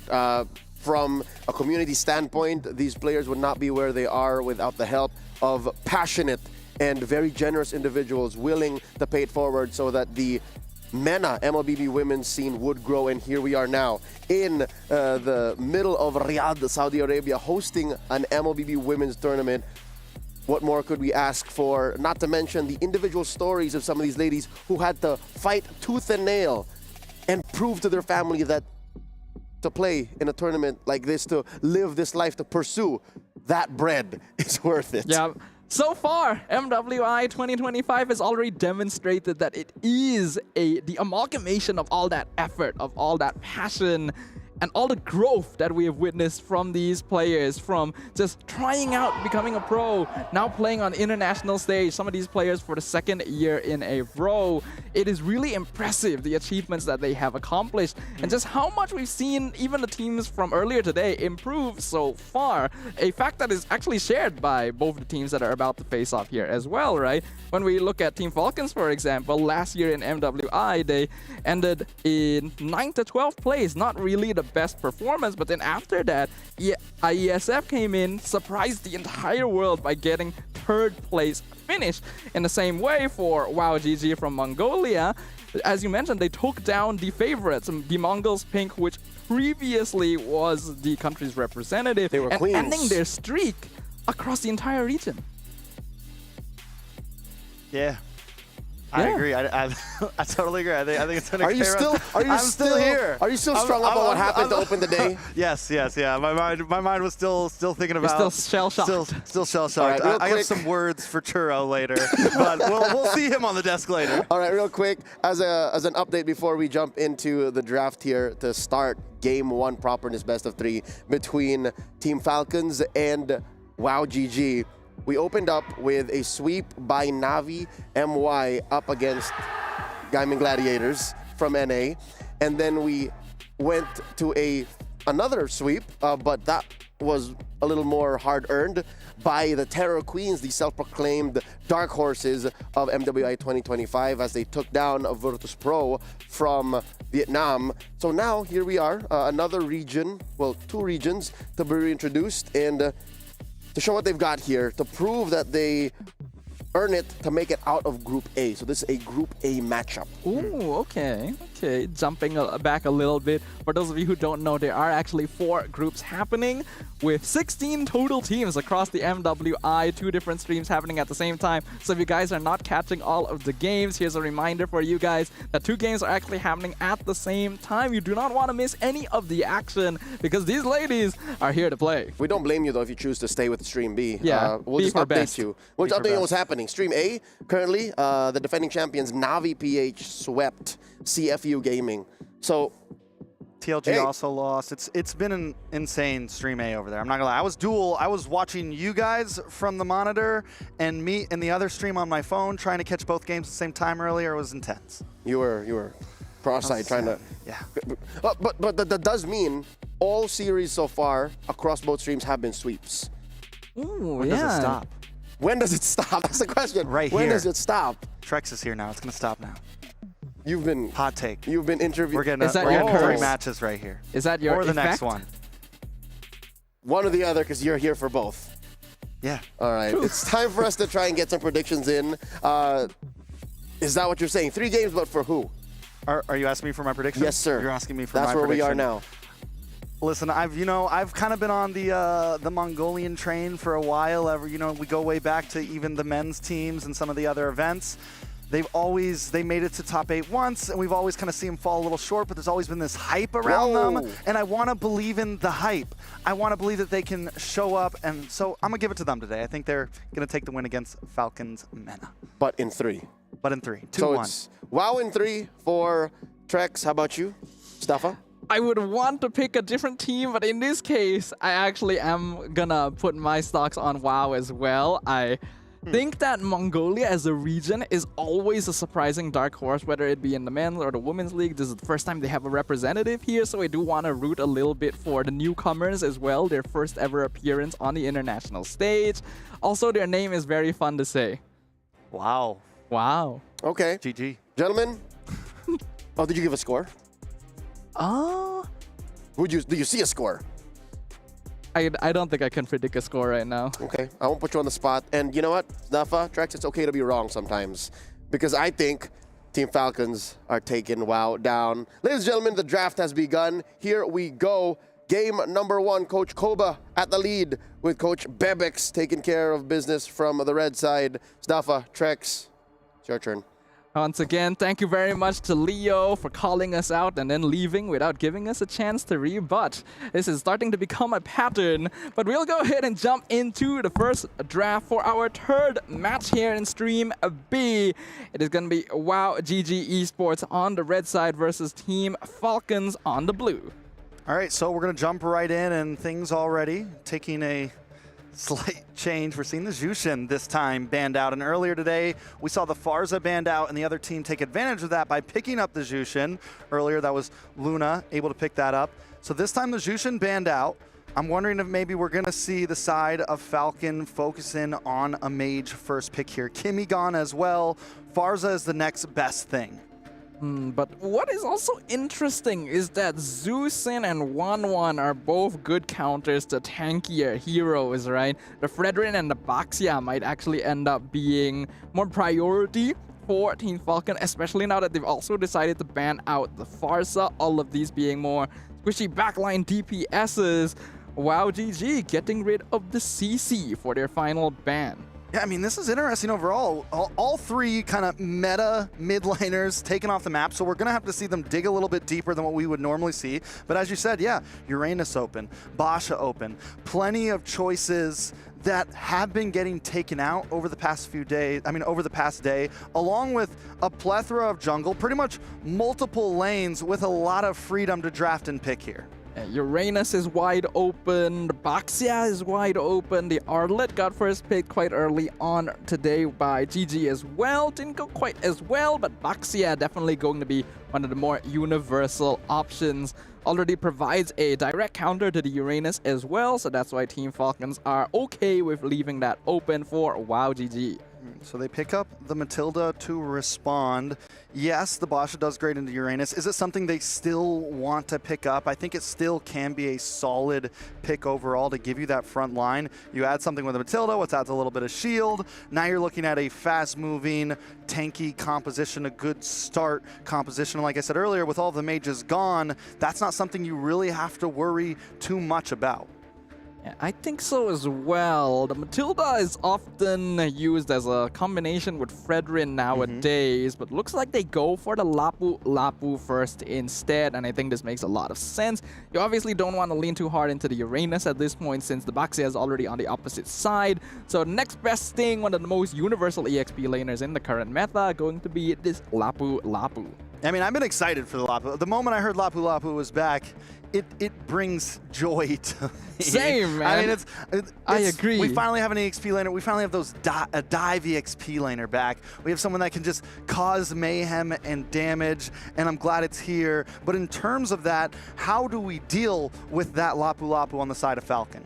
Lapu Lapu doesn't have a lot of counters, actually, when you think about it. CC, one of the more obvious ones, but already banned out by WoW GG in advance. Otherwise, you'd have to go for more bulky side laners like the Uranus to just hold him in place, or try to win out the dive trade with something like a glue. It does seem like the former is the option for Team Falcons. They go for the Uranus since they already have the Baxia on their side as well. This gives them a very solid front line to play around.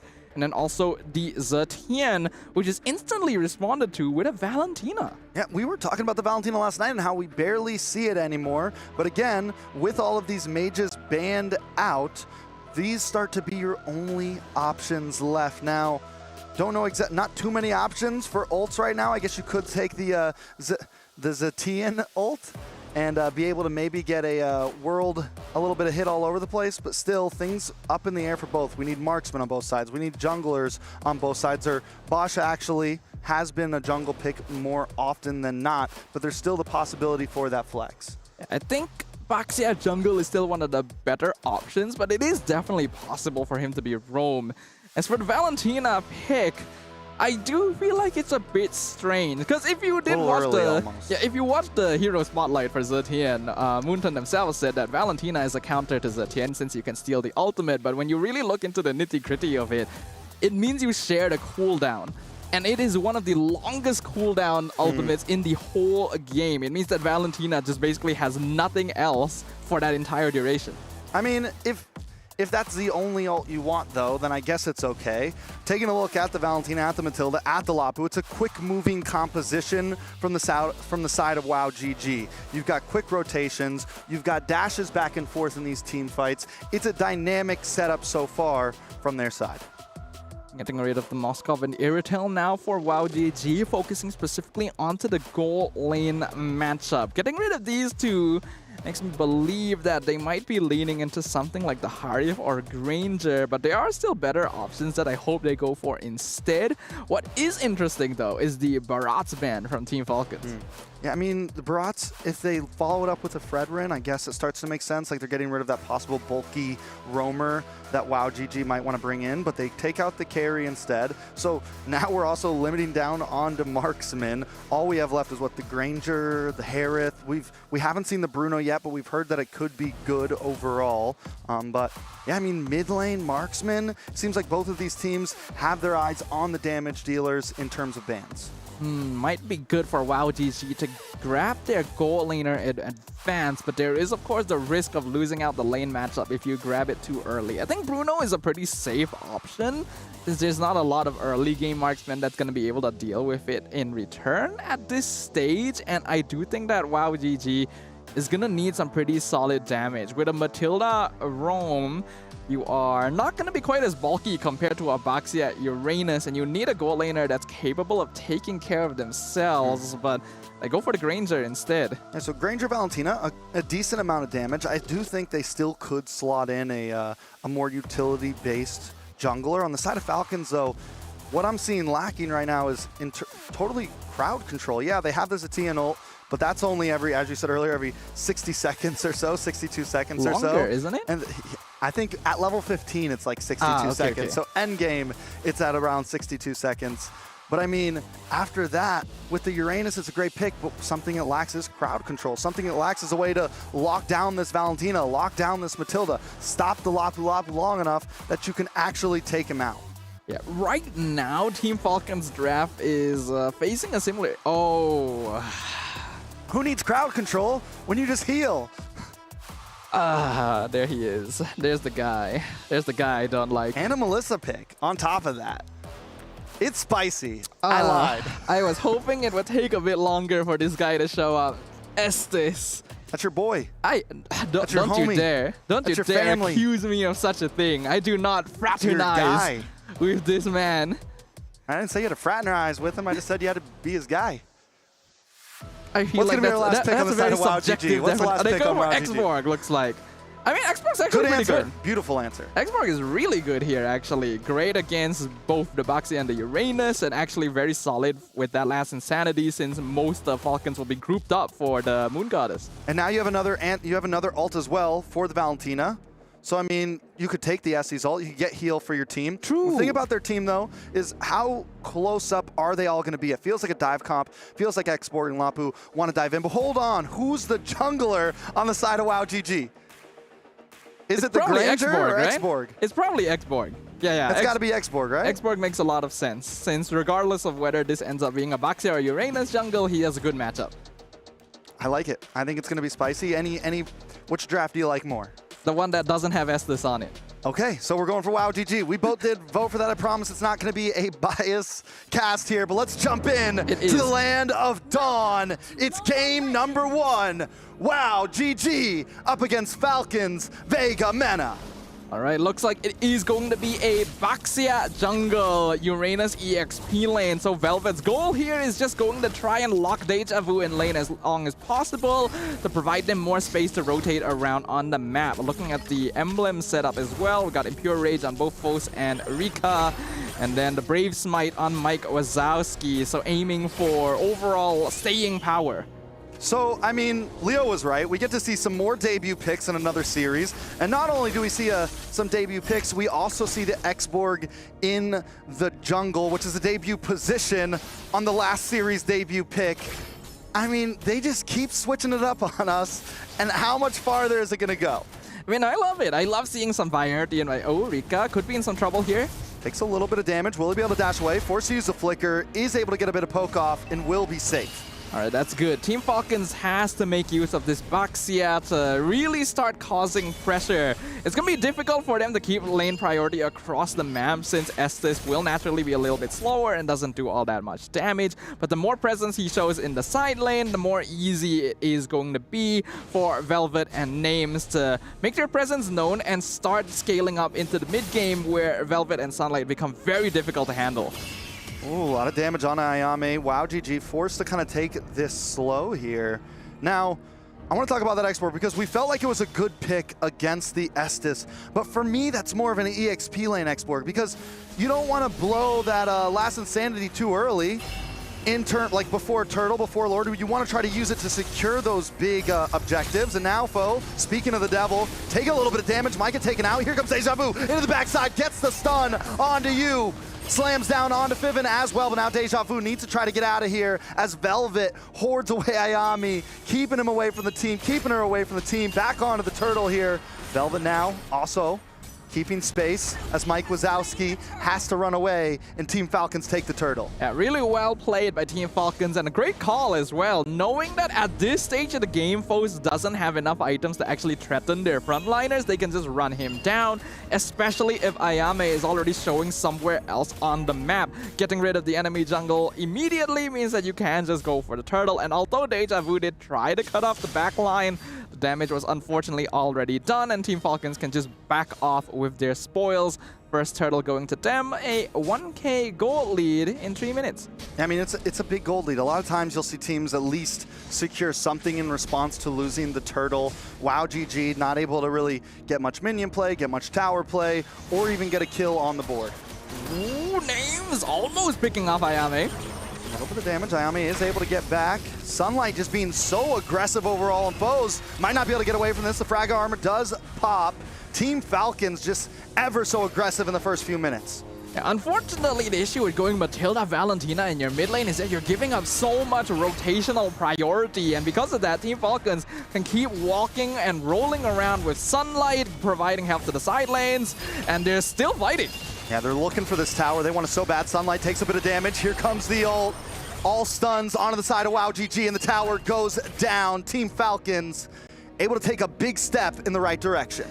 Man, Estes ult is so disgusting to me. The fact that 4 members just dive the tower and barely take any damage in return really does not feel particularly fair, especially when you also have that Baxia and Uranus on that side. It just becomes impossible, especially in the early stages, since again, no mid lane prio from WoW GG. Foes doesn't have enough items yet.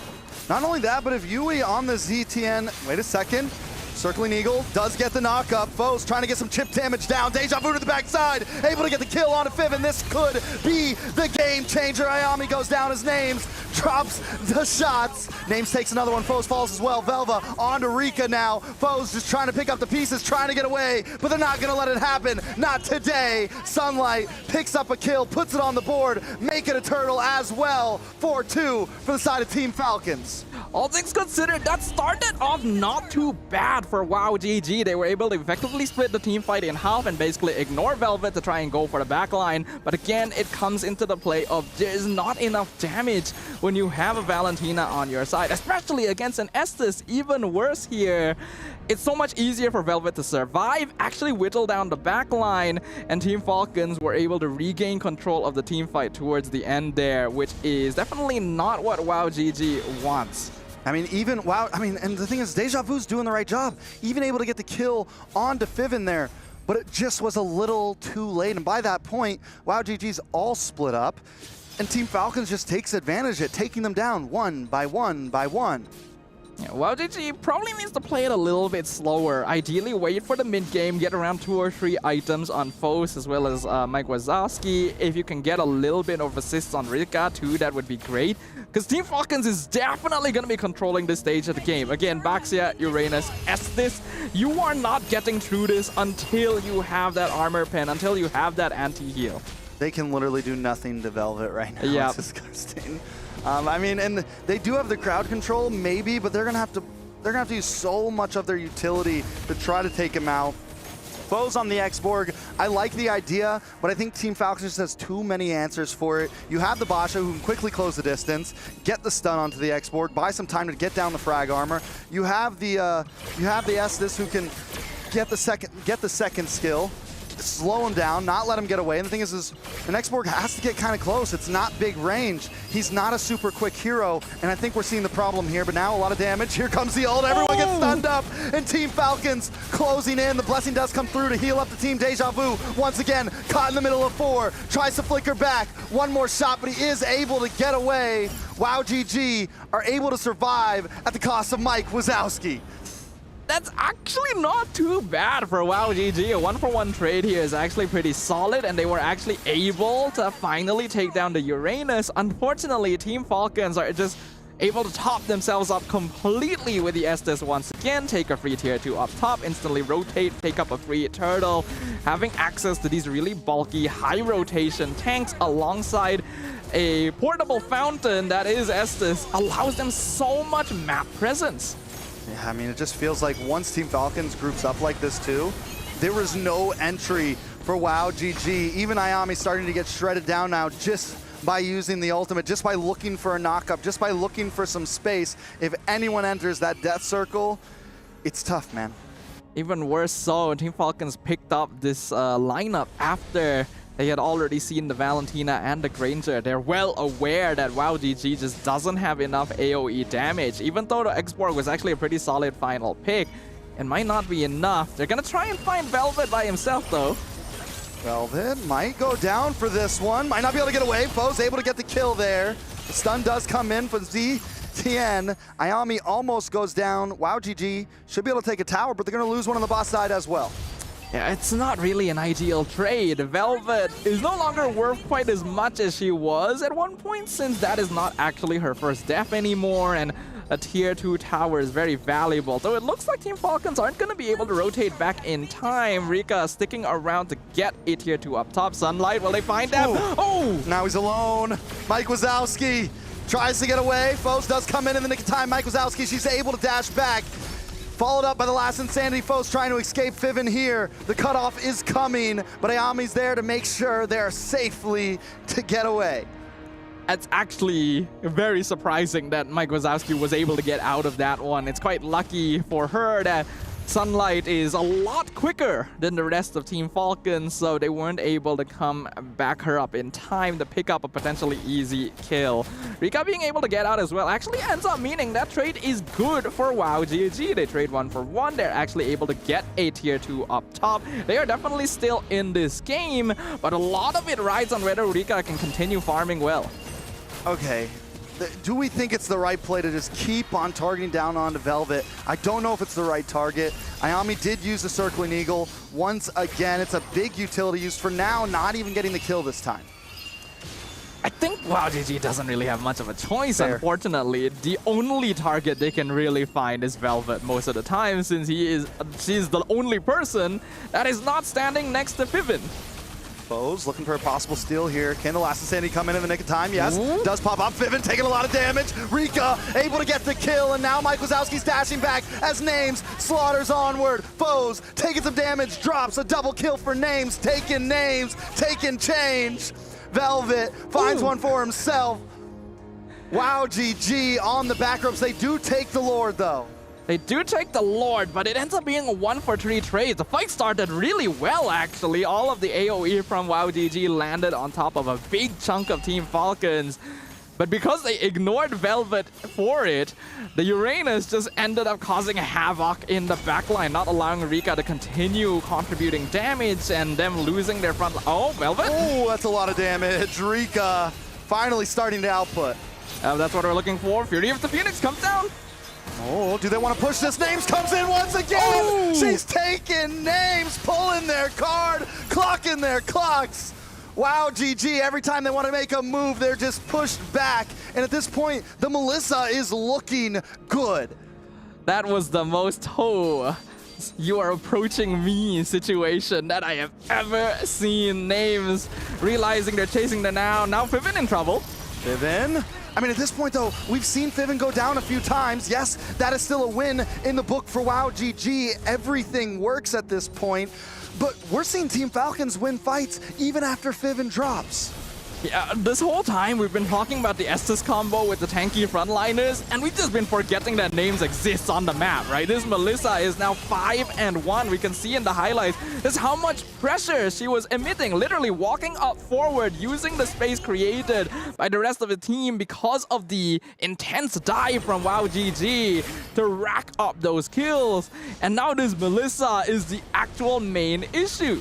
I mean, Melissa is a hero that on paper has looked good. Like, in theory, to me, has looked good against a lot of dive comps for a long time. You have the go away. You have something that's supposed to be able to help stop things like Lapu Lapu, help stop things like Matilda, help stop some of these dive heroes. It just never really ended up working out, I think, the way a lot of us wanted it to. But for this game right here, it is definitely something, and it's something that we could definitely see possibly in the future against comps like this. Yeah, it's a hero that requires the correct setup and the lineup to play around, because even though she has the ultimate to zone away melee hero, she still ends up being a very obvious target for artillery mages and long-range marksmen a lot of time. In this game, there's none of that threat, right? The Farsa was already removed in the ban list, and then you have Sunlight and Velvet holding the front line. Fiven can just stand next to you and keep you topped up regardless of the situation. It's very easy for names to find the space necessary, and WoW GG needs to adjust their approach now. They cannot afford to just simply ignore the front line, because if they're not able to find the Melissa, they just get melted down. All right, so taking a look at the gold, it's not too far apart. WoW GG is still very much in this game. Getting that tier 2 on the top side is going to pay off for this Lord right here, because they're even in the long lane. Ayami takes a little bit of damage there. Deja Vu pops the Bravest Fighter, able to get the stun, the heal. The Phoenix Fury comes down. The stuns just aren't enough. Back in the backside, Velvet tries to zone him away, but Rika gets the kill. And now they're fighting back. Rika pushes forward, pushes back. It's 4v4 right now. 1-for-1, Lord still up. Dude, I hate Estes ult so much, man. Deja Vu literally did negative damage in that engagement, and all you gotta do is press one button and stand together. Lord gonna be taken by names right here. Even forces out a flicker from Ayame. Things are not looking good for WoW GG. Foes goes back to base. They decide to give up the Lord. I thought we might see a last minute, last insanity to try to get the steal there. I'm not counting WoW GG out just yet, though. I don't think this Lord is going to be the game-ending Lord. Yeah, I don't think so either. WoW GG does have pretty good base defense. Foes should be able to burn it out quite easily, and Rika is actually building up a good amount of damage. They just gotta make sure they don't get caught in a bad spot. I do like the way that Zetian ult has been being used so far this game. It's one of the more effective utilizations of the hero, because so far today, we've seen it whiff a lot of the time. It is being used correctly to really set up the team fight for the rest of Team Falcons, and that is making things much more difficult. WoW GG, they want to try and avoid this doing as much damage as possible. All right, they're going to try to push in. Lord will get the connect onto this top base tower. Ayami gets the knockup, has to try to get away. Velvet just ever so persistent in staying in the faces of WoW GG. Minions continuing to close in right now. Still probably one of the best results they could have asked for, though. Forces out a flicker from Velvet as well, but Team Falcons trying to push their way into the base. I mean, they're doing everything they can. Not enough to take a base tower, at least not yet. WoW GG doing great at the defense, knowing their limits. I mean, even hanging out in the faces of Team Falcons with 30, 40% health. The tower will finally drop, though, as Sunlight and Velvet crack the shell. Here comes the knockup, a little bit of damage onto Sunlight. The stuns land down on both teams. Velvet low, Deja Vu finally taken out because he Bravest Fighter a little bit too deep. Foe gonna drop next. Names able to get the kill. Another tower falls as well. WoW GG against the rope. It's 2 up against 5 members of Team Falcons. They're gonna close the distance. They're gonna take down the base, and they're gonna take game number 1. It is not even a fight here from the side of WoW GG, despite their best efforts. Despite everything that they've thrown at the wall, they are fighting in their base, and it feels like they're the ones without their fountain. That is the situation we are looking at here as Team Falcons takes game number 1. Let us, Trex, what do you think about that? Falcons were relentless from start to finish. A lot of teams, I mean, in the beginning they were aggressive, and then even at the end they showed that relentlessness non-stop. They didn't want to let it go any farther. They knew Rika was starting to come online. A lot of teams might have backed off after that Lord there. They might have just, all right, we got 2 towers, we got a tower, we're gonna chill, we're gonna play it safe. No, they wanted to end the game right here, right now. And watching games like this once again pushes my vendetta against Your Estes favorite as a hero concept. No, don't you dare. Don't you dare imply Estes. such a thing. I love Estes. You know who else love Estes? Yeah? Leo. This hero single-handedly won the Philippines its second World Championship in a row. I'm talking M3, hashtag we want Estes. Yeah, Bring the code, that baby. contributes to me disliking the hero. Like, seriously, dude, every single fight, like, wow, GG throw so many resources. They spend multiple ultimates. They actually don't do too bad a job of whittling down their opponents. Vivin presses a couple buttons and everyone just feels like they never took damage at all. I think to address this, we have to go back to the root, right? How did they decide to answer the Estes? Because it was in their face. There was no going around it. We were going to fight an Estes lineup. Wow, GG, what did they do? They put an X-Borg into the hands of Foss, the self-proclaimed killing machine. I don't know if y'all are looking at the same thing or if you know the same kid as I do as X-Borg. That's not a killing machine. That is a shredder. Yeah. That is a little bit of peel, and that is an anti-tank. So already I think WoW GG, specifically their jungler, Foss was coming in with a deck half shuffled. Like it's not all in. They weren't fighting on fair ground. All this while, Team Falcon's Vega Mena, they were just, like they were so comfy on so many levels. Yeah. I will definitely concede that point. As much as I dislike the hero, I will definitely accept the fact that this was the right game to play Estes. They saw the Matilda, Granger, Valentina very early on, instantly. They know WoW GG is not going to have damage in the early game. In fact, they're not going to have damage for a very, very long time. You add on the fact that they were given access to both Baxia and Uranus, it's easy. It's so obvious that you go in for healer gameplay. I mean, I wouldn't say it's easy. You know, earlier you said they're just pressing the buttons. It's not about just pressing the buttons. It's about when you press the buttons. And I think Falcon Mena's timing was on point. Yeah, it's about when you hit that ult, right? It's about when you use the go away. It's not what you got. It's when you use it. It's when you use it. Yes, my teammates' health bars are not full. Let me press the button. I like more than just the way they use the Estes. I think there's a lot of genius in how they're willing to throw Velvet out there. And it takes a very specific kind of XP laner and communications for that to work. Because if you're down one member, if you're down one bit of peel, and then your gold laner in names is in trouble, which by the way happened a lot. Kudos to WoW GG for trying to make that happen because they did throw enough at names. It just wasn't enough. Like, it was too little too late. And I'm so happy that there's a successful debut once more into the environment of patch 1.9.90 hotfix. The Melissa. This is a win. Again, every series, one new hero gets introduced. Technically two. That one was two, Estes and Melissa. No, X-Borg. X-Borg. No, we saw X-Borg earlier. X-Borg Jungle. X-Borg Jungle. Okay. X-Borg Jungle. That's new. So, what does this mean for WoW GG? Going into game number 2, draft is almost upon us. They're just setting it up. Do they ban the Estes or do they draft more earnestly so they don't get blindsided like that? I think it's the latter. Because in the end, there's a reason you don't see much Granger and Valentina anymore. They can still be good in the right compositions. Yeah, the former was like yeeted out of the meta. Pretty much, yeah. Like, it's not like they're impossible to play around with, but there was no reason to pick them up so early. Right, there's no threat of them being stolen away, and you could have still adjusted the position. The only reason I could think of that they would go that early is just to keep the draft open, you know, safe, which I'm not a big fan of.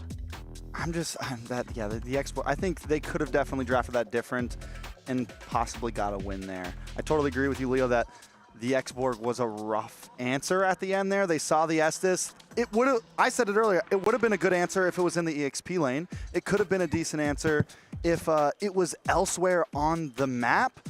But coming in the jungle in the hand of Foss, it just didn't really feel right. It wasn't able to do what it was meant to do. My big problem with it was you can't use your ult to attack when the Estes pops the ult and also use it to get a Lord or a Turtle. You're caught between these two things, and there's just no real answer there. And I think you're overextending and overbearing the ult. Because, yes, Last Insanity did get buffed essentially by adding more rotations and changing the way the damage is dealt, but again, that's not something you can control. It's not like a Puncture or a Tempest of Blades or Phantom Execution that you always have a calculated time to trigger. This is still down to RNG and how many stacks of the overburn you have as the Xborg. So yeah, maybe this is an idea from Coach Bebex, from their analyst non-action. Because again, this is how you answer most SS lineups, right? You know they're going to ube, burn him up.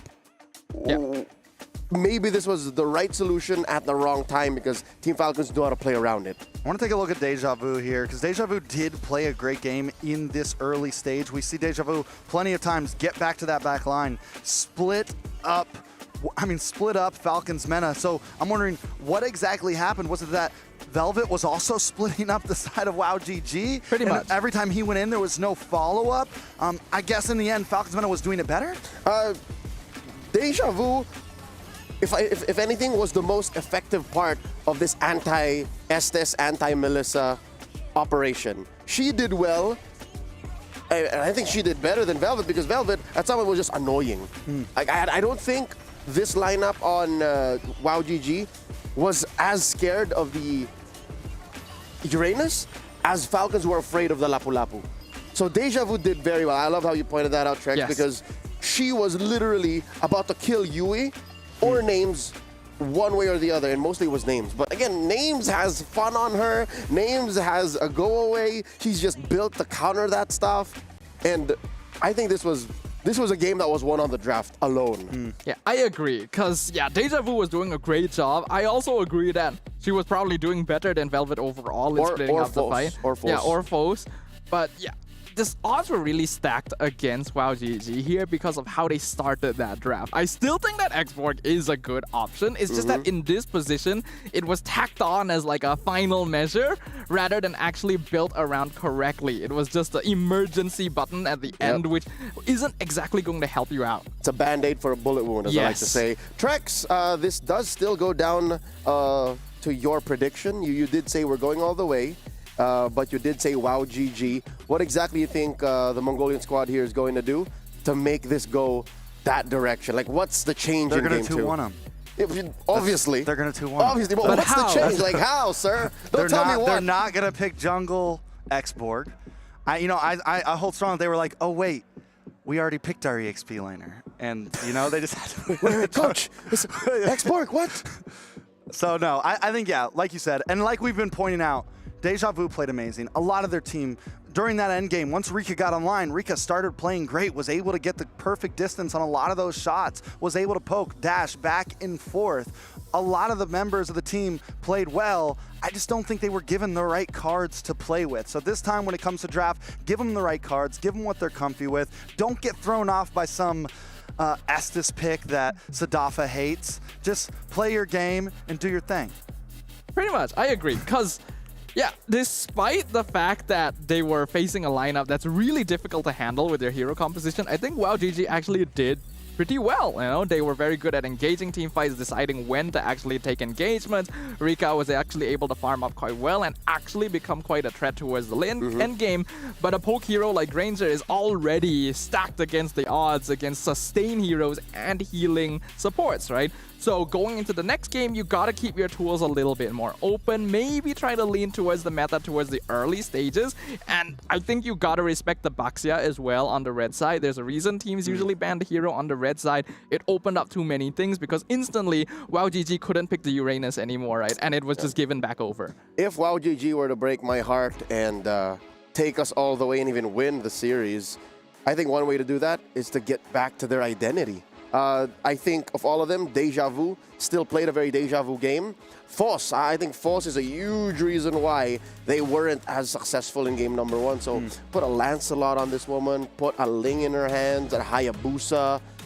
I'll even say like a Yisun Shin. Like if you can find a way to put a Yisun Shin into the hands of Foss, then she can become the killing machine that she was born to be, that she knew she could be.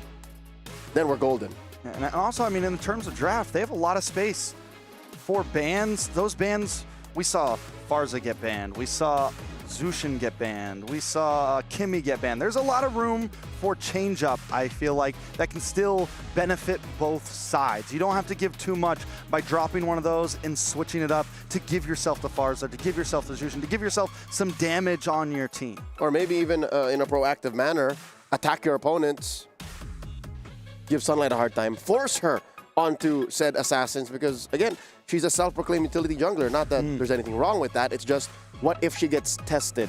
What if her hero pool gets checked and only, you know, the Yi Sun-shin, the Ling, the Lancelot, only those are left out? What if that happens? We'll see if WOW GG's got it in the bag to do just that. Coach Bebex chooses to go blue, while Koba goes ahead and says, we're going red, girls. Game number 2 with Team Falcons at match point. We are going to switch the scores around. Trex and Snafa, y'all take care of business now. All right, we'll try our best, Leo. We'll make you proud. Let's jump into the draft for game number 2, and there is going to be a side switch happening here. Uranus and Kalea banned out by WOW GG, and the Baxia that we talked about earlier banned on the red side by Team Falcons. So we can see that they have proper respect for the hero. Yeah, I mean, there's already some targets coming in. There's already some change of targets happening. The Basha gone, but it's Falcons who actually ban it out. They're a little more on the scared side to let that through over to WOW GG. And with Uranus gone, we're forced to see some change happening. I think it is good to have some change. Really thinking about it as well, we've already come into this competition knowing that WOW GG likes leaning more into assassin jungles and Team Falcons likes more utility jungle. I feel like what could have happened in game 1 was that WOW GG could have left the Kimi open potentially and gone for a triple marksman composition, since we already know that works really well against tankier heroes and would have definitely provided the damage that they were lacking to break through the Estes healing. WOW GG though, gonna actually ban out the CC. Makes me think that they might lean into the Lapu early again. And when they were over on red side, they took out the I'm mind blanking now. They yeah, same. Because they took out Arlet. They took out the Arlet. They took out mages. But at this point, first pick up Lapu. I mean, yeah, could be solid overall. I think something not too crazy. The Farza's open. I think the mid lane has been a decent pick up front. I'm still not on board with the Zushin first pick, but it gets banned out anyways. With that banned out, I do think the Farza could be viable up front here. You don't want to leave it to the other side when there's not a whole lot of options left. Yes, the Zeatin goes well, but it lacks mobility. It lacks everything that the Farza has in my book. Yeah, I agree. I think Farza is just one of the more universal and safe picks, even though it is a backline DPS option that could be easily cancelled. It would cost opponents a lot of investment to actually take care of her effectively every single time, as long as the positioning is on point. With the Zeus'in banned out as well, I feel like WOW GG needs to consider the possibility that Falcons wants to go for another utility tank jungler comp. It looks like WOW GG likes playing the Matilda, and that's going to be their first lock-in. Matilda's solid. I mean, again, another solid pick. You do give up a lot of opportunity for Falcon to also just kind of build their draft here, and there's still plenty of utility junglers that they could pick up. They could go for something like the Fredrin here. We know that it's what they like to play. It's what they're comfortable with.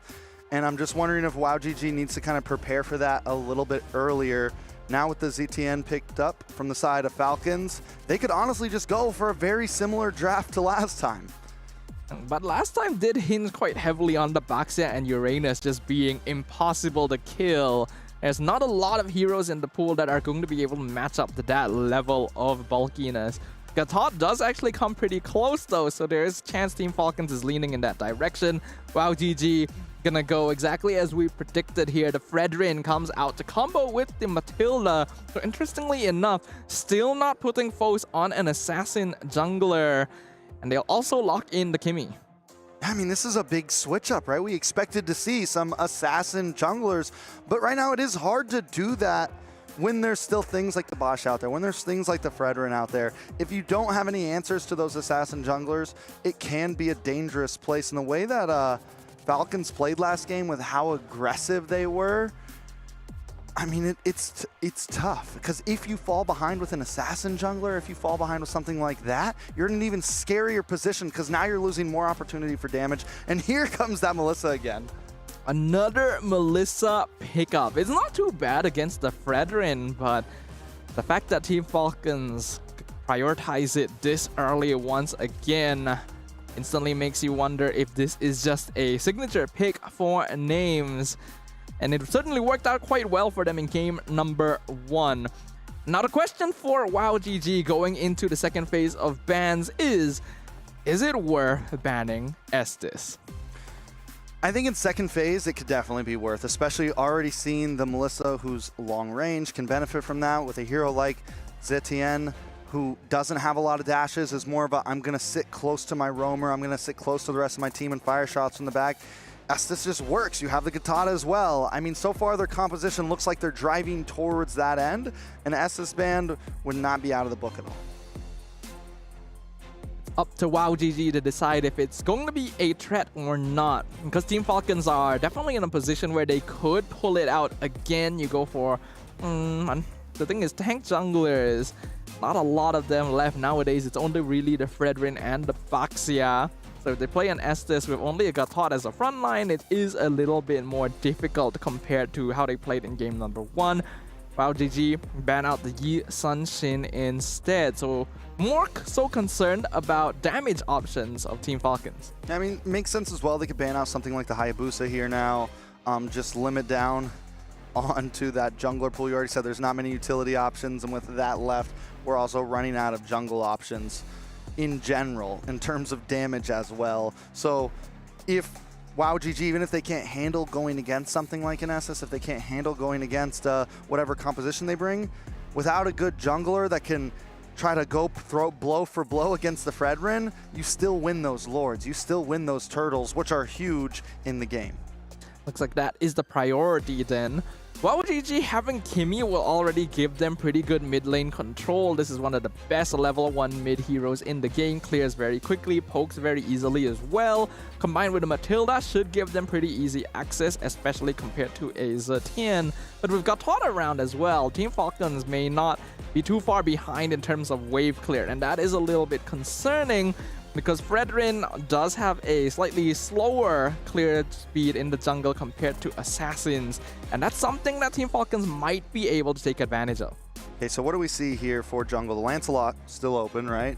Ling still open.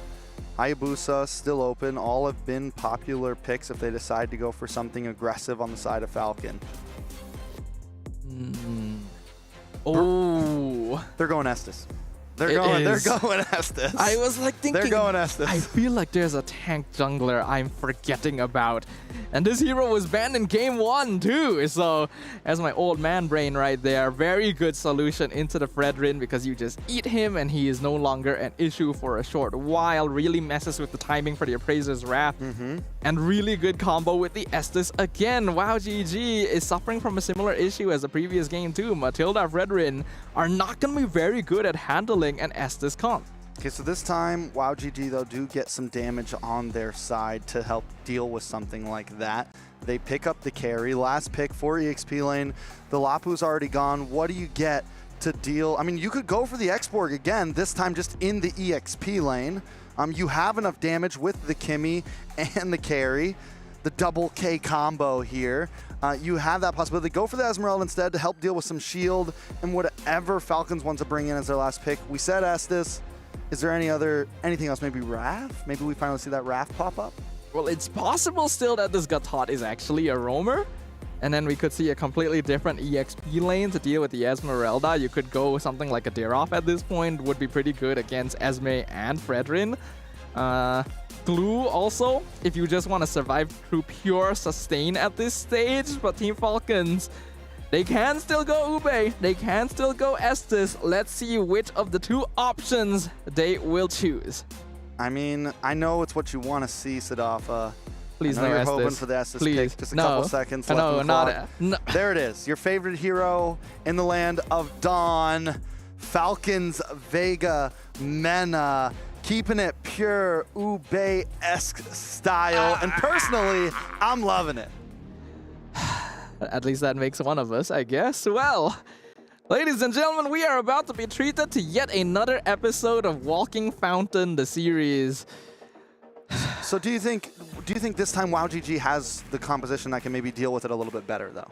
It's slightly better, but I'm gonna be honest, not by much. I don't feel like they have enough to actually deal with Estes still. Like, yes, Carry is going to be very good at dealing with Barats and got taught one-on-one, but it's still a very single target hero and really needs time to get going, time that can be spent by Team Falcons to already snowball out the early game. Matilda Fredrin helps a little bit in terms of clear, but Barats matches up quite well and already deals with the hero. I mean, I feel like when you're going up against Estes, what you don't want is a late game scale comp.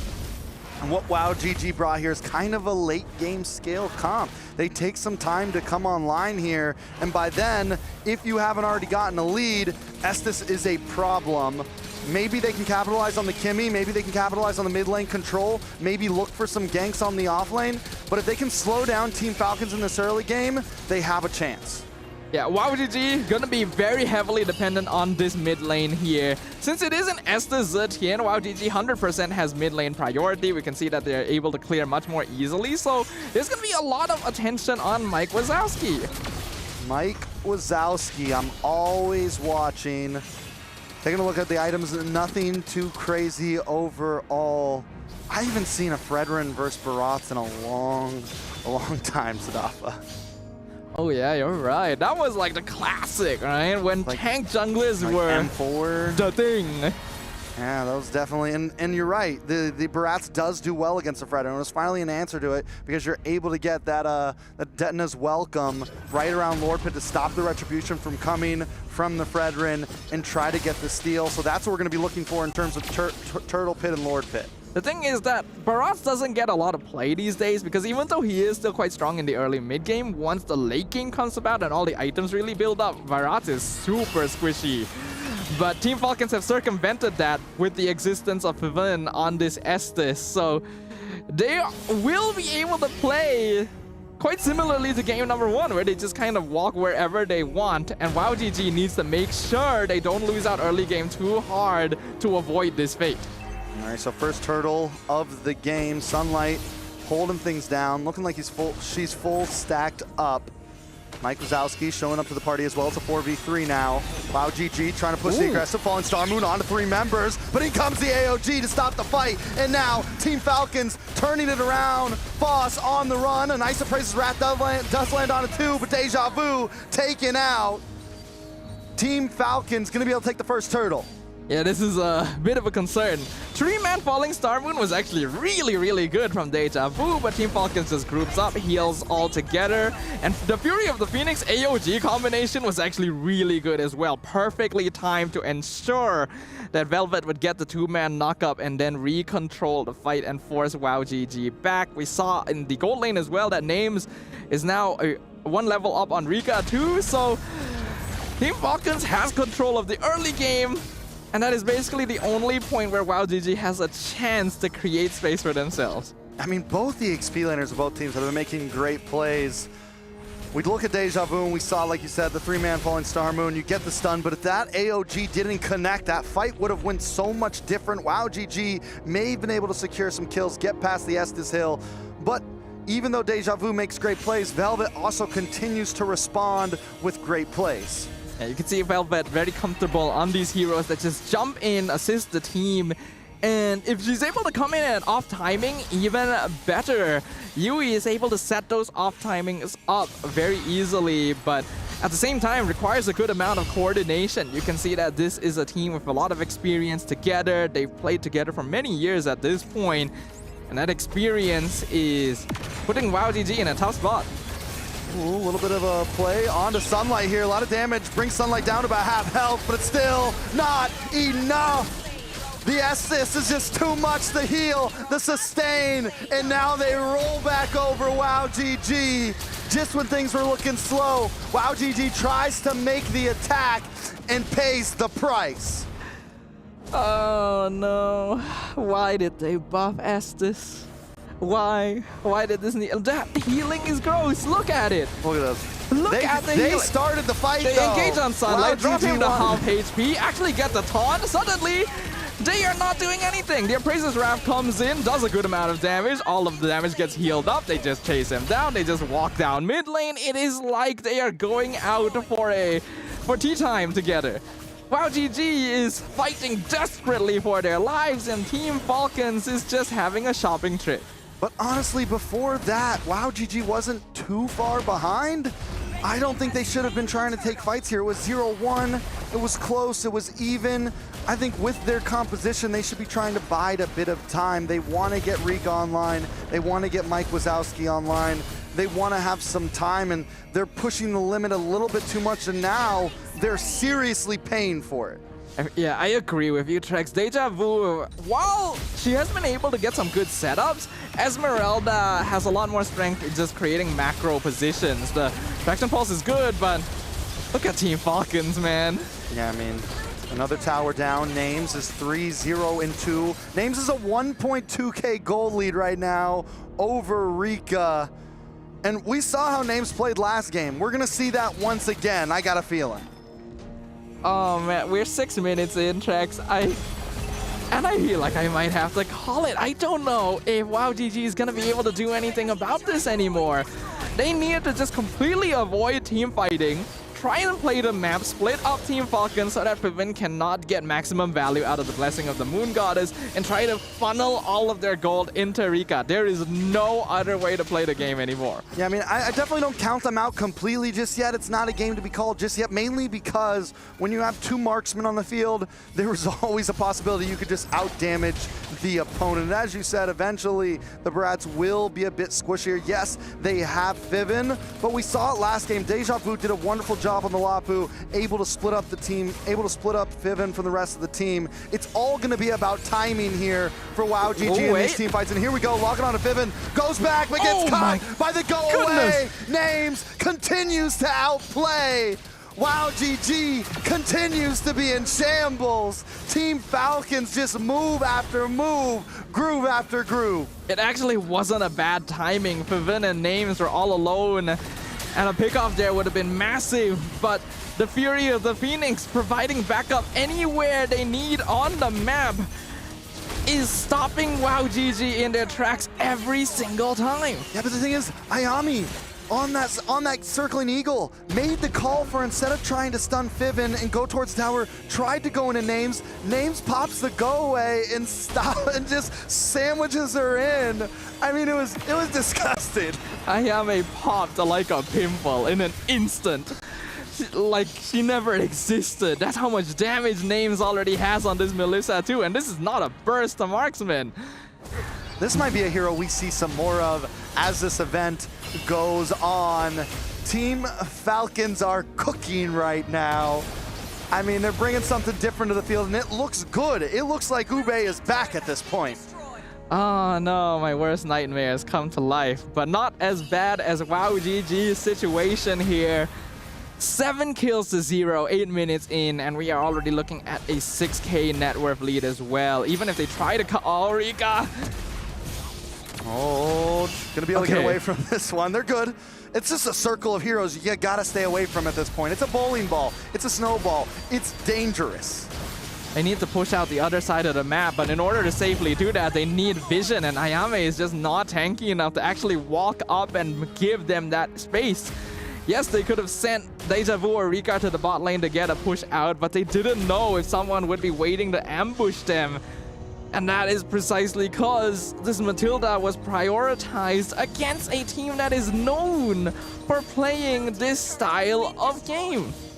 Can we just point out that it's 7-0 right now? Yes. It's 7-0.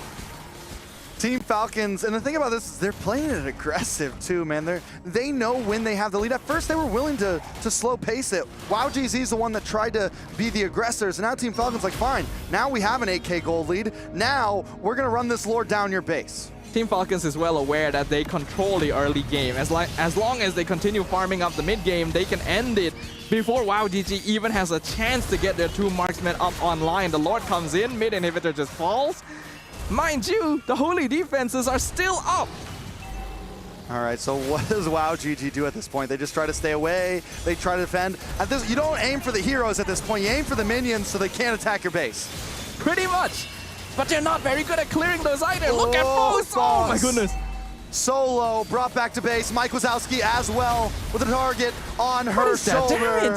Team Falcons All they need is one more tower. Minions are coming in from all angles. Foss trying to clear the waves, trying to pull them away. Gets gobbled up by the Daytona's welcome. Shot back, stunned against Sayami. Down comes the falling Star Moon. There's a bit of damage onto Sunlight. Mike Wazowski trying to fight back, gets the kill, and Team Falcons finally pushed away. Mike Wazowski really found the correct one. That traction pulse was actually huge. That is the first kill that WoW GG has been able to get the entire game. And that is after they have basically lived in their base for the last 2 minutes. That's how much it takes for WoW GG to actually get a pick-off. At the very least, it'll give them some breathing room. But they don't have a lot of the map left to actually get farm in, and they got 2 marksmen that are still craving gold. At this point, they're getting spoon-fed by Team Falcons. It's like, okay, you can have this wave, I guess. You eat when I tell you to. We'll let this wave get to your base so you can get a little bit of gold. Speaking of gold, let's take a look at the chart right now. Break it down for us. Well, we got the double blade armor on the Barats and the Gatot specifically to counter out Mike Wazowski, which means that Rika really needs to come online. She is still not complete with the Trinity yet, but going to be pretty close pretty soon. In comparison, Names just completed her Malefic gun. So that's going to make it even more difficult to jump on this Melissa in the first place. We got Flask and Enchanted Talisman. Typical build for the Estes. Otherwise, everything is pretty default, and WoW GG has a lot of catching up to do. Yeah, I mean, Rika hasn't even gotten third item in yet. We're at almost 12 minutes and we're still waiting on the DHS. Like the mail's coming, man. This is a problem for the side of WoW GG. We did see a little bit of damage coming from Mike Wazowski earlier, but I don't think they can fight for this Lord. I don't know if they can defend this Lord.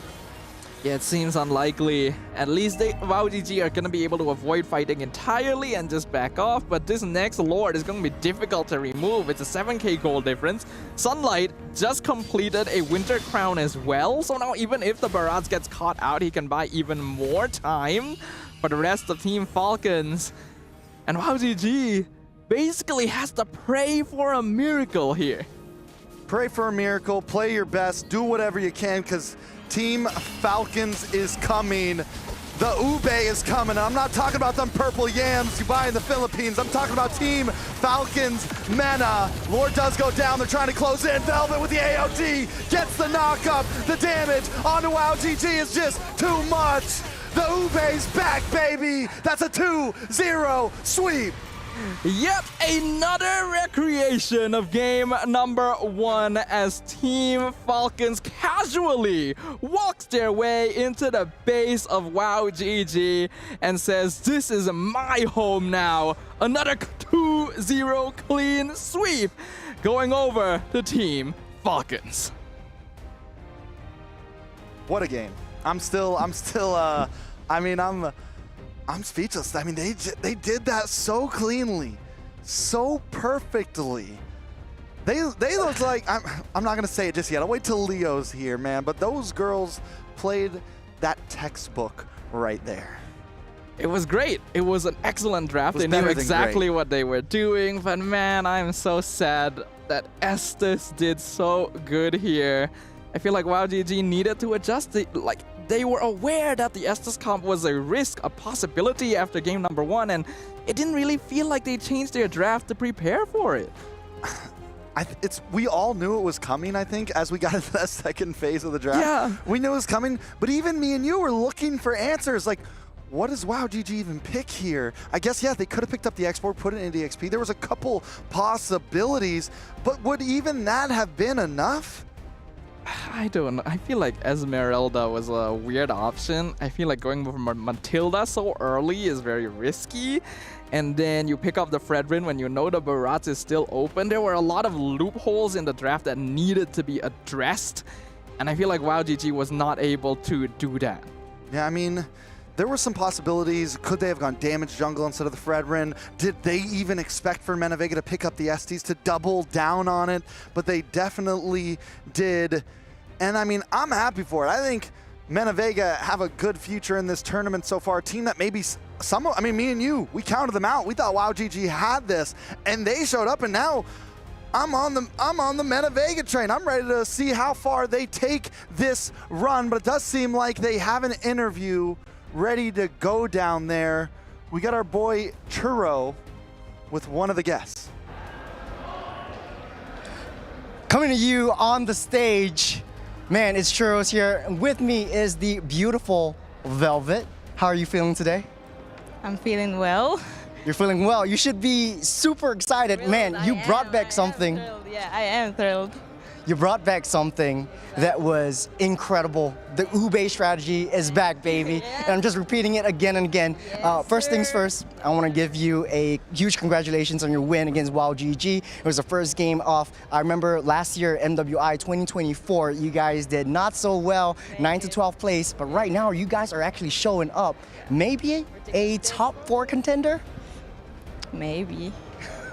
Okay, let's get down to the fundamentals. What is your thought process on this Ube strategy? And was it down to coaches or was it down to like your personal preferences? What was it? It was down to coaches' preferences actually, but I think that I have a part of it though, because those heroes require proficiency from the player itself. So yeah, I got him to pick Arenas and told him I can't tank those people. I gotta say, like, I was not expecting the Estes and the Melissa coming out, and we have to really talk about names coming in on the Melissa, and she was so vocal every single part of the way. It seems like she's a gold laner, but on the screen, she seems like she's the most vocal about it. What changed over that 1 year that you guys, did MWI 2024 and up to now? Well, the last MWI, as we all know, it wasn't very well, but then we had another thought and we had another goal for us to achieve throughout the year, and which is to make sure that we progress rapidly, because we need the progress, okay? And for names, she actually tried her best to do her role, so we were so proud of her. I am proud of not only names, but the entire Team Falcons team. Man, I got one more last question for you. Is there anything you want to say to all your fans in the MENA region? And you can use in your own language if you want to. It's okay, it's okay. I'm just glad that I have fans, not just in the MENA and all around the world, especially in Philippines and Indonesia. I'm very glad, I'm very happy that I have you guys by my side and always rooting for me, and that's quite a thing for me actually. Well, thank you very much for your interview, and that's all the time we have. But man, there's a lot to talk about, so let's break it down. Throwing over to the boys back on the desk. Over to you. We are men, not boys. Thanks, Churro, and thanks, Velvet. You can count me as one of those fans from all around the world who I can't believe I didn't see it first. It took a while until the very end of the tournament that she was talking about, IESF WEC 2024, for them to really catch a break. And here, they ran through WoW. There's really no other way to describe it. They ran right through WoW GG. The base was a suggestion at that point because they had their own fountain following them the entire time. The Estes proved itself here. Still don't like the hero, but I feel like WoW GG needed to make some adjustments here. Stava, right? Falcons don't care about what you think about I it. know, bro. we can mutually not care. We can all agree that it's a great hero, though. No. Right? I mean, stats don't lie. Team Falcons Mena Vega proved it was a great hero today, and I think we're going to see more of it from them, honestly. It could be something that carries them. It might become a must ban. I can't believe they didn't ban it. I can't believe second phase, they should have. Yeah, so weird, actually. A lot of the symptoms that showed in Game 1 were not addressed. So that worries me for the future of WoW GG here in MWIs, because when you get stomped on, again, for the lack of a better term, when you get stomped on in Game 1, you usually at least try to find all right, at least 2 major things that went wrong. If we can fix one of them, at least the game might go longer. Here, if anything, I think the symptoms worsened. Yeah, there were some adjustments. They focused down on the Baxia and Uranus that we talked about in game number 1, which I like. That was a good adjustment. Just remove these really difficult to kill heroes in the first place. But you have to be aware that MLBB is going to have a lot more of those heroes just waiting in the works. You gotta respect that. They went for the Fredrin. You already know Barat should be a counter to that. And then you see the Gatot, the potential Barat setup. The Estes is such an obvious pick at that point that I'm really confused that they didn't properly draft against it. Yeah, but since they didn't ban it, like I said, I don't think there was much they could do against it at that point. I mean, it just looked good. Even this first highlight right here, they make this aggressive attack, and it looks like that is on their side, but immediately it's just turned around. And names on this Melissa was also just one of the... It was an amazing marksman pick to fit into this strategy. A lot of other marksmen might have not benefited as much as Names would have, because the thing about it is you can just hang out and just get free shots off. Velvet's entry in the early game, that first clip, and then now here at the end were picture perfect. She definitely should have a growing fan base soon. Velvetnatic. I don't know, man. Velveteers. The Velveteers. Are we starting that now? Yeah. Okay. Yeah, we can do that. not in though, because he doesn't like Estes. You know, I just don't like the Estes. The others are fine. No, you have to admit that you like Estes. Yeah. Okay, then no. That's rule number. That's like you the guys entry can make fee. your That's own like, club then. That's like list. That's like third down the list. You're telling me to deny my ego here, sir. It's gonna be okay. It's okay. Well, thank you. It's okay. The Velveteers are always open unless you don't like Estes. You don't follow the rules. Yeah.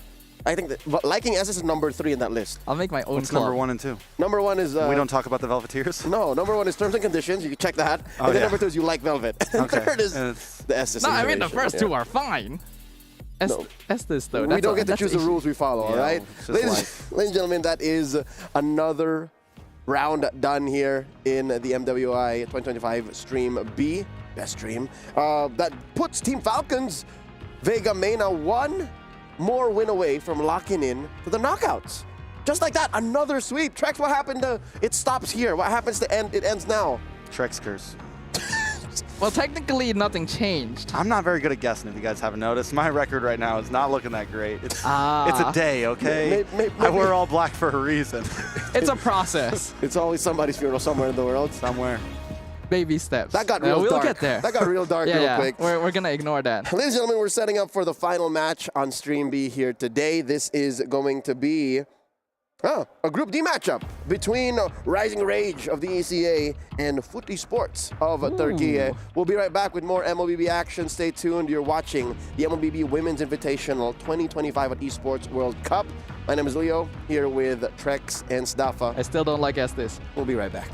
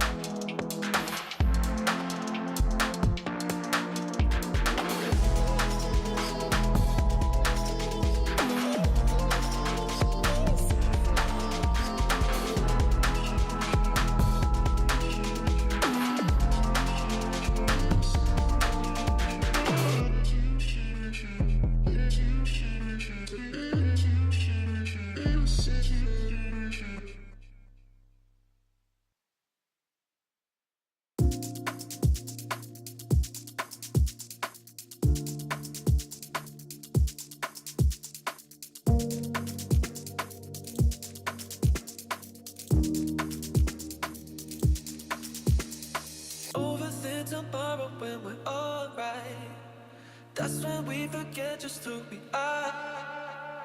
Make us come together and it's alright. That's when you remember who you are.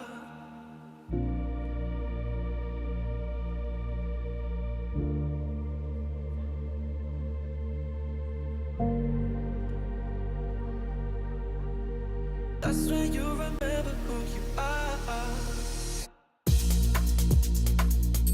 Who you are.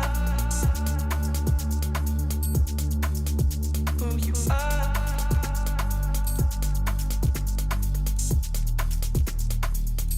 Who you are.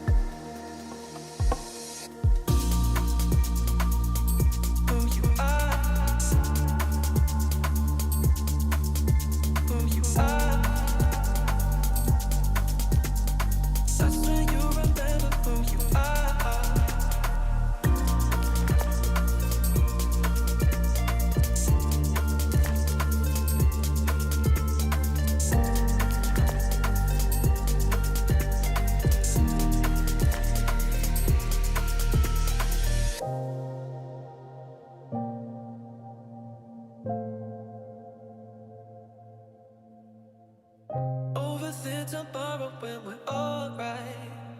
That's when we forget just who we are. Make us come together and it's alright. That's when you remember who you are. That's when you remember who you are. Who you are. Who you are. That's when you remember who you are.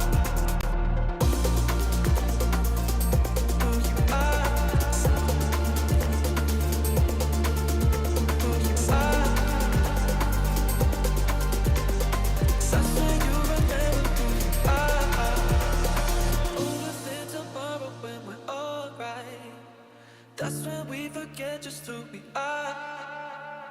Make us come together and it's alright. That's when you remember who you are.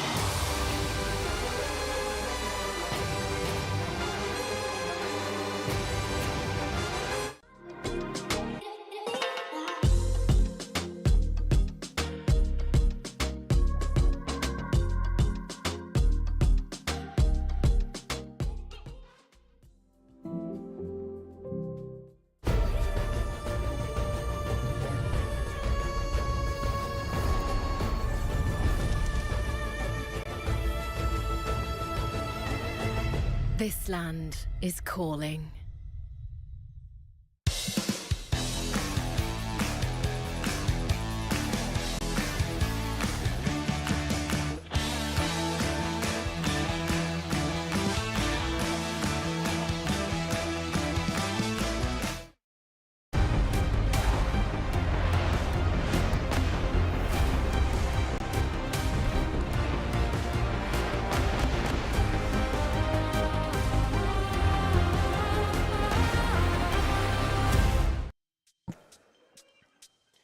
You're watching Stream B of the MLBB Women's Invitational 2025 live from Riyadh, Saudi Arabia, here at the Esports World Cup. My name is Leo, at your service, your desk host for all of today and for the rest of the week. Joined here by Churo and Trex, calling the last match of the day. It's another best of three. This time between the ECA and Turkey, we got Rising Rage and Foot Esports.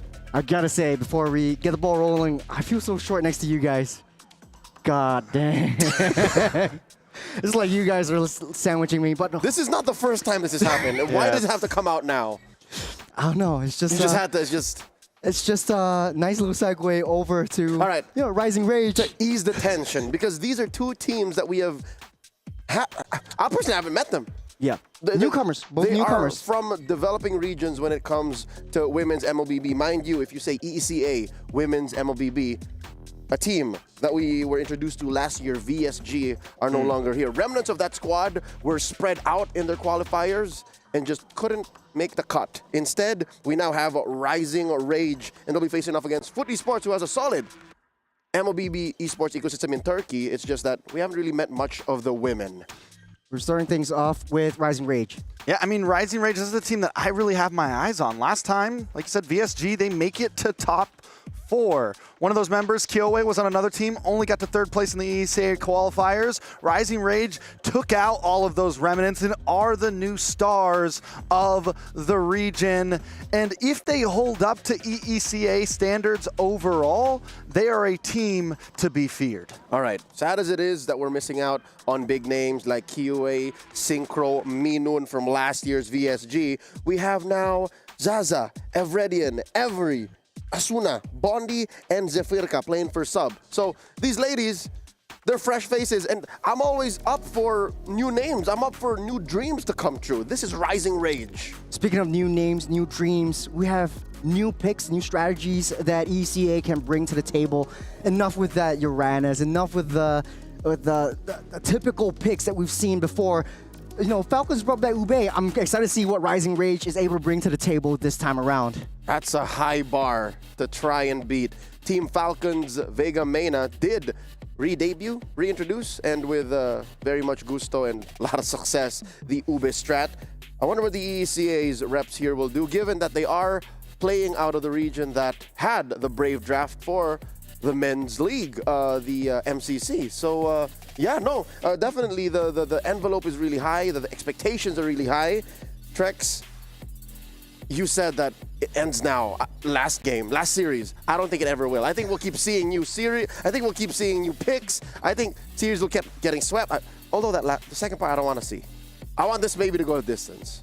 At least give us one. Give us one best of 3. Give us one, give us one big match. Give me something to be entertained. I'm not saying I haven't been entertained, but there's nothing like a good, reverse sweep, a good back and forth, some ping pong. Give me something to play with. We could try. So with that said, it comes down to these two.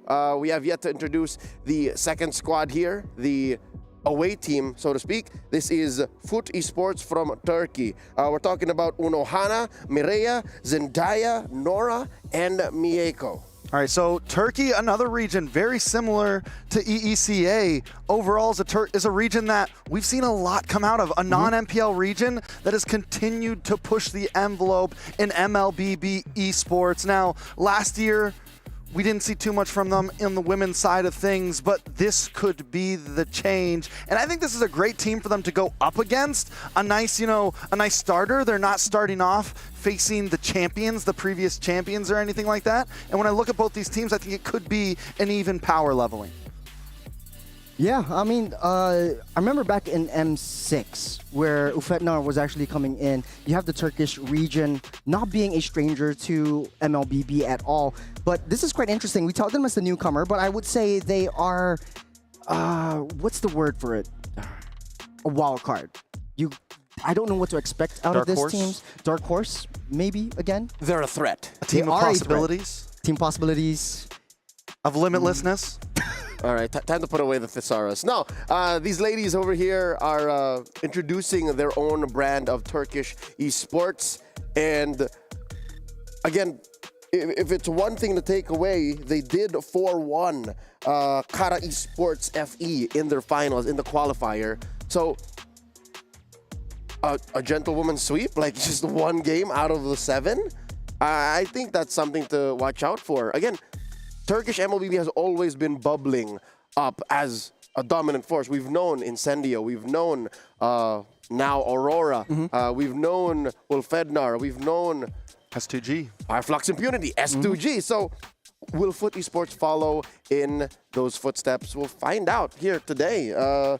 I wonder if Unohana and the rest of the ladies can introduce something new. I hope they do, because if you remember, look back to history, there's always been special picks out of Turkey.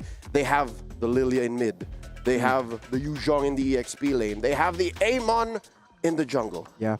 I'm also looking forward to the double mid lane roam kind of situation. I remember Ufetnar or Fireflux Impunity, they brought out the Novaria together with the Eve, but that was metas ago. This time around, I think they definitely have something that other regions don't. The ability, the possibility of testing things out and seeing where things go. And what better day or what better time to test things out than day number 1? I mean, this is definitely the time to do it, but also there's a lot on the line here. So far, the teams that have been testing things out, maybe they weren't testing it out. It seems like Falcons came in very prepared with that strategy. But yeah, the teams that are willing to stick to what they know or stick to what they do best are winning out right now.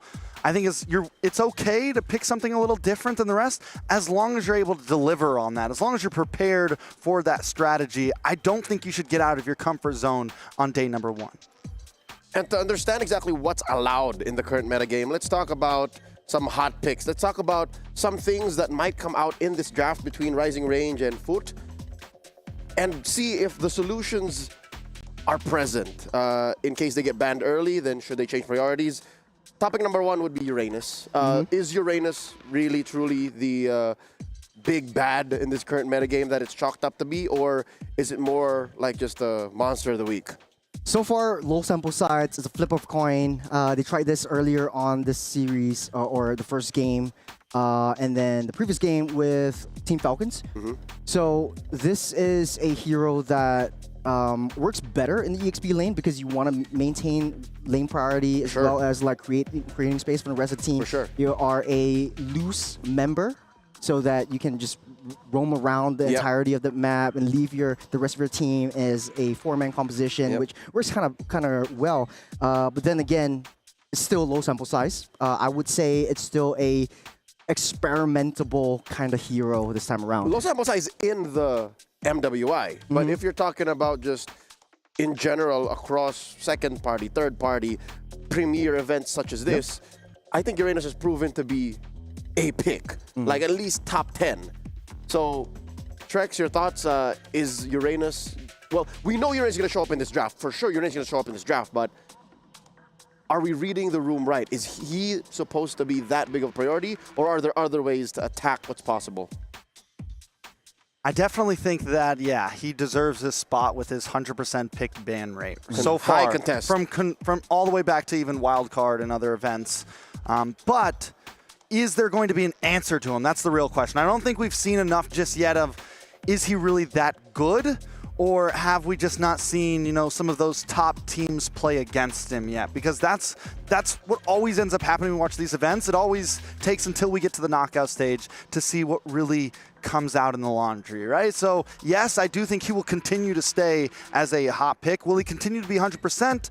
Time will tell. Will he continue to be unbeatable? Time will tell. But right now, he definitely deserves this spot in the meta. Yeah, I don't think anything is unbeatable. We've seen the rise of heroes like Esmeralda come out, and we've seen heroes like Hilda and Phoveus who just don't want to spend any time with Uranus. Like, any time you spend with Uranus is time that Uranus wants you to spend on them because you're wasting precious time. Because again, you're right, Churo. You mentioned how Uranus wants to be away. He's a loose member of a lineup, and no true lineup should benefit from Uranus being around because you want to break your opponent's formations, their battle lines, and these answers, I think, are going to be more important. The life and death of Uranus falls on the shoulders of the teams who are willing to let it through and then answer it. We've seen in the wild card, teams are willing to play Lucas. Yep.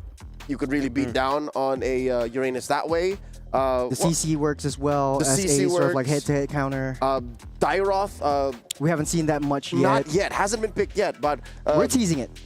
We know that mechanically speaking, logically, the Dairoth should bully the Uranus. Are there other possible solutions you guys might want to suggest so that in case it does come up, we can look extra smart? I mean, I like the CC idea. I think what you could approach with it is pick something highly mobile, right? Yep. I think something that I was just about to say, Benedetta, something that, okay, fine, you might not beat him in lane in the 1v1, but you can beat him in rotations, and since he's going to be a loose member, fine, you go beat the other 4 in a 5v4, right? You take advantage of that Uranus being elsewhere and just try to bully the other 4 members of the enemy team. That could be another way to approach it. Come back to the shred. I mean, there's going to be some options I'm sure we're going to see as these events move forward. But currently, yeah, I think against a team that's maybe not as well-trained, maybe not as ready for something like that, we're going to continue to see teams having trouble with it or just banning it out. Now, from the EXP lane, let's move over to the jungle. The jungle has grown to become quite the sandbox for a lot of teams. Specifically, I want to use as an example, Team Falcons Vega Mena. Sunlight, a prolific utility jungler user. She rocked the Baksha, again, already must ban or pick in the first phase alone. Rocked the Barats the game after. Might have played better than the Baksha. Are there any other heroes that we're expecting to come through because of the rise of utility junglers now? Or has this, again, another possibility, gone out of control? Are we dipping too deep into the days of 2021, 2022 when all you could see are just utilities left and right? The way I approach it is not on a lane-to-lane perspective, but more on a macro, like what's your objective? Like how do you want to play the game? So the jungle doesn't live in an island? The jungler and the EXP, I like to say it's more of like a tit for tat. You trade a flexible jungler or a high bursty jungler for a tanky EXP lane. So one that's or the what other. Uranus, yeah. There's like a balance. It has to be a balance. So the Uranus actually gives a little bit more mobility. That's why you can afford to bring out the Barats. You can bring out the Baksha, which provides that kind of sustain the frontline tank, especially in the early game where Uranus doesn't shine as much. And so I think from this perspective, if teams want to pick up the Uranus EXP lane again, I feel like they could go something. We're actually seeing a decline in fighter junglers from before. You know, the alphas, the alphas that had been readjusted or nerfed down to the core, 25% negating damage from the jungle creeps. I think that. I guess this game just doesn't want to see fighter junglers anymore. You said the F word. I missed my fighter junglers, man. It's been a while since we've last seen the likes of the Alpha, the Lucas. I'm glad that we got to see at least a shadow of Lucas in the wild card in the EXP lane, the bully and Uranus. Where is Suyo? Where's my boy Suyo? Even the Julian. I'm glad Suyo's gone. I'm sorry. It was like a year and a half. Where is this coming supremacy. from? It was like a year and a half. Suyo's been around for less than a year. What are you talking either about? way, it was multiple seasons. We saw it at M6, leading up to M6. We saw it in MSC, M6. No, he wasn't at MSC. Yeah, he was, right? He was. Yeah, he was in MSC. It was M6. Roger, Suyo, Alpha. That was like the meta at the time. Really? Suyo, Alpha were the junglers. Joy as well. Then it was Joy, Suyo, and M6. This MSC? Last MSC, yeah. Last MSC. He was in. Gentlemen. Look it up. I'll Okay, keep on talking. Either way, my point is it wasn't even really a fighter meta. It was like 3 fighters, man. Let's just be real here. I'm happy. I think right now that the door is literally just cracking open on what we're about to see in terms of meta. I think it's in a good spot, especially because we can see things like sustain meta. We're still seeing assassins pop up. I'm not completely counted out. Leo's about to prove me wrong, but we will see. I thought y'all got me on the Mandela. Don't gaslight me. Suyo came out after MSC. Suyo Was the came patch out after MSC? So was it Alpha Roger? No, yes, here's the thing. It's been around so long that it just clouds our judgment. Yeah, it just clouds my judgment. It was, hold up. Are you sure there was Yeah. It was Ling, Julian, Fanny, Hayabusa, Nolan. Alpha. The Alpha There was a random Akai in the finals. So, no, if Suyo was here, we would definitely see his face at least banned. But it's nowhere there. So, yeah. He's looking at the wrong notes. So, Suyo has been around for less than a year, and already the developers have nerfed him to the ground. Or I don't think they've nerfed him to the ground. I'd like to argue that it's not his nerf that kicked him out of the meta. I think it's the atmosphere around Suyo. Yeah. Mid lane mages are just too strong. I mean, what am I saying? Just mages, mid laners, they're just way too strong. And that alone might be too much for Suyo to deal with. Yeah, I feel like it's a mix of like the developers just removing his passive magic defense, but also the meta calls for a little bit more late game sustain and late game insurance. He does run out of utility later on. Kind of doesn't fit the bar. Falls off. Yeah, and the late game especially. But I do want to see like coming back to your point, like the Amon, the Nathan, which was so prio banned and picked when they were first introduced. Nolan, and you now mean? getting fallen off. Nolan Yes. as well. We talked about this in the earlier game as well, and people just I guess forget about it. It's pretty much the same way you play the Suyo for how you want to approach the Nolan, but then again, you don't have the defense. You don't have. I mean, they're just too squishy. And I think the problem. I think the only reason why Hayabusa and Ling and Lancelot right now are surviving assassins is because of their mobility, right? Yeah. Because they can at least get in and get out. A lot of heroes like Nolan, Julian, those guys. Once you're in there. And if you take 2 shots on one of those heroes, you're dead. Like, there's not the defense that Suyo had. There's not that that ability that a fighter has, right? To kind of absorb a couple more shots from a high burst mage like a Farza or a high burst marksman. So I think that's what we're kind of seeing the big shift in. And if an assassin is going to be in the field, it's got to be someone that can move. It's got to be someone that can dodge. But still, the fact that we have those options and the fact that now we're seeing things as well, like Fred Rin, we just saw Basha, we're seeing the possibility of sustained meta with Estes. I feel like the meta is very open right now in a sense of like at least composition total. Yes, there's a few lanes that are hurting, but composition and total is there. It's enough time talking about it. How about we be about it? It's time for game 1. It's Rising Rage with Coach Savtizi at the lead versus Coach Asmo leading the charge for Foot Esports. Churo and Trex gonna take care of business.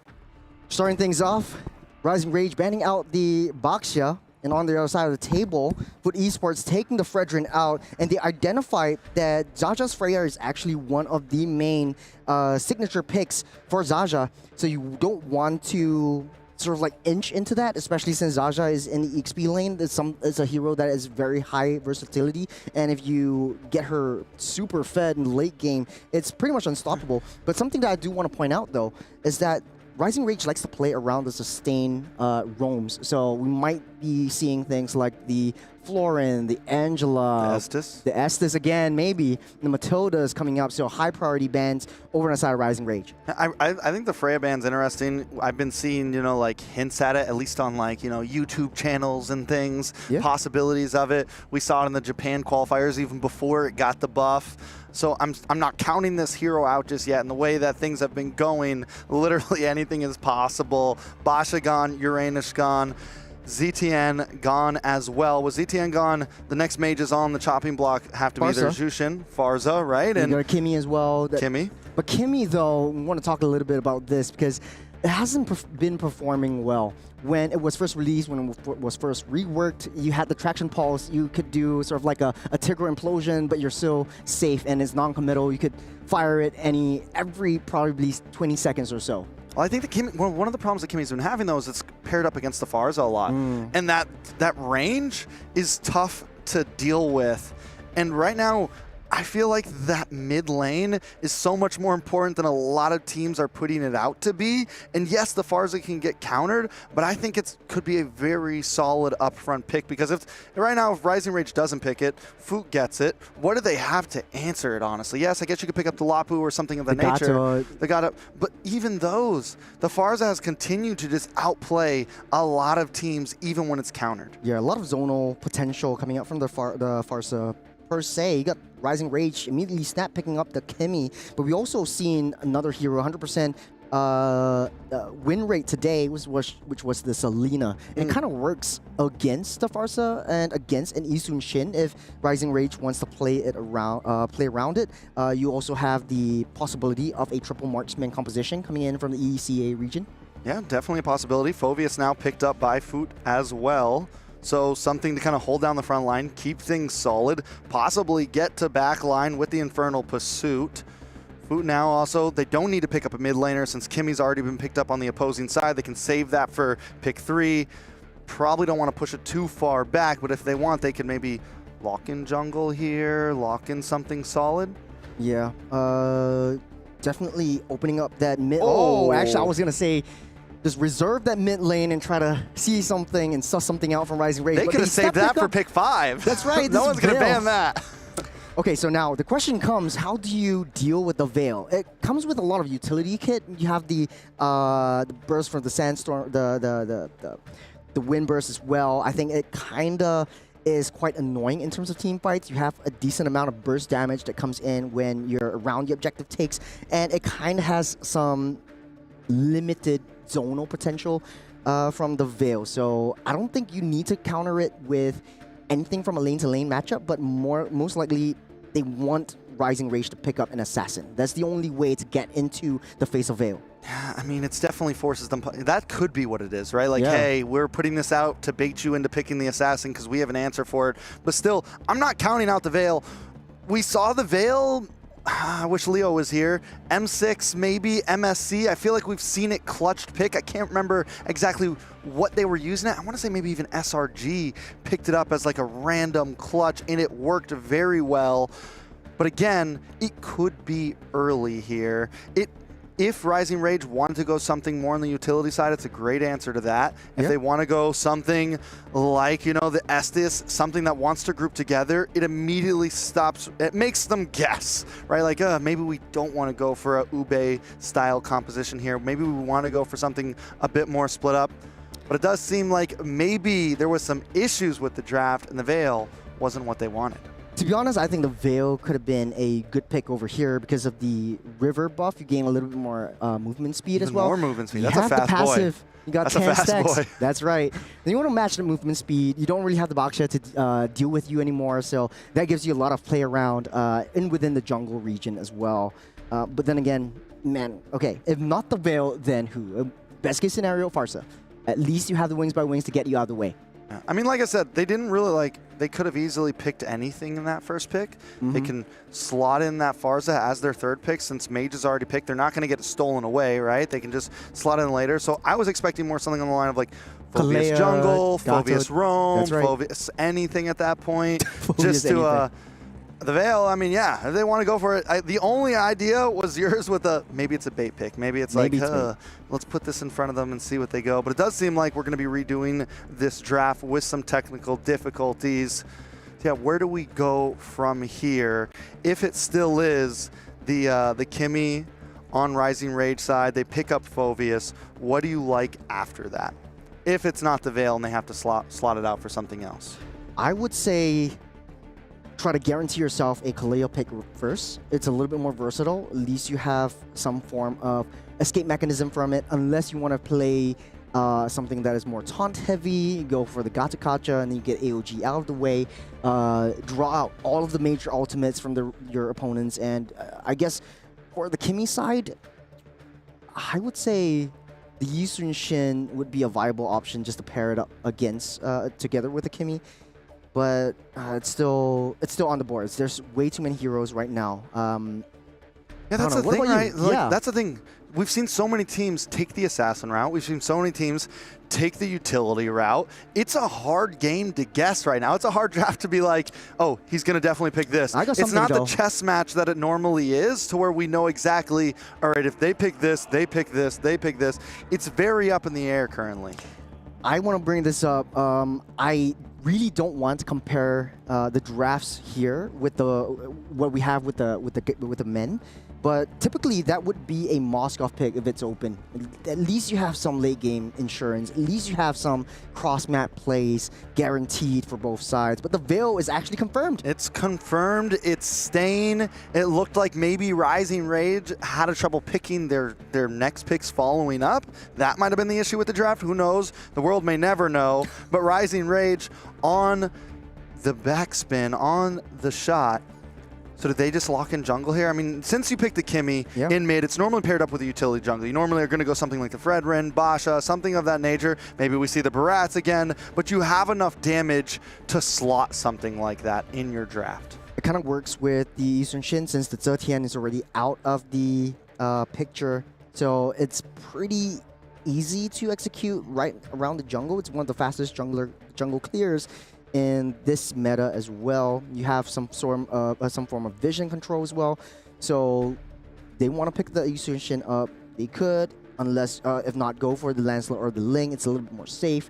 But yeah, it could be anything. Unless you want to go for the CC as well, just to counteract the lane-to-lane matchup against the Phoveus, and then you can match that tempo, match the speed of rotations down into the objective takes. Yeah, so I mean, Rising Rage continues to take their time here.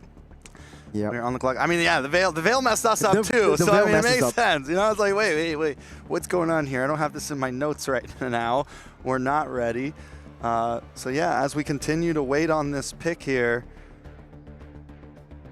So you think they're going to go damage? I think it's better to try to get an even matchup with the EXP lane and try to get some assassins going on, because right now both teams are actually not picking up any assassins. Not too sure about Rising Rage as of this moment. I know one of their comfort duo picks is the Angela and the Alice combo as well that we've seen from Virtus Pro. But then again, might not work out too well if Foot Esports is able to have something more aggressive into the jungle. Yeah, I'm guessing at this point maybe a little bit more we're technical just not difficulties. Yeah, that's what I'm saying, Trex. I'm like, yo, where's can this only pig at? hypothesize. I can only hypothesize so much at this point. Maybe we'll just jump into the game. We get to just do a free fly. We get to just see exactly what happens. You know, maybe someone over there wants to tell us exactly what got picked here. They do look serious. I'll tell you that much. They look locked in right now. I'll say I think that. something wrong with the graphics. I don't know what is going on right here, but it's okay. Hopefully they're experiencing the same thing as us, and we'll have a remake real soon. But or maybe the draft is just continuing at this point, and they're just like, you know, it looks like the draft is continuing at least on their side. And then we'll just wing it into the game. Jump in the lane of dawn. This is how we like it. This is how we like it. Keep it free. Keep it free. So. We'll go a different direction with this then, right? Who's your vote on this match? I would, man. We didn't You're get putting a me in a prediction tough spot though. We didn't get a prediction in. I would say right now, I think EECA has a lot to prove. Being a newcomer in the scene as well, not a lot of exposure for the most part. They had some form of their potential in the previous MWI, but now with a change in the roster, they want to prove that EECA is definitely in the region and they are a strong contender. But it does look like they're actually in the bans. You can see the phone right there. They have 3 picks on both sides, and it's the second phase on the bans. Cameraman, just let us see one of the phones real quick so we can see exactly what's going on. All right, so you give it to ECA. I'm giving it to ECA. I'm not gonna lie. Back in the day, I was a big Turkey A fan. I do think ECA are probably the favorites here, but to keep things spicy, I'm going to go with Foot Esports, Turkey A. I'm excited for them. Honestly, I think out of all the matches, this also, even though both of these teams are essentially pretty new to the scene right now, a lot of these players, I think this is could be a very even matchup. And in terms of what could go to a best of 3, this could be that. For anyone just tuning in, this is the last series of the night, game number 1. Series 4, and man, hopefully they sort the graphics out because they're almost halfway done. And I think Trex, we might be able to wing it now. They seem like, okay, second phase of that bands, but what are you? Second phase of the bands? What are you hypothesizing? I mean, that's coming out? we're just gonna guess all the drafts. All the heroes, yeah. We had the Veil on the side of Foot. And that is not a glitch. That is not a bug. That is not a glitch. That really happened. At least that's what we think. We hope. I don't know. We'll see. All right. We're still back to square one. We're still back to the same draft right now. So yeah, if it's Veil there on the side of Foot, I'm gonna call it in as I'm gonna say they lock in a marksman here and they go for the they pick up the Granger here. Okay. There you Pick go. up the Granger. I would say Rising Rage would definitely go for an Eastern Shin or some other form of assassin. It might be Eastern Shin or Ling. At least you have some form of threat for the Veil, and you can get into the backlines and try to take him out of the game before things go south. What's left, though? I mean, if you want to risk it for the biscuit, you could always flex Kimmy into the gold lane, but that won't be a viable option. Hold on, maybe Rising Rage picks up the... All right, we're going in game. We're going to see what it is anyways. Let's jump into game number 1. EECA, Rising Rage. They will be the Eastern Shin, that's what I'm saying. Against Foot from Turkey A. Let's jump into the game.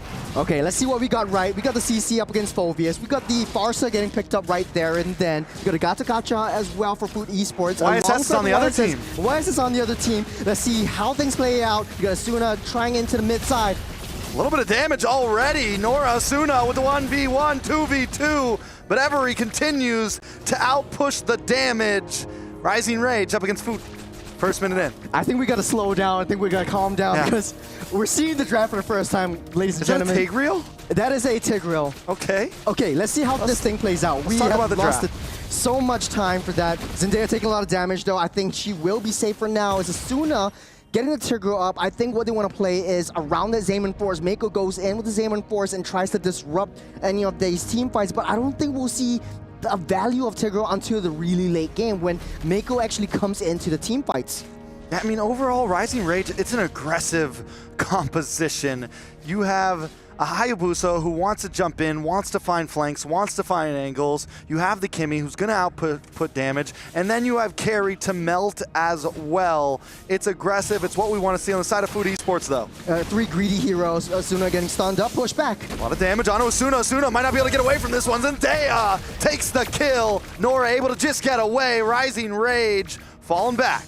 Good aggression from Food Esports, and this is what you want to see with an aggressive team, especially from Maria with the Eastern Shin. You want to be able to get that early game snowball and turn that snowball into an avalanche. First turtle game getting spawned up. Food Esports in a better position contest for this one. They don't have Asuna in question. Maria taking a little bit too much damage though, but they are still safe and sound. Yeah, turtle up. Unohana able to get the Infernal Pursuit. Nora as well pushing him back. Feathered Airstrike comes down as Unohana keeps Rising Rage at bay, but maybe too deep. Ooh. Finally drops. Gets the kill, actually. Every falls, and Unohana finally pays the price, but that's a good trade in the book of Food Esports. Good is an understatement. They took out 2 members of one member of Rising Rage as well as the turtle to their names.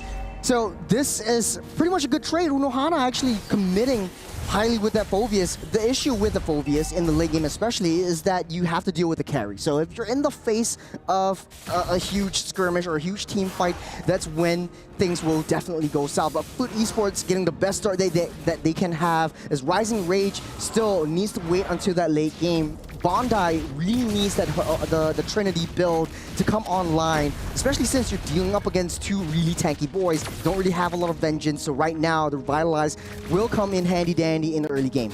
You know, just to point something out, there was no veil. Oh, there was no veil. It was all so a veil over issue. our eyes.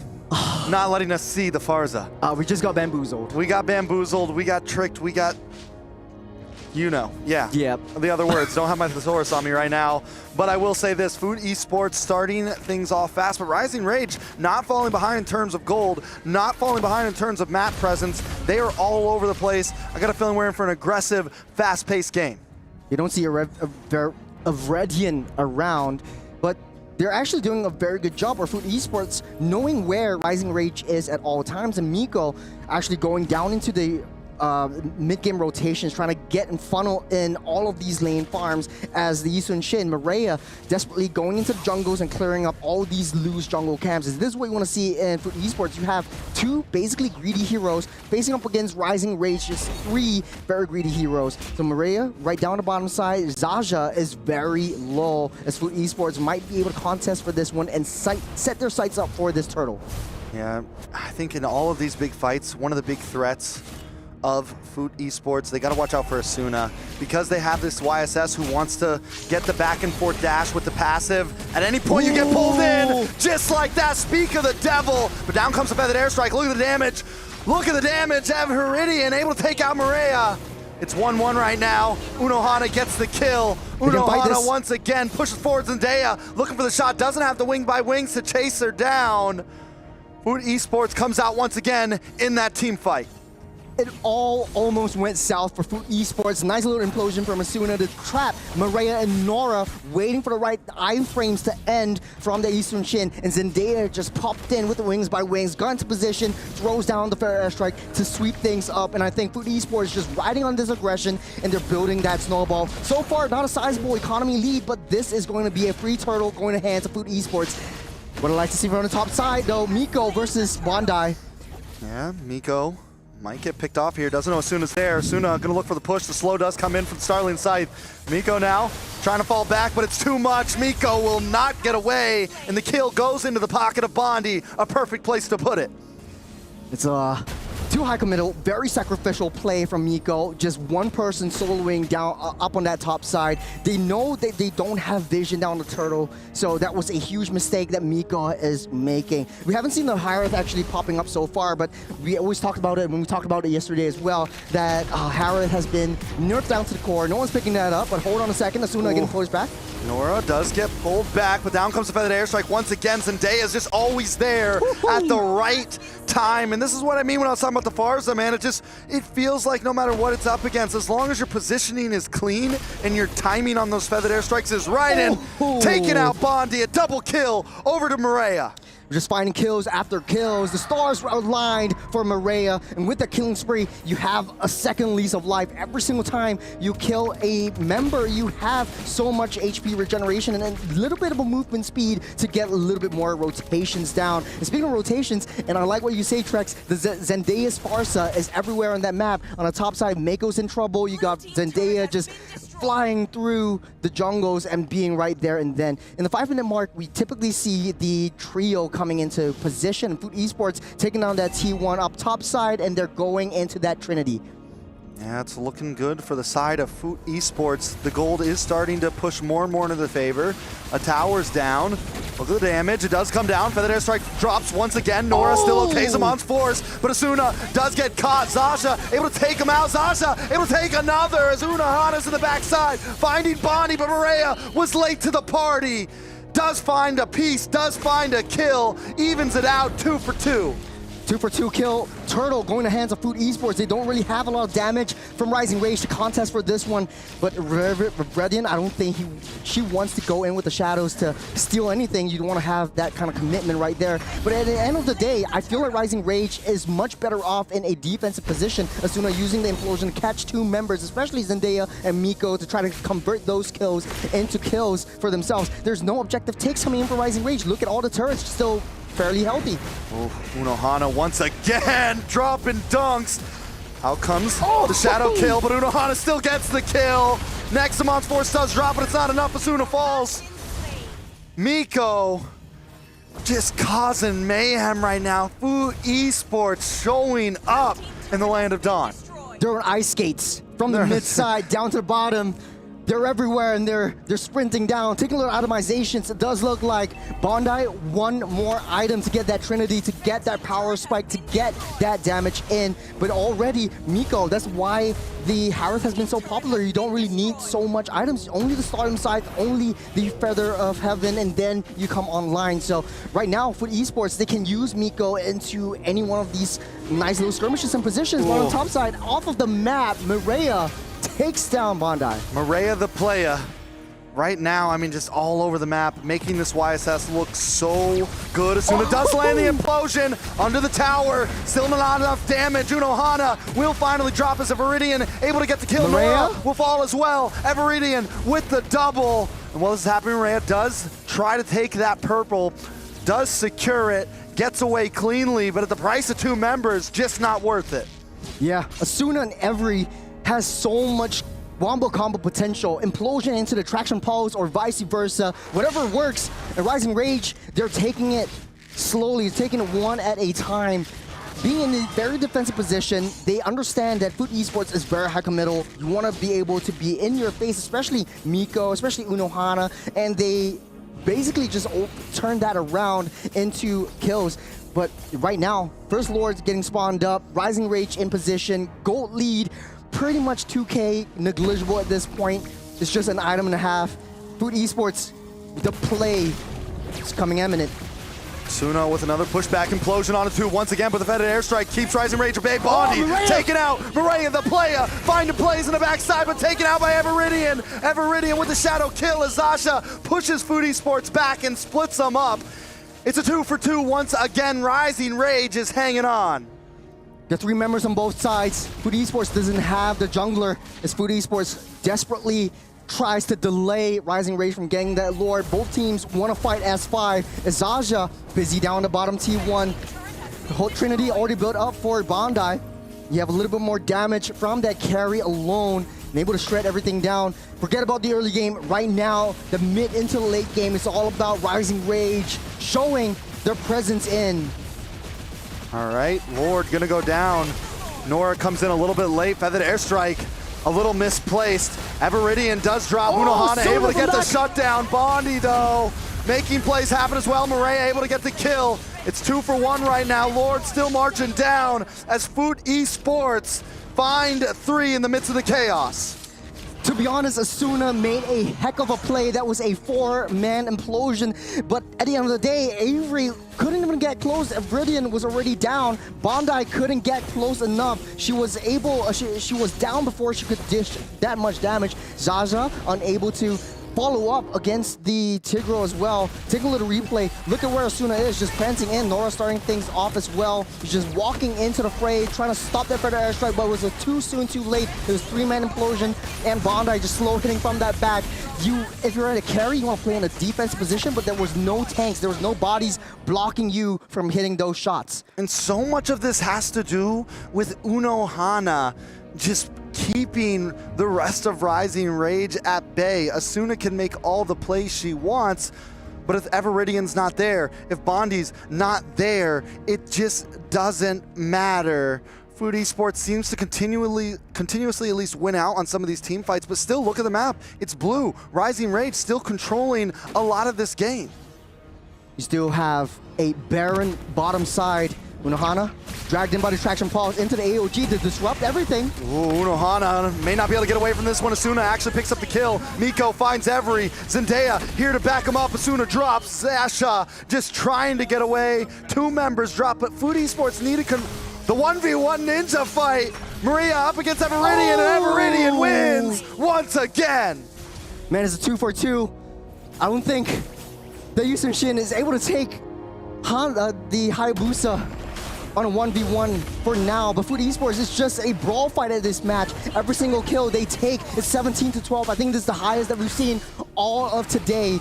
But at the end of the day, 50 seconds till Lord spawns up. That's a major objective that Food Esports and Rising Rage needs to contest for. And I think at this point, both teams, Economy, even Stevens, they're able to fight and dance around this Lord.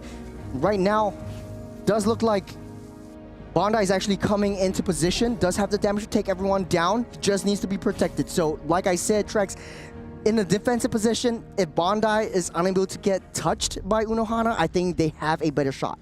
But here's the thing, right? When I was looking at Rising Rage draft, that's one of the problems that I'm seeing is, yes, you have this carry who can do so much, but your only real blocker for your marksman is Asuna, right? And even Asuna wants to kind of dive. So what keeps on happening is Maria just waits for that and targets down onto Bondi. Or Unohana just waits for that and targets down onto Bondi. So Rising Rage, the way they enter these fights, positioning is going to be key. I think how they could play it is Every just staying back, holding back around Bondi, but you also want to be in a close enough position to land your traction pulse. You're starting things off with the Lord dance, and I think Food Esports has a huge value into this Farsa. Well, hold on a second, Everidian taking a little bit too much damage right there. Look at Zendaya, look at Zendaya. Oh, Miko finds one. Food Esports now with no retribution on the field for Rising Rage should be able to do this, should be able to take this. Miko finds another on the backside. Bondi taking out a triple for Miko, looking for the 4th. Immortality does pop. Asuna gonna come back up. The Maniac. All you gotta do is find one more, but they're gonna hold back and go for the Lord. Everything went south when Viridian took a little bit too much damage, shadow dashed into the mix, and Miko just immediately pulverized this Hayabusa. They can just cycle it though. They have the manpower. 5 men versus 1. It's 4 seconds till Viridian comes online. They're able to take this turret down, and also Lord marching down the bottom side. They might be able to finish it before that at this point. Minions coming down the mid. They do decide to back off. There's a tier 2 on the top that they got to clear. Miko's there, getting the Lord's work done right now. Fu Esports. Did we expect the game to be like this? We're at 33 kills total, a bloodbath.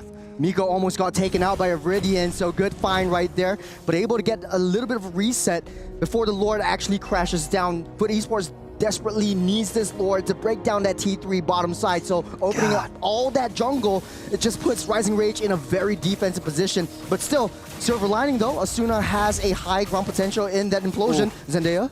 There's just so much damage on the side of Fu Esports. AOG does pop. Zasha just trying to get away. Nora though, might fall. Murray able to get a kill for himself. Zendaya on the run, but Zasha gets stopped, and Bondi finds Maria off the map. Miko, though, still getting involved, does drop Response Force, but it's a little too far away. Every now responding. Unohana drops. Bondi with the double. 4 members down on the side of Fu Esports, and once again, the map is reset. Big turnaround from Rising Rage. Everything just went south when the AOG landed, but the taunt back and push back by Asuna into the turrets just shut Fu Esports down. They're strong as 5, but when you layer in 1 by 1, it doesn't really hurt us that much for Rising Rage. And the fact of the matter is, like I said, you have high ground defense coming in from the ECA. So if you get a little bit too close, if you're a little bit too high committal, Asuna will take you down. Let's take a look at a replay to see how things went down. Get AOG down on the Winter Crown. Asuna just pushed Nora back. And when you don't have that tank, you don't really have a lot of shields to deal that much damage. Maria goes down. I mean, it's just, this was, maybe they went a little too deep here. They could have waited. They could have kept it chill. But overall, I mean, it's those small mistakes, and that's what we're seeing so much from both sides here. These big team fights happen, and one of them just goes a little too far. A huge hefty brawl, but at the end of the day, Zendaya is still 3-0-10. This woman is still unstoppable, and Rising Rage has to find an entrance over to the Farsa, shut her down. And once Farsa's out of the picture, it might be more of a better advantage in the objective fights, but it's easier said than done.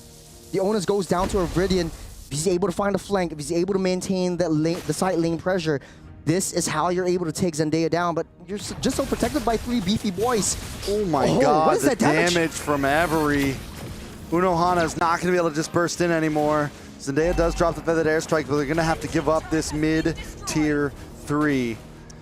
Rising Rage, once again making the map blue. Lord is up, and this is Lord number 3. Starting things off, Maria trying to find an entrance in. The Lord gets a reset. Every goes down, Maria able to get the kill.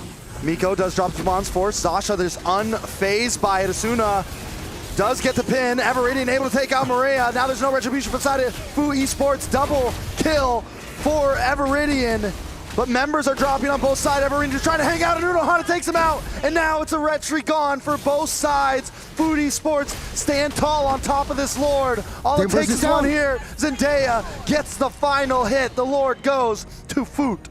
It's one after another. Rising Rage just queuing in. Into the Lord pit they go. But the timing isn't right. The Lord already spawned up, marching down the mid side. Zendaya has so much damage potential, and Rising Rage are struggling to take her down. That was a good find by Maria onto Every to start things off, though. Okay, Lord coming down. They don't have enough, like you said, to push down with this. So Rising Rage should be able to shred this. And the map just gets reset once again. We're closing in on this 20-minute mark. Gold at a standstill. At this point, everyone's just about maxed items. Take a look at the gold distribution between both junglers. Maria was ahead a lot, but now it looks like Everiddian is catching up. Slowly but surely, though, I think the play that mattered most is Asuna and Bondi trying to go into the mix, but we can see clearly Zendaya adapting to the situation, holding on to the fair airstrike until Bondi shows herself, and that is the adaptation, the versatility that we want to see in this Farsa. If Bondi ever goes down in this last team fight, this last push, I think Foot Esports might have a better shot. Rising Rage is able to find their way into Zendaya. There's going to be a long death timer that she's going to claw her way up from that grave. They're starting things off with the Zaman Force as well, but they touch and they go. All right, let's take it from here. I mean, Food Esports at this point, yeah, just play it slow. You don't need to rush it. You have the Farza. You have someone that can just kind of stiff arm if they try to dive in. They have a composition that can deal with Rising Rage diving to them. What it can't deal with is them getting too split up at this point, because Every and Bondi can both shred. And if one of them, if Unohana goes too deep, he's gone. If Maria goes too deep, she's gone. It's a problem, and Food Esports needs to understand that. I know it's a risky situation, but if Ridden is able to go to the side lanes and try to get that push, you split Foot Esports up in part, I think this might be a good shot for Rising Rage. But at the end of the day, though, I think for Maria, you do have that vision play and vision control over the entire game, so it doesn't really matter for them. Just waiting out for the next Lord, and we're back to square one. But Trex, this is a 50-50. It's been 20 minutes or so. It's closing in. We're closing in. I wish that, you know, I mean, it would have been helpful for Foot if they would have gotten that bottom tier 3 tower, that bottom tower, base tower, because they would have had advantage on this long lane. Now, with it up, minions still the same strength. Rising Rage playing more of a much wider map, but are they going to pay the price for that? Because Food Esports is blitzing this Lord. Every showing up a little late. Everidian as well, going to get zoned away from Unohana, and Lord goes to the side of Food Esports, and look at this in the backside. Asuna gets the stun. Every starts busting shots. Maria, though, able to take him out. The double kill for Maria. Members are dropping. Miko drops him on Force and finds another. Everidian all alone against 4. Looking for the getaway, looking for the outplay, just looking to try to get out of hell right now.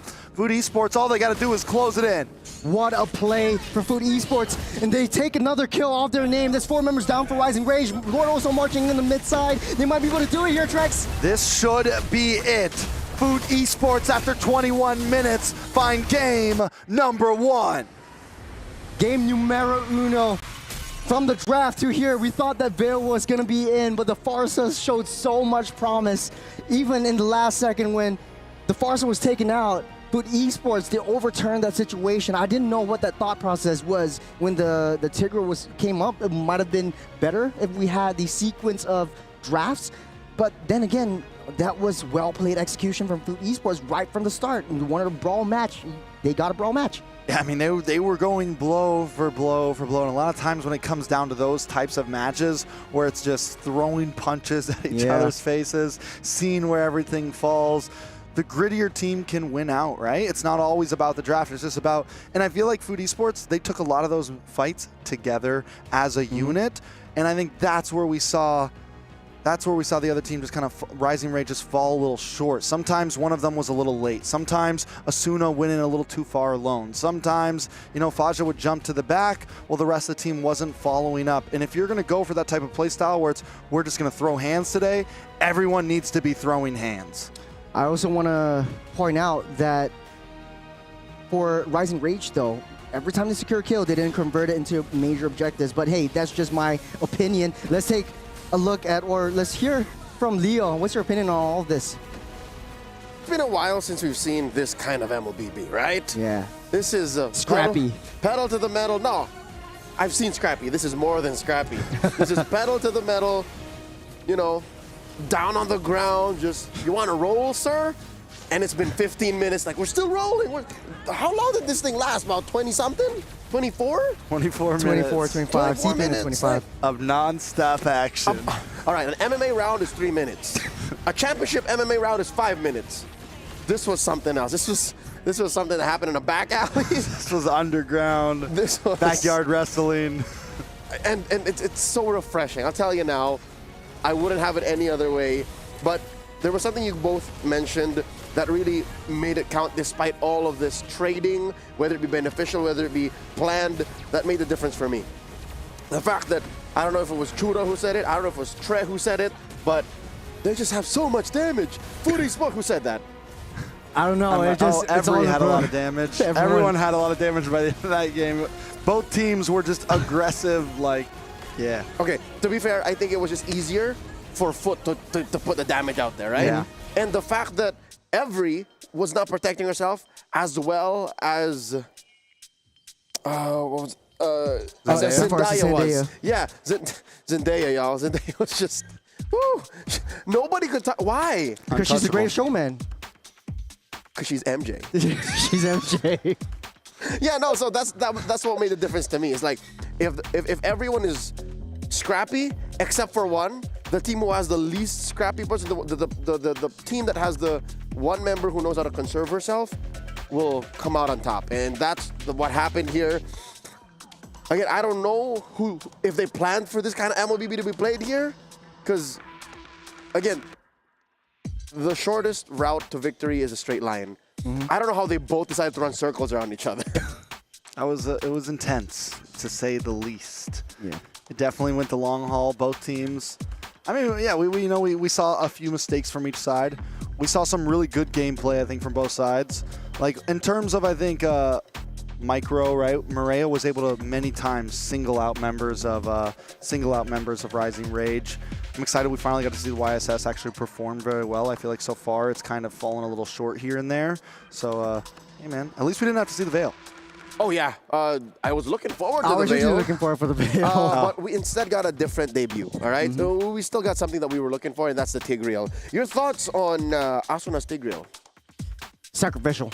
Just one word, sacrificial. I think a lot of the times, Asuna had the right idea, pulling in 2, 3, 4 members at one point with the Implosion, but there was just no follow-up. I like Tigreals that play with Implosion and into the push. Or the drag, that sequence, and not that, the typical dash into the flicker, into the Implosion, because at least you have some form of repositioning of your opponents. Asuna did that very well.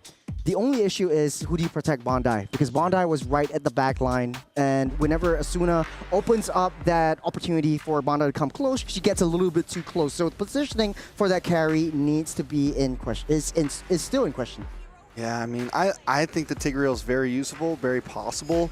I just don't think it was this comp. I don't think it was this game, and I think the side of Rising Rage just weren't either all on the same page. There was a couple plays, as you just said, where either Asuna went too far, and maybe they were doing it right, and Foot was just doing it better. Maria was always getting to the back line, finding those moments. But yeah, I mean, because there were some great implosions. Problem was Bondi was late to that party. The moment Bondi runs up right there, as we saw it, immediately taken out. So there's something that's got to be worked out here. I know what it is. So, because you have the Implosion, but every single one of the members are single target damage. You got CC single target, you got Hayabusa single target. You might argue Shadow Kills split damage, but it's not so much. Carry. You got the carry single target damage. It's not enough AoE damage to follow up around the Tigreal. The only one that matters is the Kimmy, but I saw at the end of the day, the Kimmy is not enough to take down the tanky boys. Like, you want to deal with the Phobias and the Gato in the backside, and target prioritization. They needed a Farza. And the team that had the Farsa and the team that had more AoE was the one that got there. And I think, again, that's the main difference. Now you put it better into words. The fact that Foot Esports had the AoE, Foot was much easier, had a much easier time dishing out the damage that they had, made all the difference. So that now that puts Rising Rage on the back foot, one game away from losing this series in a sweep. Something's got to change. Number one, I think the draft. We always say that, but folks, it's just true every single time. Maybe the Tigreal was right. What would you have changed if the Tigreal stayed? Because I agree. Asuna really tried. Asuna was a significant part of every major team fight. It's just they couldn't take advantage of the setup that she provided. I think they shouldn't have. I think first picking the Kimmy when the Farza's still out there, maybe a little bit greedy, maybe a little bit. Shouldn't have gone that path. I think they could have played with a different mage. They could have ran something a little bit different. But overall, either way, even that game, they were close to winning that game a few times. Foot made some mistakes. Do I think the draft could have been better? Yes. Do I think some of the gameplay could have been a little bit better? Yes. But yeah, I mean, there was definitely some moments where they just seemed a little split up, and in a comp like that, you don't want to be split up. When you have an implosion possibly coming in, everyone needs to be ready right then and there. There can be zero hesitation. So yeah, we'll see how they approach the next game. I have a feeling that the next draft if it doesn't change fundamentally for Rising Rage, it's over. I think. To be honest, though, me and Trex just missed the entire sequence of the draft, so we might see. There was no sequence. There was no sequence, so there wasn't a lot of information for us to go on to this. I mean, so the we couldn't put players a definitely pin know on what the priorities were. Yeah, because it could be like, okay, maybe the second pick wasn't the Veil. It could have been the Farsa. It could have been the Eastern Shin. So it denied their triple marksman, I don't know, plan. So we don't know if that's the case. So we don't know if that's the case. So we can only hypothesize, and we hypothesize quite a bit and within that region. And the Farsa getting picked up for Foot Esports was actually the nail in the coffin for if it was picked up in the first phase. Because then the Kimi doesn't have a lot of like zonal potential, and you want to throw Tigro into that mix. Very high committal hero. You want to throw yourself, throw your body in order to get a nice implosion, and there was just no follow-up. But yeah, to sum it all up, there's not a lot of information without the sequence. Yeah, in any case, the denial might have been the decision. The fact that they did not get the Kimi in case they were going for triple marksman benefited them in the end. So with that said, I would also have liked to hypothesize, right? Because that alone makes half the game. That alone might have been what changed the outcome here, because I'll agree with y'all, gentlemen. I think Rising Rage had about the same win rate or chance to win as Foot prior to this, but we can only speculate as to how the draft went. So with the draft set aside, should there also be a change in priorities? Were they not rotating correctly, or at least putting enough pressure on Zendaya or maybe even Mieko? Because, folks, this is uncanny. I'm uncomfortable with this. The Harith winning.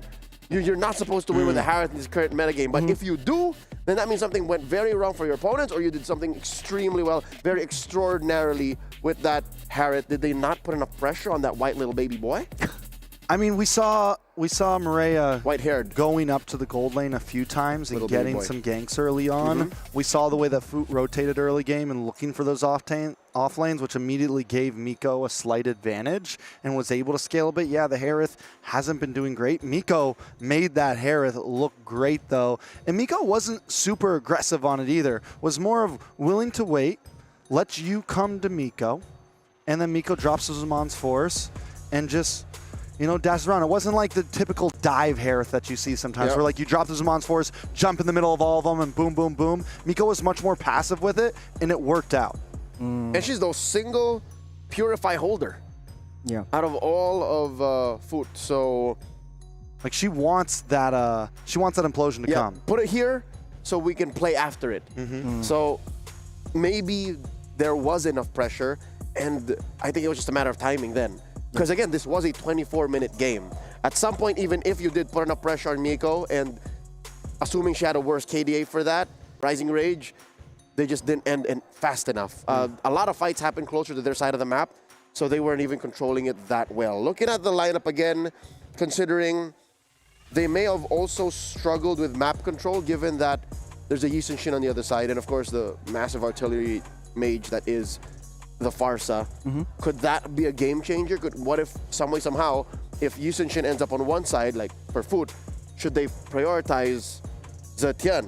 Is it a check for every to have a Zetian? From what I remember from the draft, Zetian was banned out in the first phase. And that's why when Zetian got banned out, and then ECA picked up the Kimi first pick. And I was immediately like, I'm not crazy about Kimi up front when there's still a Farza on the field. I feel like the range is a big deal. I feel like Farza, in my opinion, I think she's probably, I put her as my #1 mage right now, in my #1 mid lane. I think she's prio over some of the others, but I mean, again, that's all debatable. But definitely range, and we've continued to see that range be a problem. To be honest, though, in my opinion, there is a certain way to deal with the assassins in the jungle. We've seen that in the first game, Virtus Pro up against, sorry, not Virtus Pro, GG up against Navi MY. Correct. Very aggressive, go head on, go mano a mano into the jungle, try to disrupt all these team fights, and leave you farmless. The fact of the matter is, Rising Rage was unable to do that, or they didn't have that courage or that confidence to be able to execute that as well. Bear in mind, they have the CC. When we have the CC, or even a Khalid, or the Hilda, is more notorious for sitting in your jungle and getting their aggression going and trying to stop the snowball from happening, especially from the assassin. Yeah, maybe it was more of a lack of pressure on Mireia. I agree. The few times that we actually saw Mireia in threat of dying was when Iridian tried to kill her. Yeah, but that's not the best way to use a Hayabusa. You want to send the Hayabusa over to kill Zendaya. You want to kill Mieko. But alas, here we see this shinobi chasing this Korean legend. He's not a ninja, by the way. Like, as cool as that is, like, it's not even anime. It's like, what is the... Like, manhwa? That's manhwa is like... So what is Korean anime still called anime? Regardless. Manhwa? No, that's manga? what he said.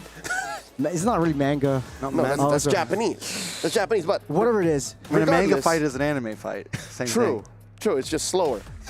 And you need to read. But regardless, I think the pressure was lacking on Mieko. Or rather, no, on Mireia. So if they put more pressure on Mireia, maybe even in the draft, we see this change. Maybe the tides turn for Rising Rage, and maybe we finally, somehow make it to Game 3, but that still comes down to how the draft is attacked. I mean, with the way the last game went, I think it's very possible we could see a Game 3.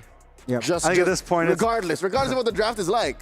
It's very possible. It's exciting. It's crazy. They're throwing punches. I think Game 2 could even be even more of a slugfest. Elbows, knees, shins, knives. Whoa. You know, they threw out the Tigger in the previous game.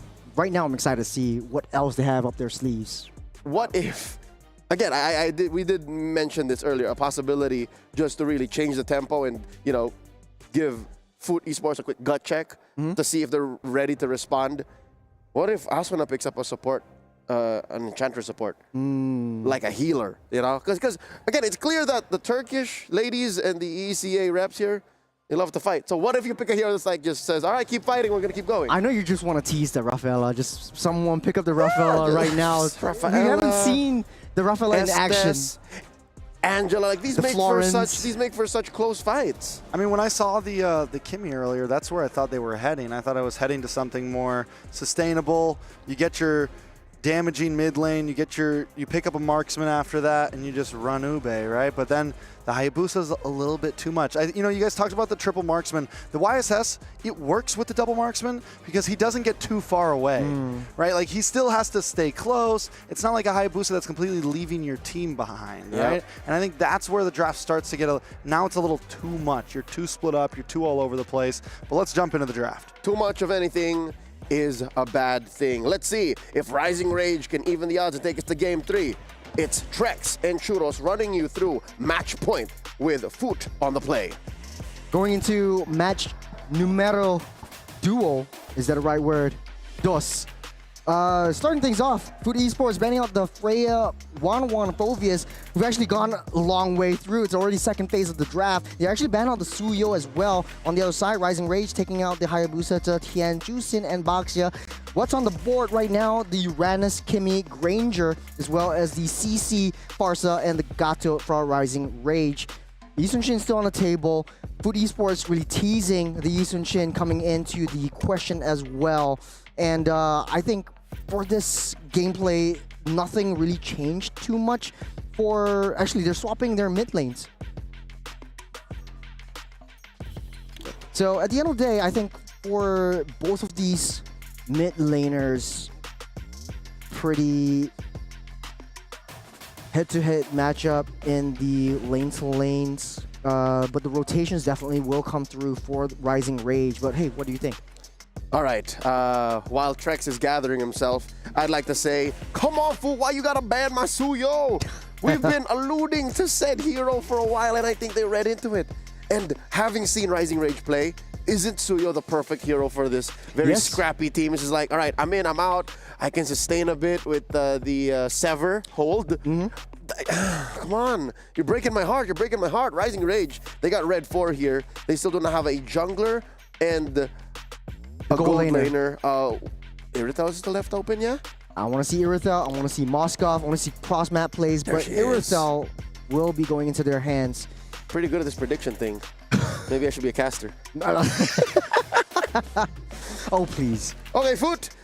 Again, here's another change. The Fredrin will come out. Mireia showing us more layers, depth to her hero pool. She picks up the Fredrin, and I'm so thankful that it wasn't the Uranus in the jungle.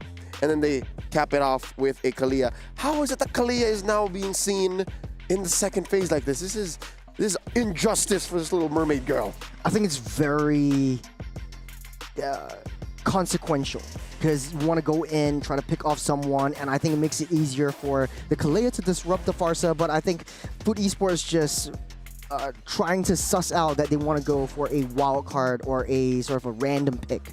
Okay, that random pick is not as random because it definitely is going to be the jungler. And here we are, the second time we're seeing Exborg Jungle. Exborg Jungle for the day. Currently winless. Trex, what do you think? I mean, against the Fredrin, it's definitely possible. There's something there overall. It's not as bad as it looked earlier that we saw it. I think it's something that maybe could work here. They do have burst damage, a lot of burst damage behind it. Not only burst damage, you have true damage to break down the shields from the Uranus as well as the Fredrin. You're always in the front lines trying to soak up as much as you can. Definitely will be a difficult... Foot Esports will find it difficult to find their way into Earthel's face to try to disrupt her, get her out of position, but also now they have to deal with the Farsa on the opponent's team. Now the tables have turned. This is looking much more balanced for side of Rising Rage, but then again, Foot Esports trying things out. We've seen good plays with Uranus, and it's going to be Uranus EXP lane, and we're jumping in. Yeah, I mean, last time we saw the Exborg Jungle was earlier, and it was up against the Estes, and it just wasn't, enough at all. We are going to jump into a pause real fast, so we get to talk about this a bit more. I think this time it could be a bit more feasible. In the past, during the Fredrin meta, essentially, we saw traces of Exborg here and there because of that true damage, right? Because of the ability. You add that up with the CC as well, War Axe, things like that. It can definitely become a problem. They have the damage behind it, but taking a look over at Foot, it's a great draft as well in my eyes. You have some power picks, right? You have the Kalea, you have the Uranus that we were just talking about so much earlier. That is a nuisance overall. And then you have things to back it up like the Granger. What I actually do like about Foot Esports draft is the Kimmy and Granger composition coming in, and you're basically just hitting into one direction. It's easy for you to get a barrage into that. It's easy to penetrate into the front lines and try to break through that damage, and also a little bit more of a non-committal stun from the Traction Pulse. So that's what I like to see about the adjustments that Foot Esports wants to make in order to have a more dominant game. On the other hand, Rising Rage has more zonal control. Only with that Farsa alone, and you pair that up with the CC, the backline is not going to have a good time. But in order for Foot Esports to play their cards right, what I think should happen is that the Kimmy and the Granger would need to be sort of like pseudo frontline, if you know what I mean. I mean, this is definitely the type of draft I want to see with a Kimmy. With the Kimmy mid, you have this Fredrin in front of her. You have some possibilities.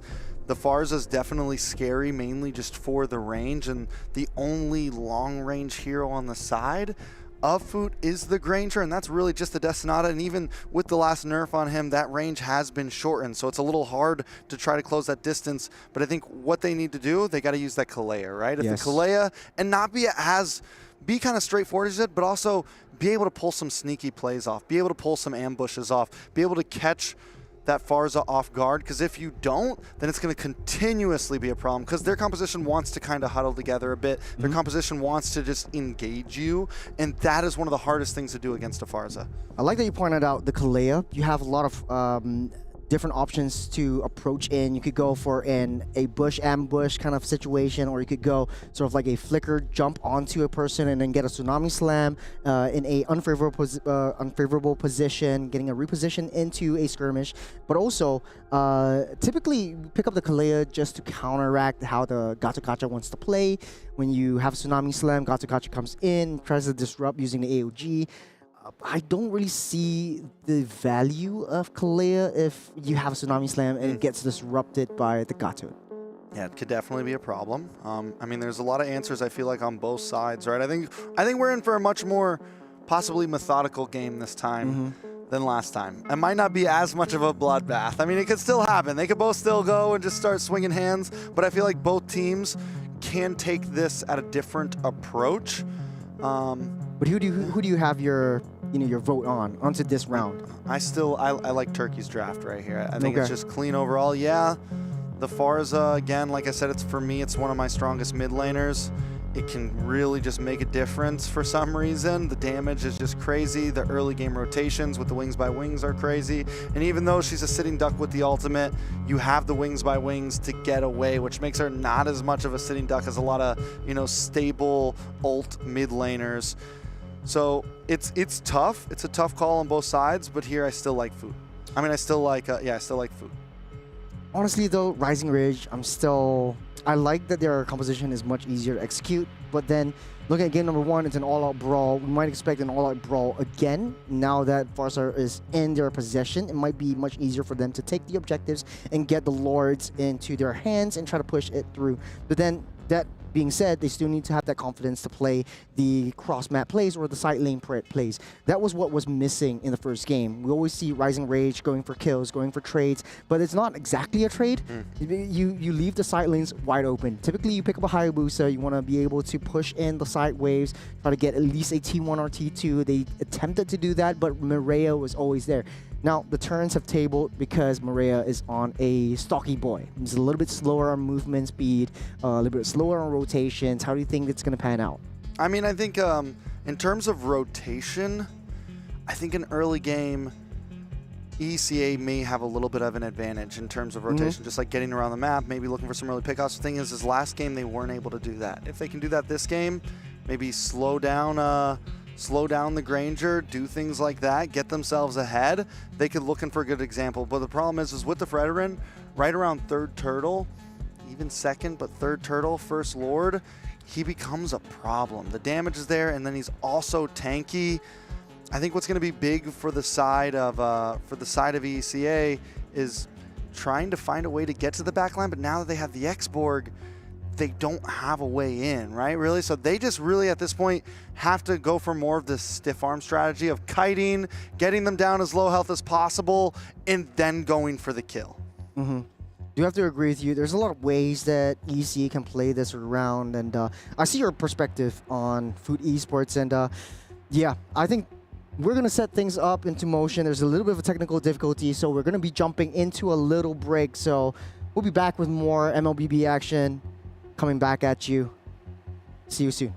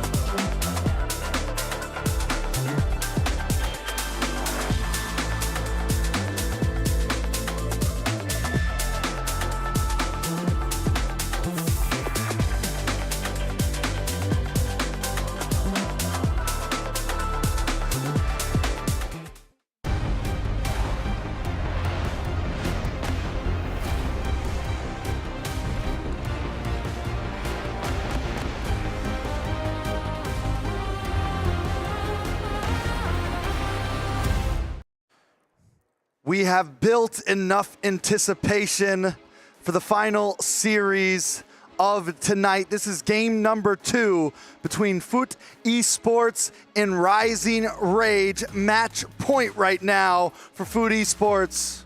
How you feeling right now? Are you ready for this?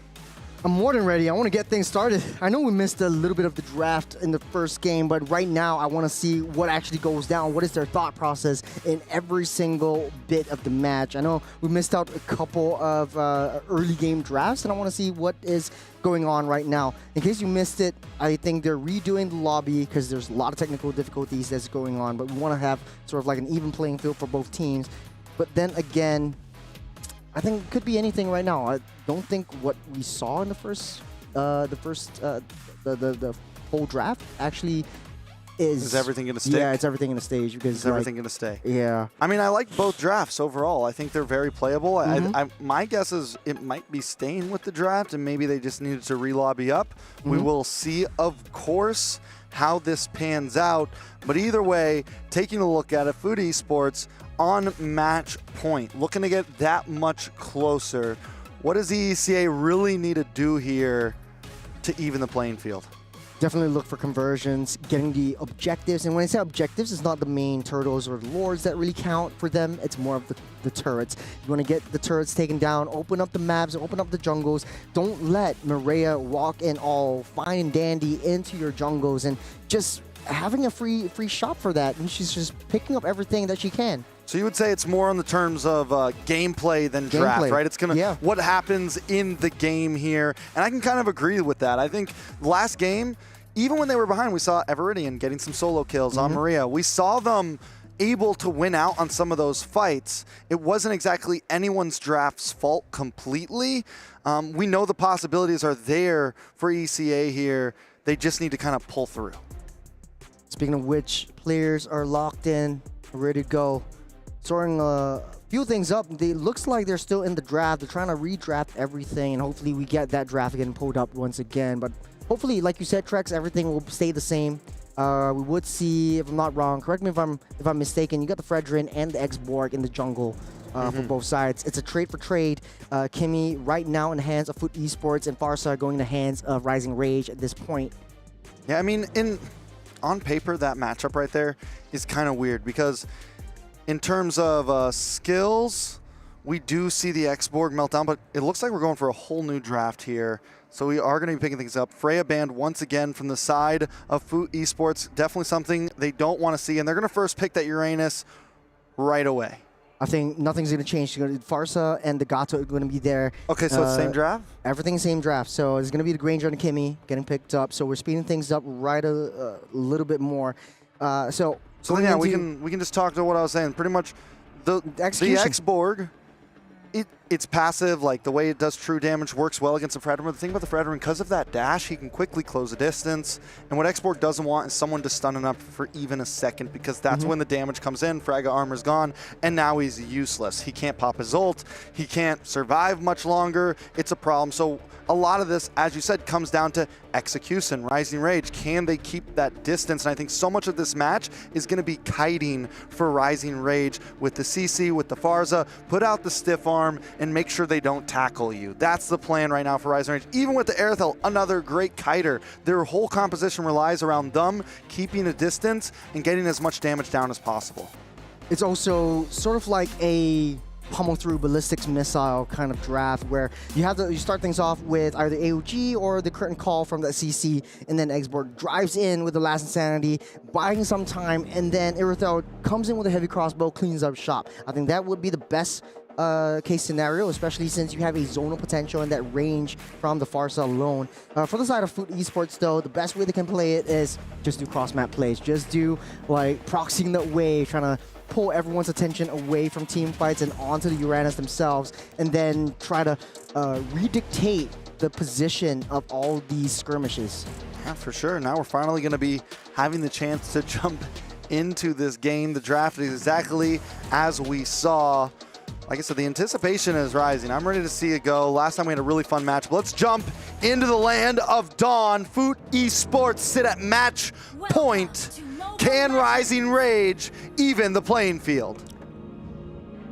jumping right in. First thing I'm actually looking at is Xborg versus Fredrin. Who jungles much faster? And it seems off the bat, the leash coming in from that Kimmy alone would be able to get Fredrin that fast rotation down to the EXP side as early as possible. We're looking at a mirror-to-mirror matchup, starting on the same side of the map. In the mid side, though, Zendaya getting a little bit aggressive, and that's how you want to play it around a Kimmy. But I think, okay, it's the same. I was mistaken. So Zendaya is still played the Farsa in the previous one, right now Kimmy. And I mean, taking a look at the emblems for Everidian, pretty much full damage, no defense capabilities there, nothing to kind of maybe give yourself a little more health. They're going pretty all in. I'm excited to see exactly what he builds here. Most likely, obviously, going to pick a little bit of defense. Bondi, though, and Miko going for the 1v1 already in the top side. Miko doesn't have that level 4 just yet, but still, the aggression is already there. Speaking of aggression, you see Nora giving intel duty, the reconnaissance duty over for Food Esports. They know where Everidian is. They know how they want to play this, and Maria just walking fine and dandy into the jungles, though. All right, Nora looking for the Tsunami Slam. Doesn't have level 4 just yet, so can't pull it off. I'm forgetting that we're not even at level 4 yet, and they're already trading blows. I'm like ready to call the ultimate in, and it's just not possible because we're 1 minute and 40 seconds in. To be honest, though, wasting all these crucial resources, the flicker's gone just for the lizard on that bottom side. Hey, man, I need that lizard. I need that lizard. You Floridians and your reptiles. Yeah, that's how it is, man. Every minion counts. Listen, everything on the map is a neutral objective between these two teams. Hey, you can keep your lizard suit because right now I want that turtle stew. And Foot Esports starting things up with that turtle. Doesn't look like Rising Rage wants to contest for this one. Everidian's showing up, does have level 4. Watch for the last Insanity coming at the last minute. Every in the backside. Maria still able to get it. The knockup happens. Asuna now in a little bit of trouble. Everidian as well. Unohana. Down comes the Appraisal Wrath. And 2 members are deleted. Zasha might just be next. Yes, a triple kill for a Fredrin. We're 2.5 minutes in. That's what I'm saying. That's what I'm talking about. Nora buying Food Esports sometime, and that one lizard caused Every to not be level 4 for that turtle fight, and Food Esports, they're drinking turtle stew for dinner. They threw in a couple members of Rising Rage in the stew as well, stirred it around, took a bite.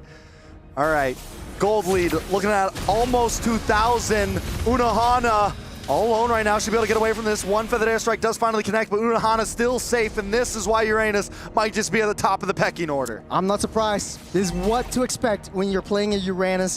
Very annoying, always proxying that wave, and Rising Rage needs to pull members in towards Uranus, and it doesn't seem like you can take that down. Unohana already up to full health. Yeah, I mean, it's a problem. You know, Sadafa said that he hates Estes. I think Uranus needs to be on that list because that right there is a hero that nobody can deal with. And I mean, yeah, we're just back to the eternal struggle here in the XP lane. Turtle is going to be up in about 37 seconds. The damage from Uranus is also starting to show that adjustment that they had in the previous patch was actually starting to hurt. 30 seconds until the turtle spawns up once again, taking a little itemizations. It does look like Mieko has that Hunter Strike ready. The damage will come through. 1 level ahead of Bondi as well. And it seems like Rising Rage, even though they're 1 kill behind, hold on a second right here. Oh, Suna does get stunned up, immobilized. Tsunami Slam does happen. Feathered Airstrike dropping down. Everidian just trying to get away, but there's no getting away from Maria today.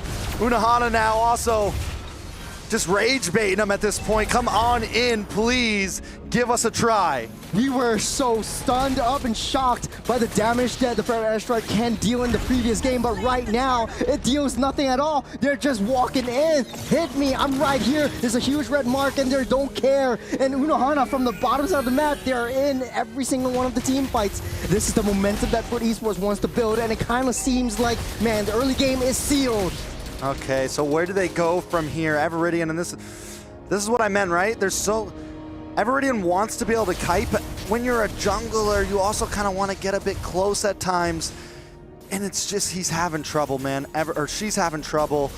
Xborg is not performing right now. 0-2-1. And I think if they lose this one, I think at that point we know maybe the Xborg jungle just isn't it. A nice AOG into the backside though. Look at the top. Miko does go down. Asuna able to get the kill. That's huge for Rising Rage. Maria does pop an Appraisal's Wrath just to try to escape, but Rising Rage is chasing him down.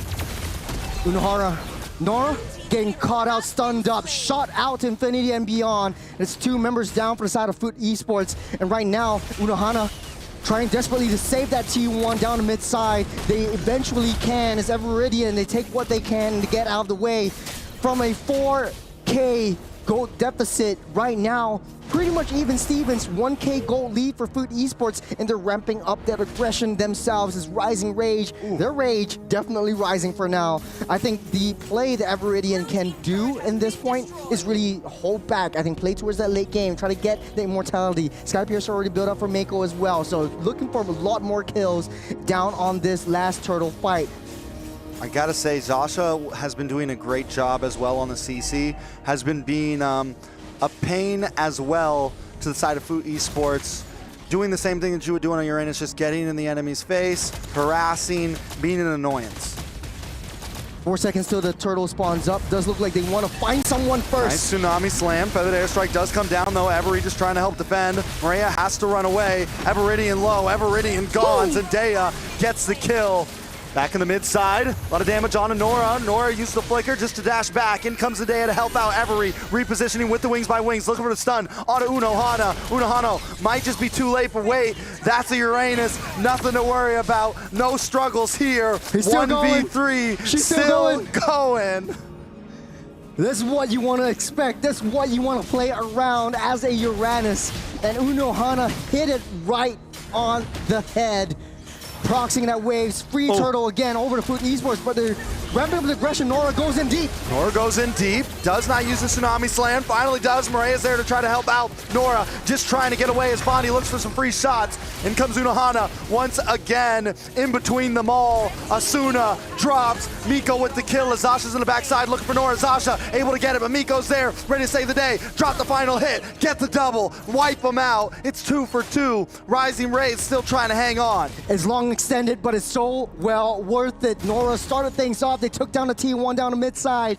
Jungle is pretty much open for Foot Esports. Now, Mireia is able to play however she wants. It's 4-0-2 on this Fredrin, and Rising Rage has to deal with 2 really tanky boys all over the map. There's something to point out, right? There's something important to talk about here. My favorite mid lane hero right now, the Farza 1-0-3, it's Deathless. And that is going to get scarier and scarier as this game goes on for Rising Rage. That could be the saving grace. I mean, last time it went on, man. And I think it could go that way again. The way both these teams are starting to get back into that slugfest mode, it's possible. Unohana dragging all of Rising Rage onto herself, proxying the wave, drawing all the attention into the side waves, and this is what I said would happen in that draft. You want to play around for Uranus? Sure. Go around and proxy that wave. Rising Rage wants to stick together, but you need to send a loose member down to deal with that Uranus. Now it's wide and open. Foot Esports converting all of these little pull waves into objectives, especially those turret takes. Look at Unohana in the boss side too. Just, you know, man. Songs playing in the background, birds chirping in the air. I'm going to take another tower, hang out in your jungle. Rising Rage trying to make some plays up top. Maria able to get the stun on Natasha and Bondi. Zendaya as well, just looking for the camp. The lizard is important, remember that. Look at how Nora is actually zoning everyone out of the way. Uranus zoning everything out and pushing the minions into the turrets, and they need to be able to respond to this one, but they're not fast enough. Every doesn't have that confidence to use the wings by wings to fly in to try to deny that turret. Lord standing up strong. This is the first Lord of the game. It's Foot Esports waiting for Rising Rage to get in position. They're 3K gold ahead, so if they want to go into a skirmish. Oh, Asuna in a bad spot. Tsunami Slam does come down. Brought back, taken out. Asuna still up. Nora actually drops instead, and Asuna will get away safely with the AOG. Rising Rage find the advantage in that fight. A feathered airstrike to save the day. Nora and Mireia gone. No retribution for the side of Foot Esports. Rising Rage can try to push this. They read that so well. Mako in the spot of bother able to dash out of the way, but Rising Rage, they saw that opportunity. Unohana right from that flag. Oh my God! Bondi. How does they do it? Just once again, it's one hero against the world. Put a Kimmy behind him, and they're invincible. Zendaya still dashing, weaving, bombing away. They're still alive, able to sustain all the way up through. Zendaya again with the dash through. Can he get the outplay? No. Finally taken out. Every gets the slam, gets the kill, but Unohana's still there. The Lord spawning up right now. Maria starting things up, but the damage from Rising Rage, they unleashed everything onto these two tanks. And Unohana, this is her playground. They bought enough time, squeezed every bit of juice out of that one. Wait till Maria get back on the field and get the Lord of the Tsunami Slam on Asuna. Connects onto the AOG. Can Asuna do it? No, not today. Miko with the killing spree as Unohana just zones away the team. A worthy sacrifice. Unohana regenerating everything back up. She does not have the sprint as of now, but it does not really matter as Food Esports just taking full control of this game. It's looking hella blue at this point, Trex. It's not a sacrifice if you never die. Unohana 1-0-8. Man, talk about your Farsa. Still 2-0-5, but it doesn't really matter. For the airstrike does nothing. It's just stacks on stacks on stacks. And right now, Unohana just everywhere on that map. Rising Rage needs to find a way to be able to handle this Uranus, but this annoyance is too much to handle. Okay, let's take a breath. Let's slow it down a bit. Okay. What's the big problem for Rising Rage here?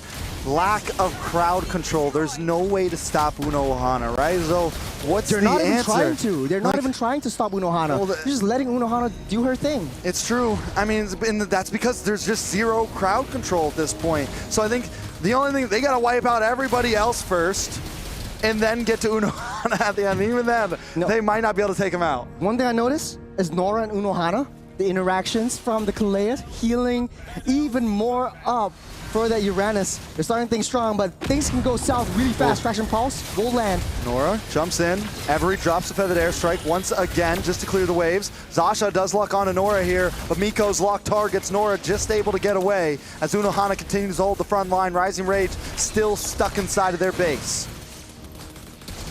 A little bit of a defensive play for Rising Rage. A successful defense. They just need to keep this up for another 70 seconds as Unohana constantly hammering down to half, and up to Every full. gone. Miko able to get the kill. Maria now looking for more. Unohana in the backside. Just destroying them one skill at a time, taking shots of the tower to the face. He finally falls. It's a shutdown for Everidian, who we all saw the tower do the dirty work. And it doesn't matter because Food Esports still closing in another Tsunami Slam as Asuna's gone, and it's nothing but Zasha to defend. No makeup, no problem. Zendaya is wearing up her shoes, pulling up her socks, locking in and taking everyone down. You line up in a line is where you will go down. And Foot Esports just total domination in this game. 4,000 gold lead, but there is no way that Rising Rage is able to handle this Uranus.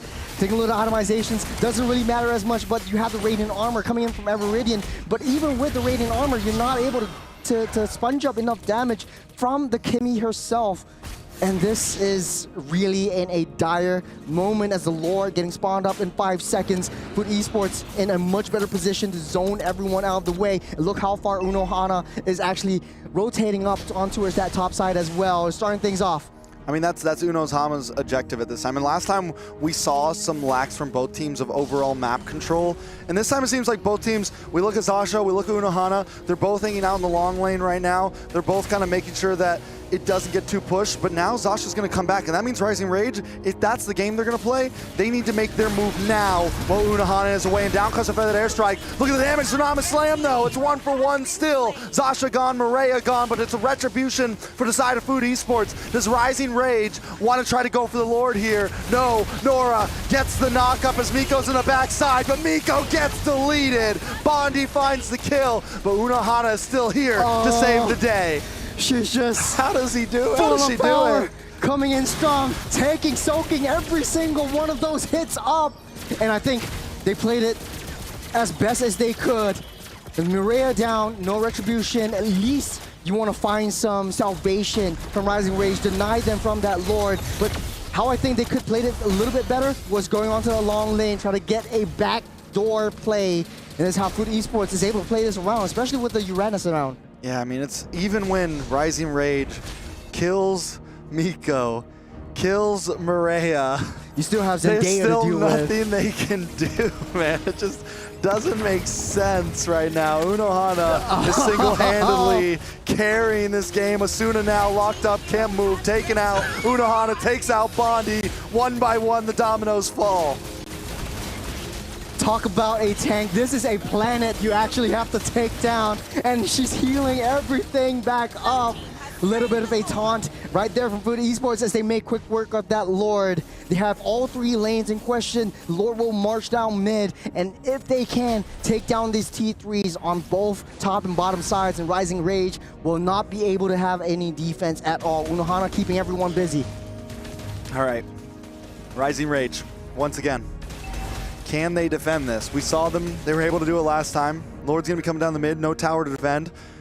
Food Esports taking a wide objective, making sure they clear all the lanes, syncing them up, and try to get one big push to finish things out. Silver lining, they do have high ground. Fiercest airstrike will be able to clear out the lanes. They're starting things off with that Lord. Bottom side already pushing in. They're facing their fire onto the Lord. Big lot of damage. Zasha already gone. Zendaya takes the tower as Maria holds down the front line. Look at the damage. It's too much to handle. Maria finds Asuna. That airstrike comes. He held onto it. She held onto it. Unohana drops. Lord's still on the field though. Food Esports, nothing but Zendaya, Maria, and Miko to try to do this. It's a 3v3. Will they go for it? No, it's too risky. They need to stay disciplined just a little bit more. Wait till Unohana comes back up. Try to soak every one of those damage out. But at this point in time, 100 seconds till that Lord spawns up. It's a lot of time for Rising Rage to come back up online in this front. They could have ended it right there and then. One more Lord. One more Lord. One more Lord. We're maybe back two. at it again. Maybe 2. You know the only Lord that matters, right? The last Lord. The last Lord, which will never come. Which might not be. But then again, look at the map. Super Baron, Rising Rage only has their throne left in question at any one point in time. Honestly though, if you're playing Uranus and how you would like to play it is if you want to put the Uranus up alongside that Granger, try to find a angle, a sneak play into that back door. Rising Rage is not going to bother about that side, that long lane. Look at where the top lane is pushing in, really in deep, 25% down onto their turret base. All right, so Food Esports, once again, I think they just approach this the same way they've been approaching it. Rising Rage, though, man, they win out. They've been winning out on some of the team fights earlier. They got Maria, they got Miko. I think at that point, they just need to commit, man.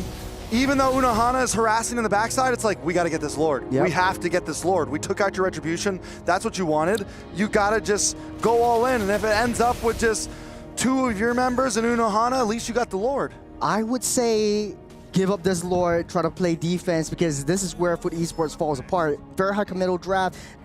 At the very least, you throw in Nora into the mix, you throw in Maria into the mix, you get a traction pulse onto Asuna. Ooh, AOG forced to try to get away. Maria does lock on to Every in trouble, locked up, taken out. This could be the end for Rising Rage. After a long game, we're 18.5 minutes in. Food Esports still unable to close the distance completely, and this is what I meant by the kiting from Rising Rage. It's so hard to get a complete wipe on them. Yeah, they come in too fast. It's like a ballistic missile once again, homing in onto that Farsa, and once you take out that Farsa, you don't really have that high ground. And like I said, it's a little bit difficult for Rising Rage to contest for this Lord within their jungles. You have to deal with a lot of flanks that's coming in, especially from Unohana. Sometimes it comes in from Nora alone, and the sustain from all of these tanky boys, tanky beefy boys, are not enough. It's Rising Rage back on that defense. All right, this Lord may just be it finally. Maria does take a lot of damage. Everidian, he's running away. Miko able to get the kill. Another one drops. 2 down for the side of Rising Rage. Food Esports looking to try to finally close the game. But the airstrike comes down. Down goes Unohana. Every still continues to defend. Rising Rage hanging on, swinging from the chandelier right now. Minions on the base. Maria tries to close the distance, tries to drop the Appraiser's Wrath, but is locked up and taken out. Everidian gets the kill, and Rising Rage continues to rise from the ashes as the Lord closes in. They're too low. They might not be able to do this, though. Lord down the throne. Miko, along with Nora, clean things up. They sweep them down, and Food Esports takes the series. What a game. Man, another game where we can't catch our breath. Unohana was everywhere on that map, and the damage really comes through from Food Esports. At the end of the day, there was nothing that Rising Rage could do. I would say this was a really dominant performance from the Turkians. Turkish? The Turkish, yes, the Turkish. I'll forgive you this time. But yes, the Turkish. They played an amazing game. They were able to meet ECA in the ring, go blow for blow, pound for pound, and sweep. A lot of times when you see matches like that, it goes back and forth. We go to 3 games because they are just messy, grueling, just heart-wrenching games at that point. And Food Esports comes out clean with a 2-0. Made it look easy at that point. Even with some of the chaos that happened, they did a wonderful job. I'm excited to see ECA in future rounds, but tonight, it's for Food Esports. To be honest though, man, they deserve to be proud. They deserve to be happy. For a lot of them, this is their first time on an international stage as well. We're going to be jumping into the interview really, really quickly as well. Oh, we got our boy Sadafa down there with the interview. It's like somebody. Who are we going to get? Who are we going to get? I'm excited to see exactly which team member we're going to get the interview with. Kind of looks like either Unohana or Zaja. Well, let's toss it over and figure out. They might need just a second, actually. MVP, who do you got? Who'd you like? Unohana. Game 2, Unohana, 100%. 100%. But I think it's high time that we Maria? Maria played a great game on the YSS. I feel on like the YSS. Game number 1. Honestly, the Fredrin, perfect. Honestly, perfect. Especially with the Fredrin, they know how to play around the arenas. Even Maria showed two faces today. We got to see the aggressive YSS, and then we also got to see the Fredrin triple kill in the first minute and 40 seconds. Yeah, not to blow your bubble though, there are some things that they can definitely work on is closing up that games. They were too excited for all of that, but you know what I'm excited about? Let's not burst bubbles. You know what I'm excited about? The interview. The interview. That's right. Let's throw it over to our boy Sadafa. Go ahead. All right, hello everyone, Stafa here, and I am with Nora from Foot Esports, who just took a clean 2-0 victory against Rising Rage. Congratulations on your win. Now, I want to ask a question, actually. We asked Foot Esports before the tournament started which teams they wanted to meet the most here in MWI, and one of them was actually Rising Rage, if I remember correctly. Did the match meet your expectations for how it would go? Başlarda MWI için Rising Rage'in daha iyi bir rakip olduğunu düşünüyorlardı. Sence nasıl geçti bu maç? Bizim için kolaydı. Açıkçası 2-0. Yani başta biraz heyecan yaptık ama ondan sonra daha güzel geçti. İlk maçın heyecanı çok vardı gerçekten. Arkadaşlarımda da bende de. Şu anlık iyi. Rising'i kolay yendiğimizi düşünüyorum. Biraz yalan. There was pressure on us for the first game, but we managed to deal with it, and after the first game we actually did a great job to win the game, and it became kind of easier. I agree. After the first game, it really looked like things went a lot more smoothly for you, and in game 2 we really saw you guys do a great job to get that clean sweep. I do want to ask, from what we've heard, is it correct that Foot Esports, the players have never actually met each other face to face before this? Daha öncesinde Foot Esports oyuncuları yüz yüze tanışmış mıydı buraya gelmeden önce? Evet, biz bir yıldır beraber oynuyoruz. Arkadaşlarımla yüz yüze tanışıyordum. Hatta bundan önce Malezya'da bootcamp'teydik. Yaklaşık 14 günlük bir bootcamp'imiz oldu. Bu esnada da çalıştık. Yani daha önceden tanıdığım arkadaşlarım. We are actually playing together for a year, and before the tournament, before the EWC, we had a bootcamp in Malaysia, and we came here actually from there. Amazing. Then that means you guys already have had some experience playing together, and you can really see that the synergy was there. Your gameplay was very, very strong. So once again, congratulations on the win. I think you guys did a great job. I do want to ask, now that you guys have won your very first match, were there any goals or achievements that you wanted coming here into MWI? Did you maybe want to get like top 3, top 5, or did you have any personal goals you were hoping to achieve now that you're here on the international stage? Senin için buraya gelmeden önce top 5 gibi düşüncelerin var mı? Buraya gelmeden önce de top 3 istiyorduk. Şu anda da top 3 istiyoruz. Yani hedefimiz ilk 3'e girmek. Bakalım kadar gösterecek. We were planning to be the top 3 of the World Championship, and after the first game, we still believe that we can do. Let's see what happens. Well, let's see what happens is a great way to put it. I also want to see if you guys can achieve that goal. So one last question before we throw it back to the panel. Do you have anything you want to say to your fans or supporters who might be watching you? Taraftarlarımıza ve bizi sevenlere söylemek istediğim bir şey var mı? Bütün fut taraftarına teşekkür ediyorum. Ailem, arkadaşlarıma teşekkür ediyorum. Umarım daha güzel şeyler başarırız. I want to say thanks to all the foot fans and also my friends and families. I hope we can do something better for the future. Thank you. I think after this match, you guys can definitely continue to do even better and evolve with every single game. But with that, let us go ahead and throw it back to our casters up there to finish off our very first day of MWI. Guys, take it away.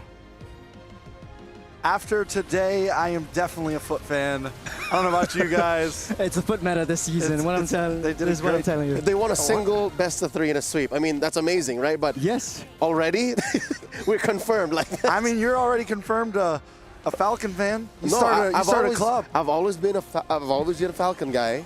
You're not a foot guy. All right, congratulations to them. It's a well-deserved win, but I think Nora has earned quite a few fans, a new batch of foot fans because of how great they were here. Especially, all right, Nora was great. Nora was good on the Kalia.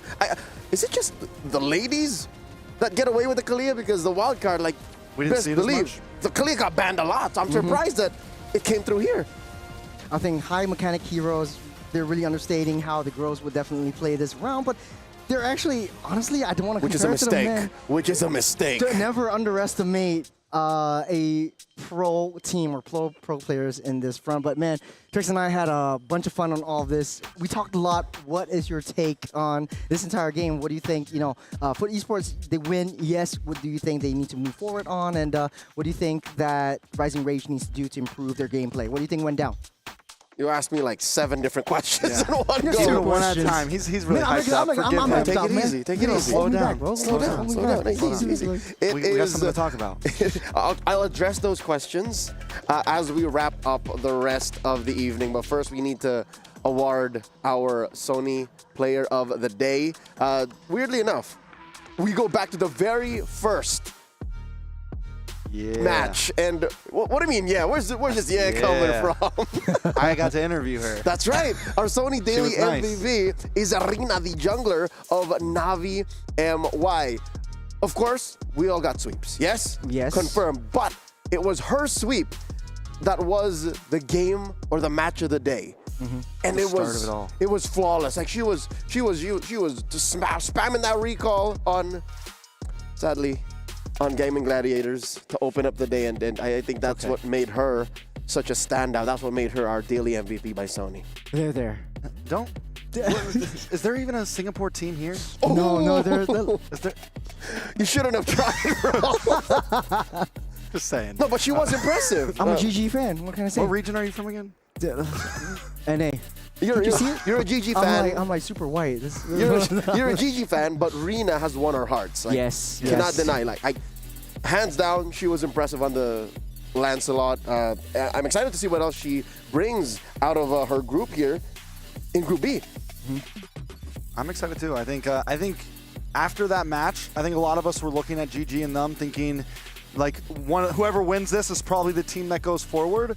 And I'm putting a lot on Rina and the team right now. They look great.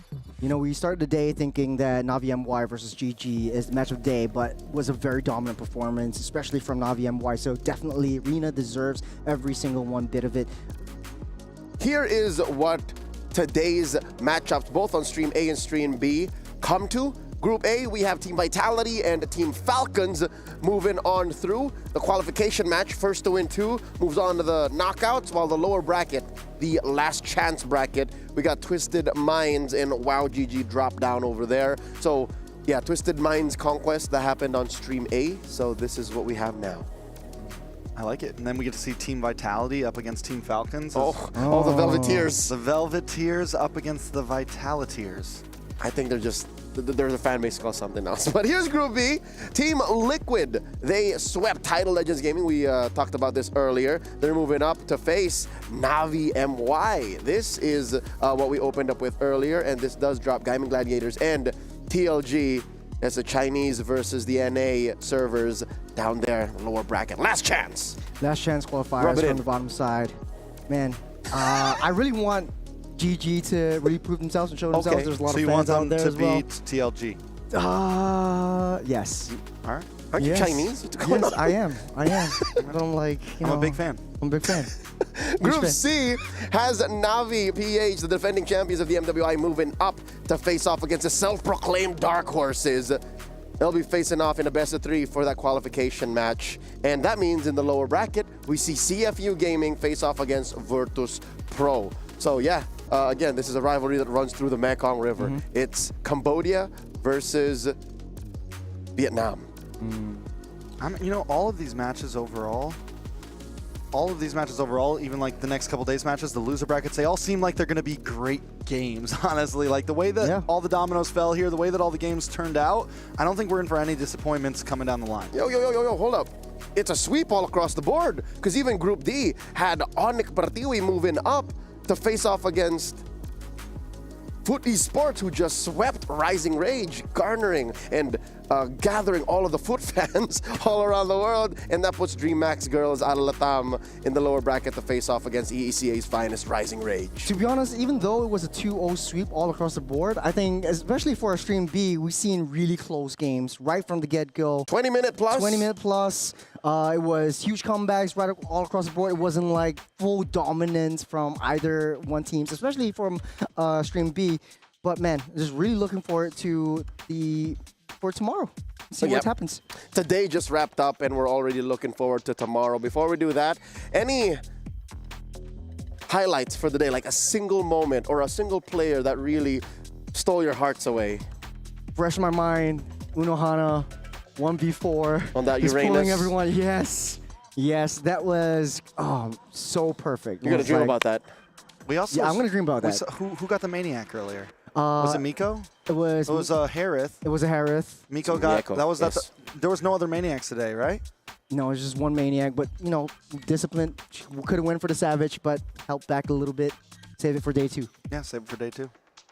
Is that yours? That's mine. The Maniac. The Maniac. But you can't remember her name. By Miko. It's On the Miyako. Harith. It's Miyako. On the Harith. Is it Mirko? No, not Mirko. Miko. Miyako. Mirko's on Stream A. That's it. Get it together, bro. I'm just excited. I mean, we're ending off the day today. We have like 4 more days. I know, with you. Ladies and gentlemen, we hope you enjoyed today's broadcast. This has been Stream B. And if I were to name my moment, I'd say it would be establishing the Velveteers. Falcons Vega Mena did put on a show. They revived single-handedly in a best of 3 in a sweep the Ube Meta. What else comes in the following days? Well, we're going to find out together, because we're in this for the long haul. Ladies and gentlemen, it has been an honor to be at your service, to be here on Stream B on behalf of everyone making this show possible. Thank you so much. On behalf of Churo, Trex, and of course Dafa, we would like to say good night, see you tomorrow, and it has been an honor. We will see you guys tomorrow. Peace.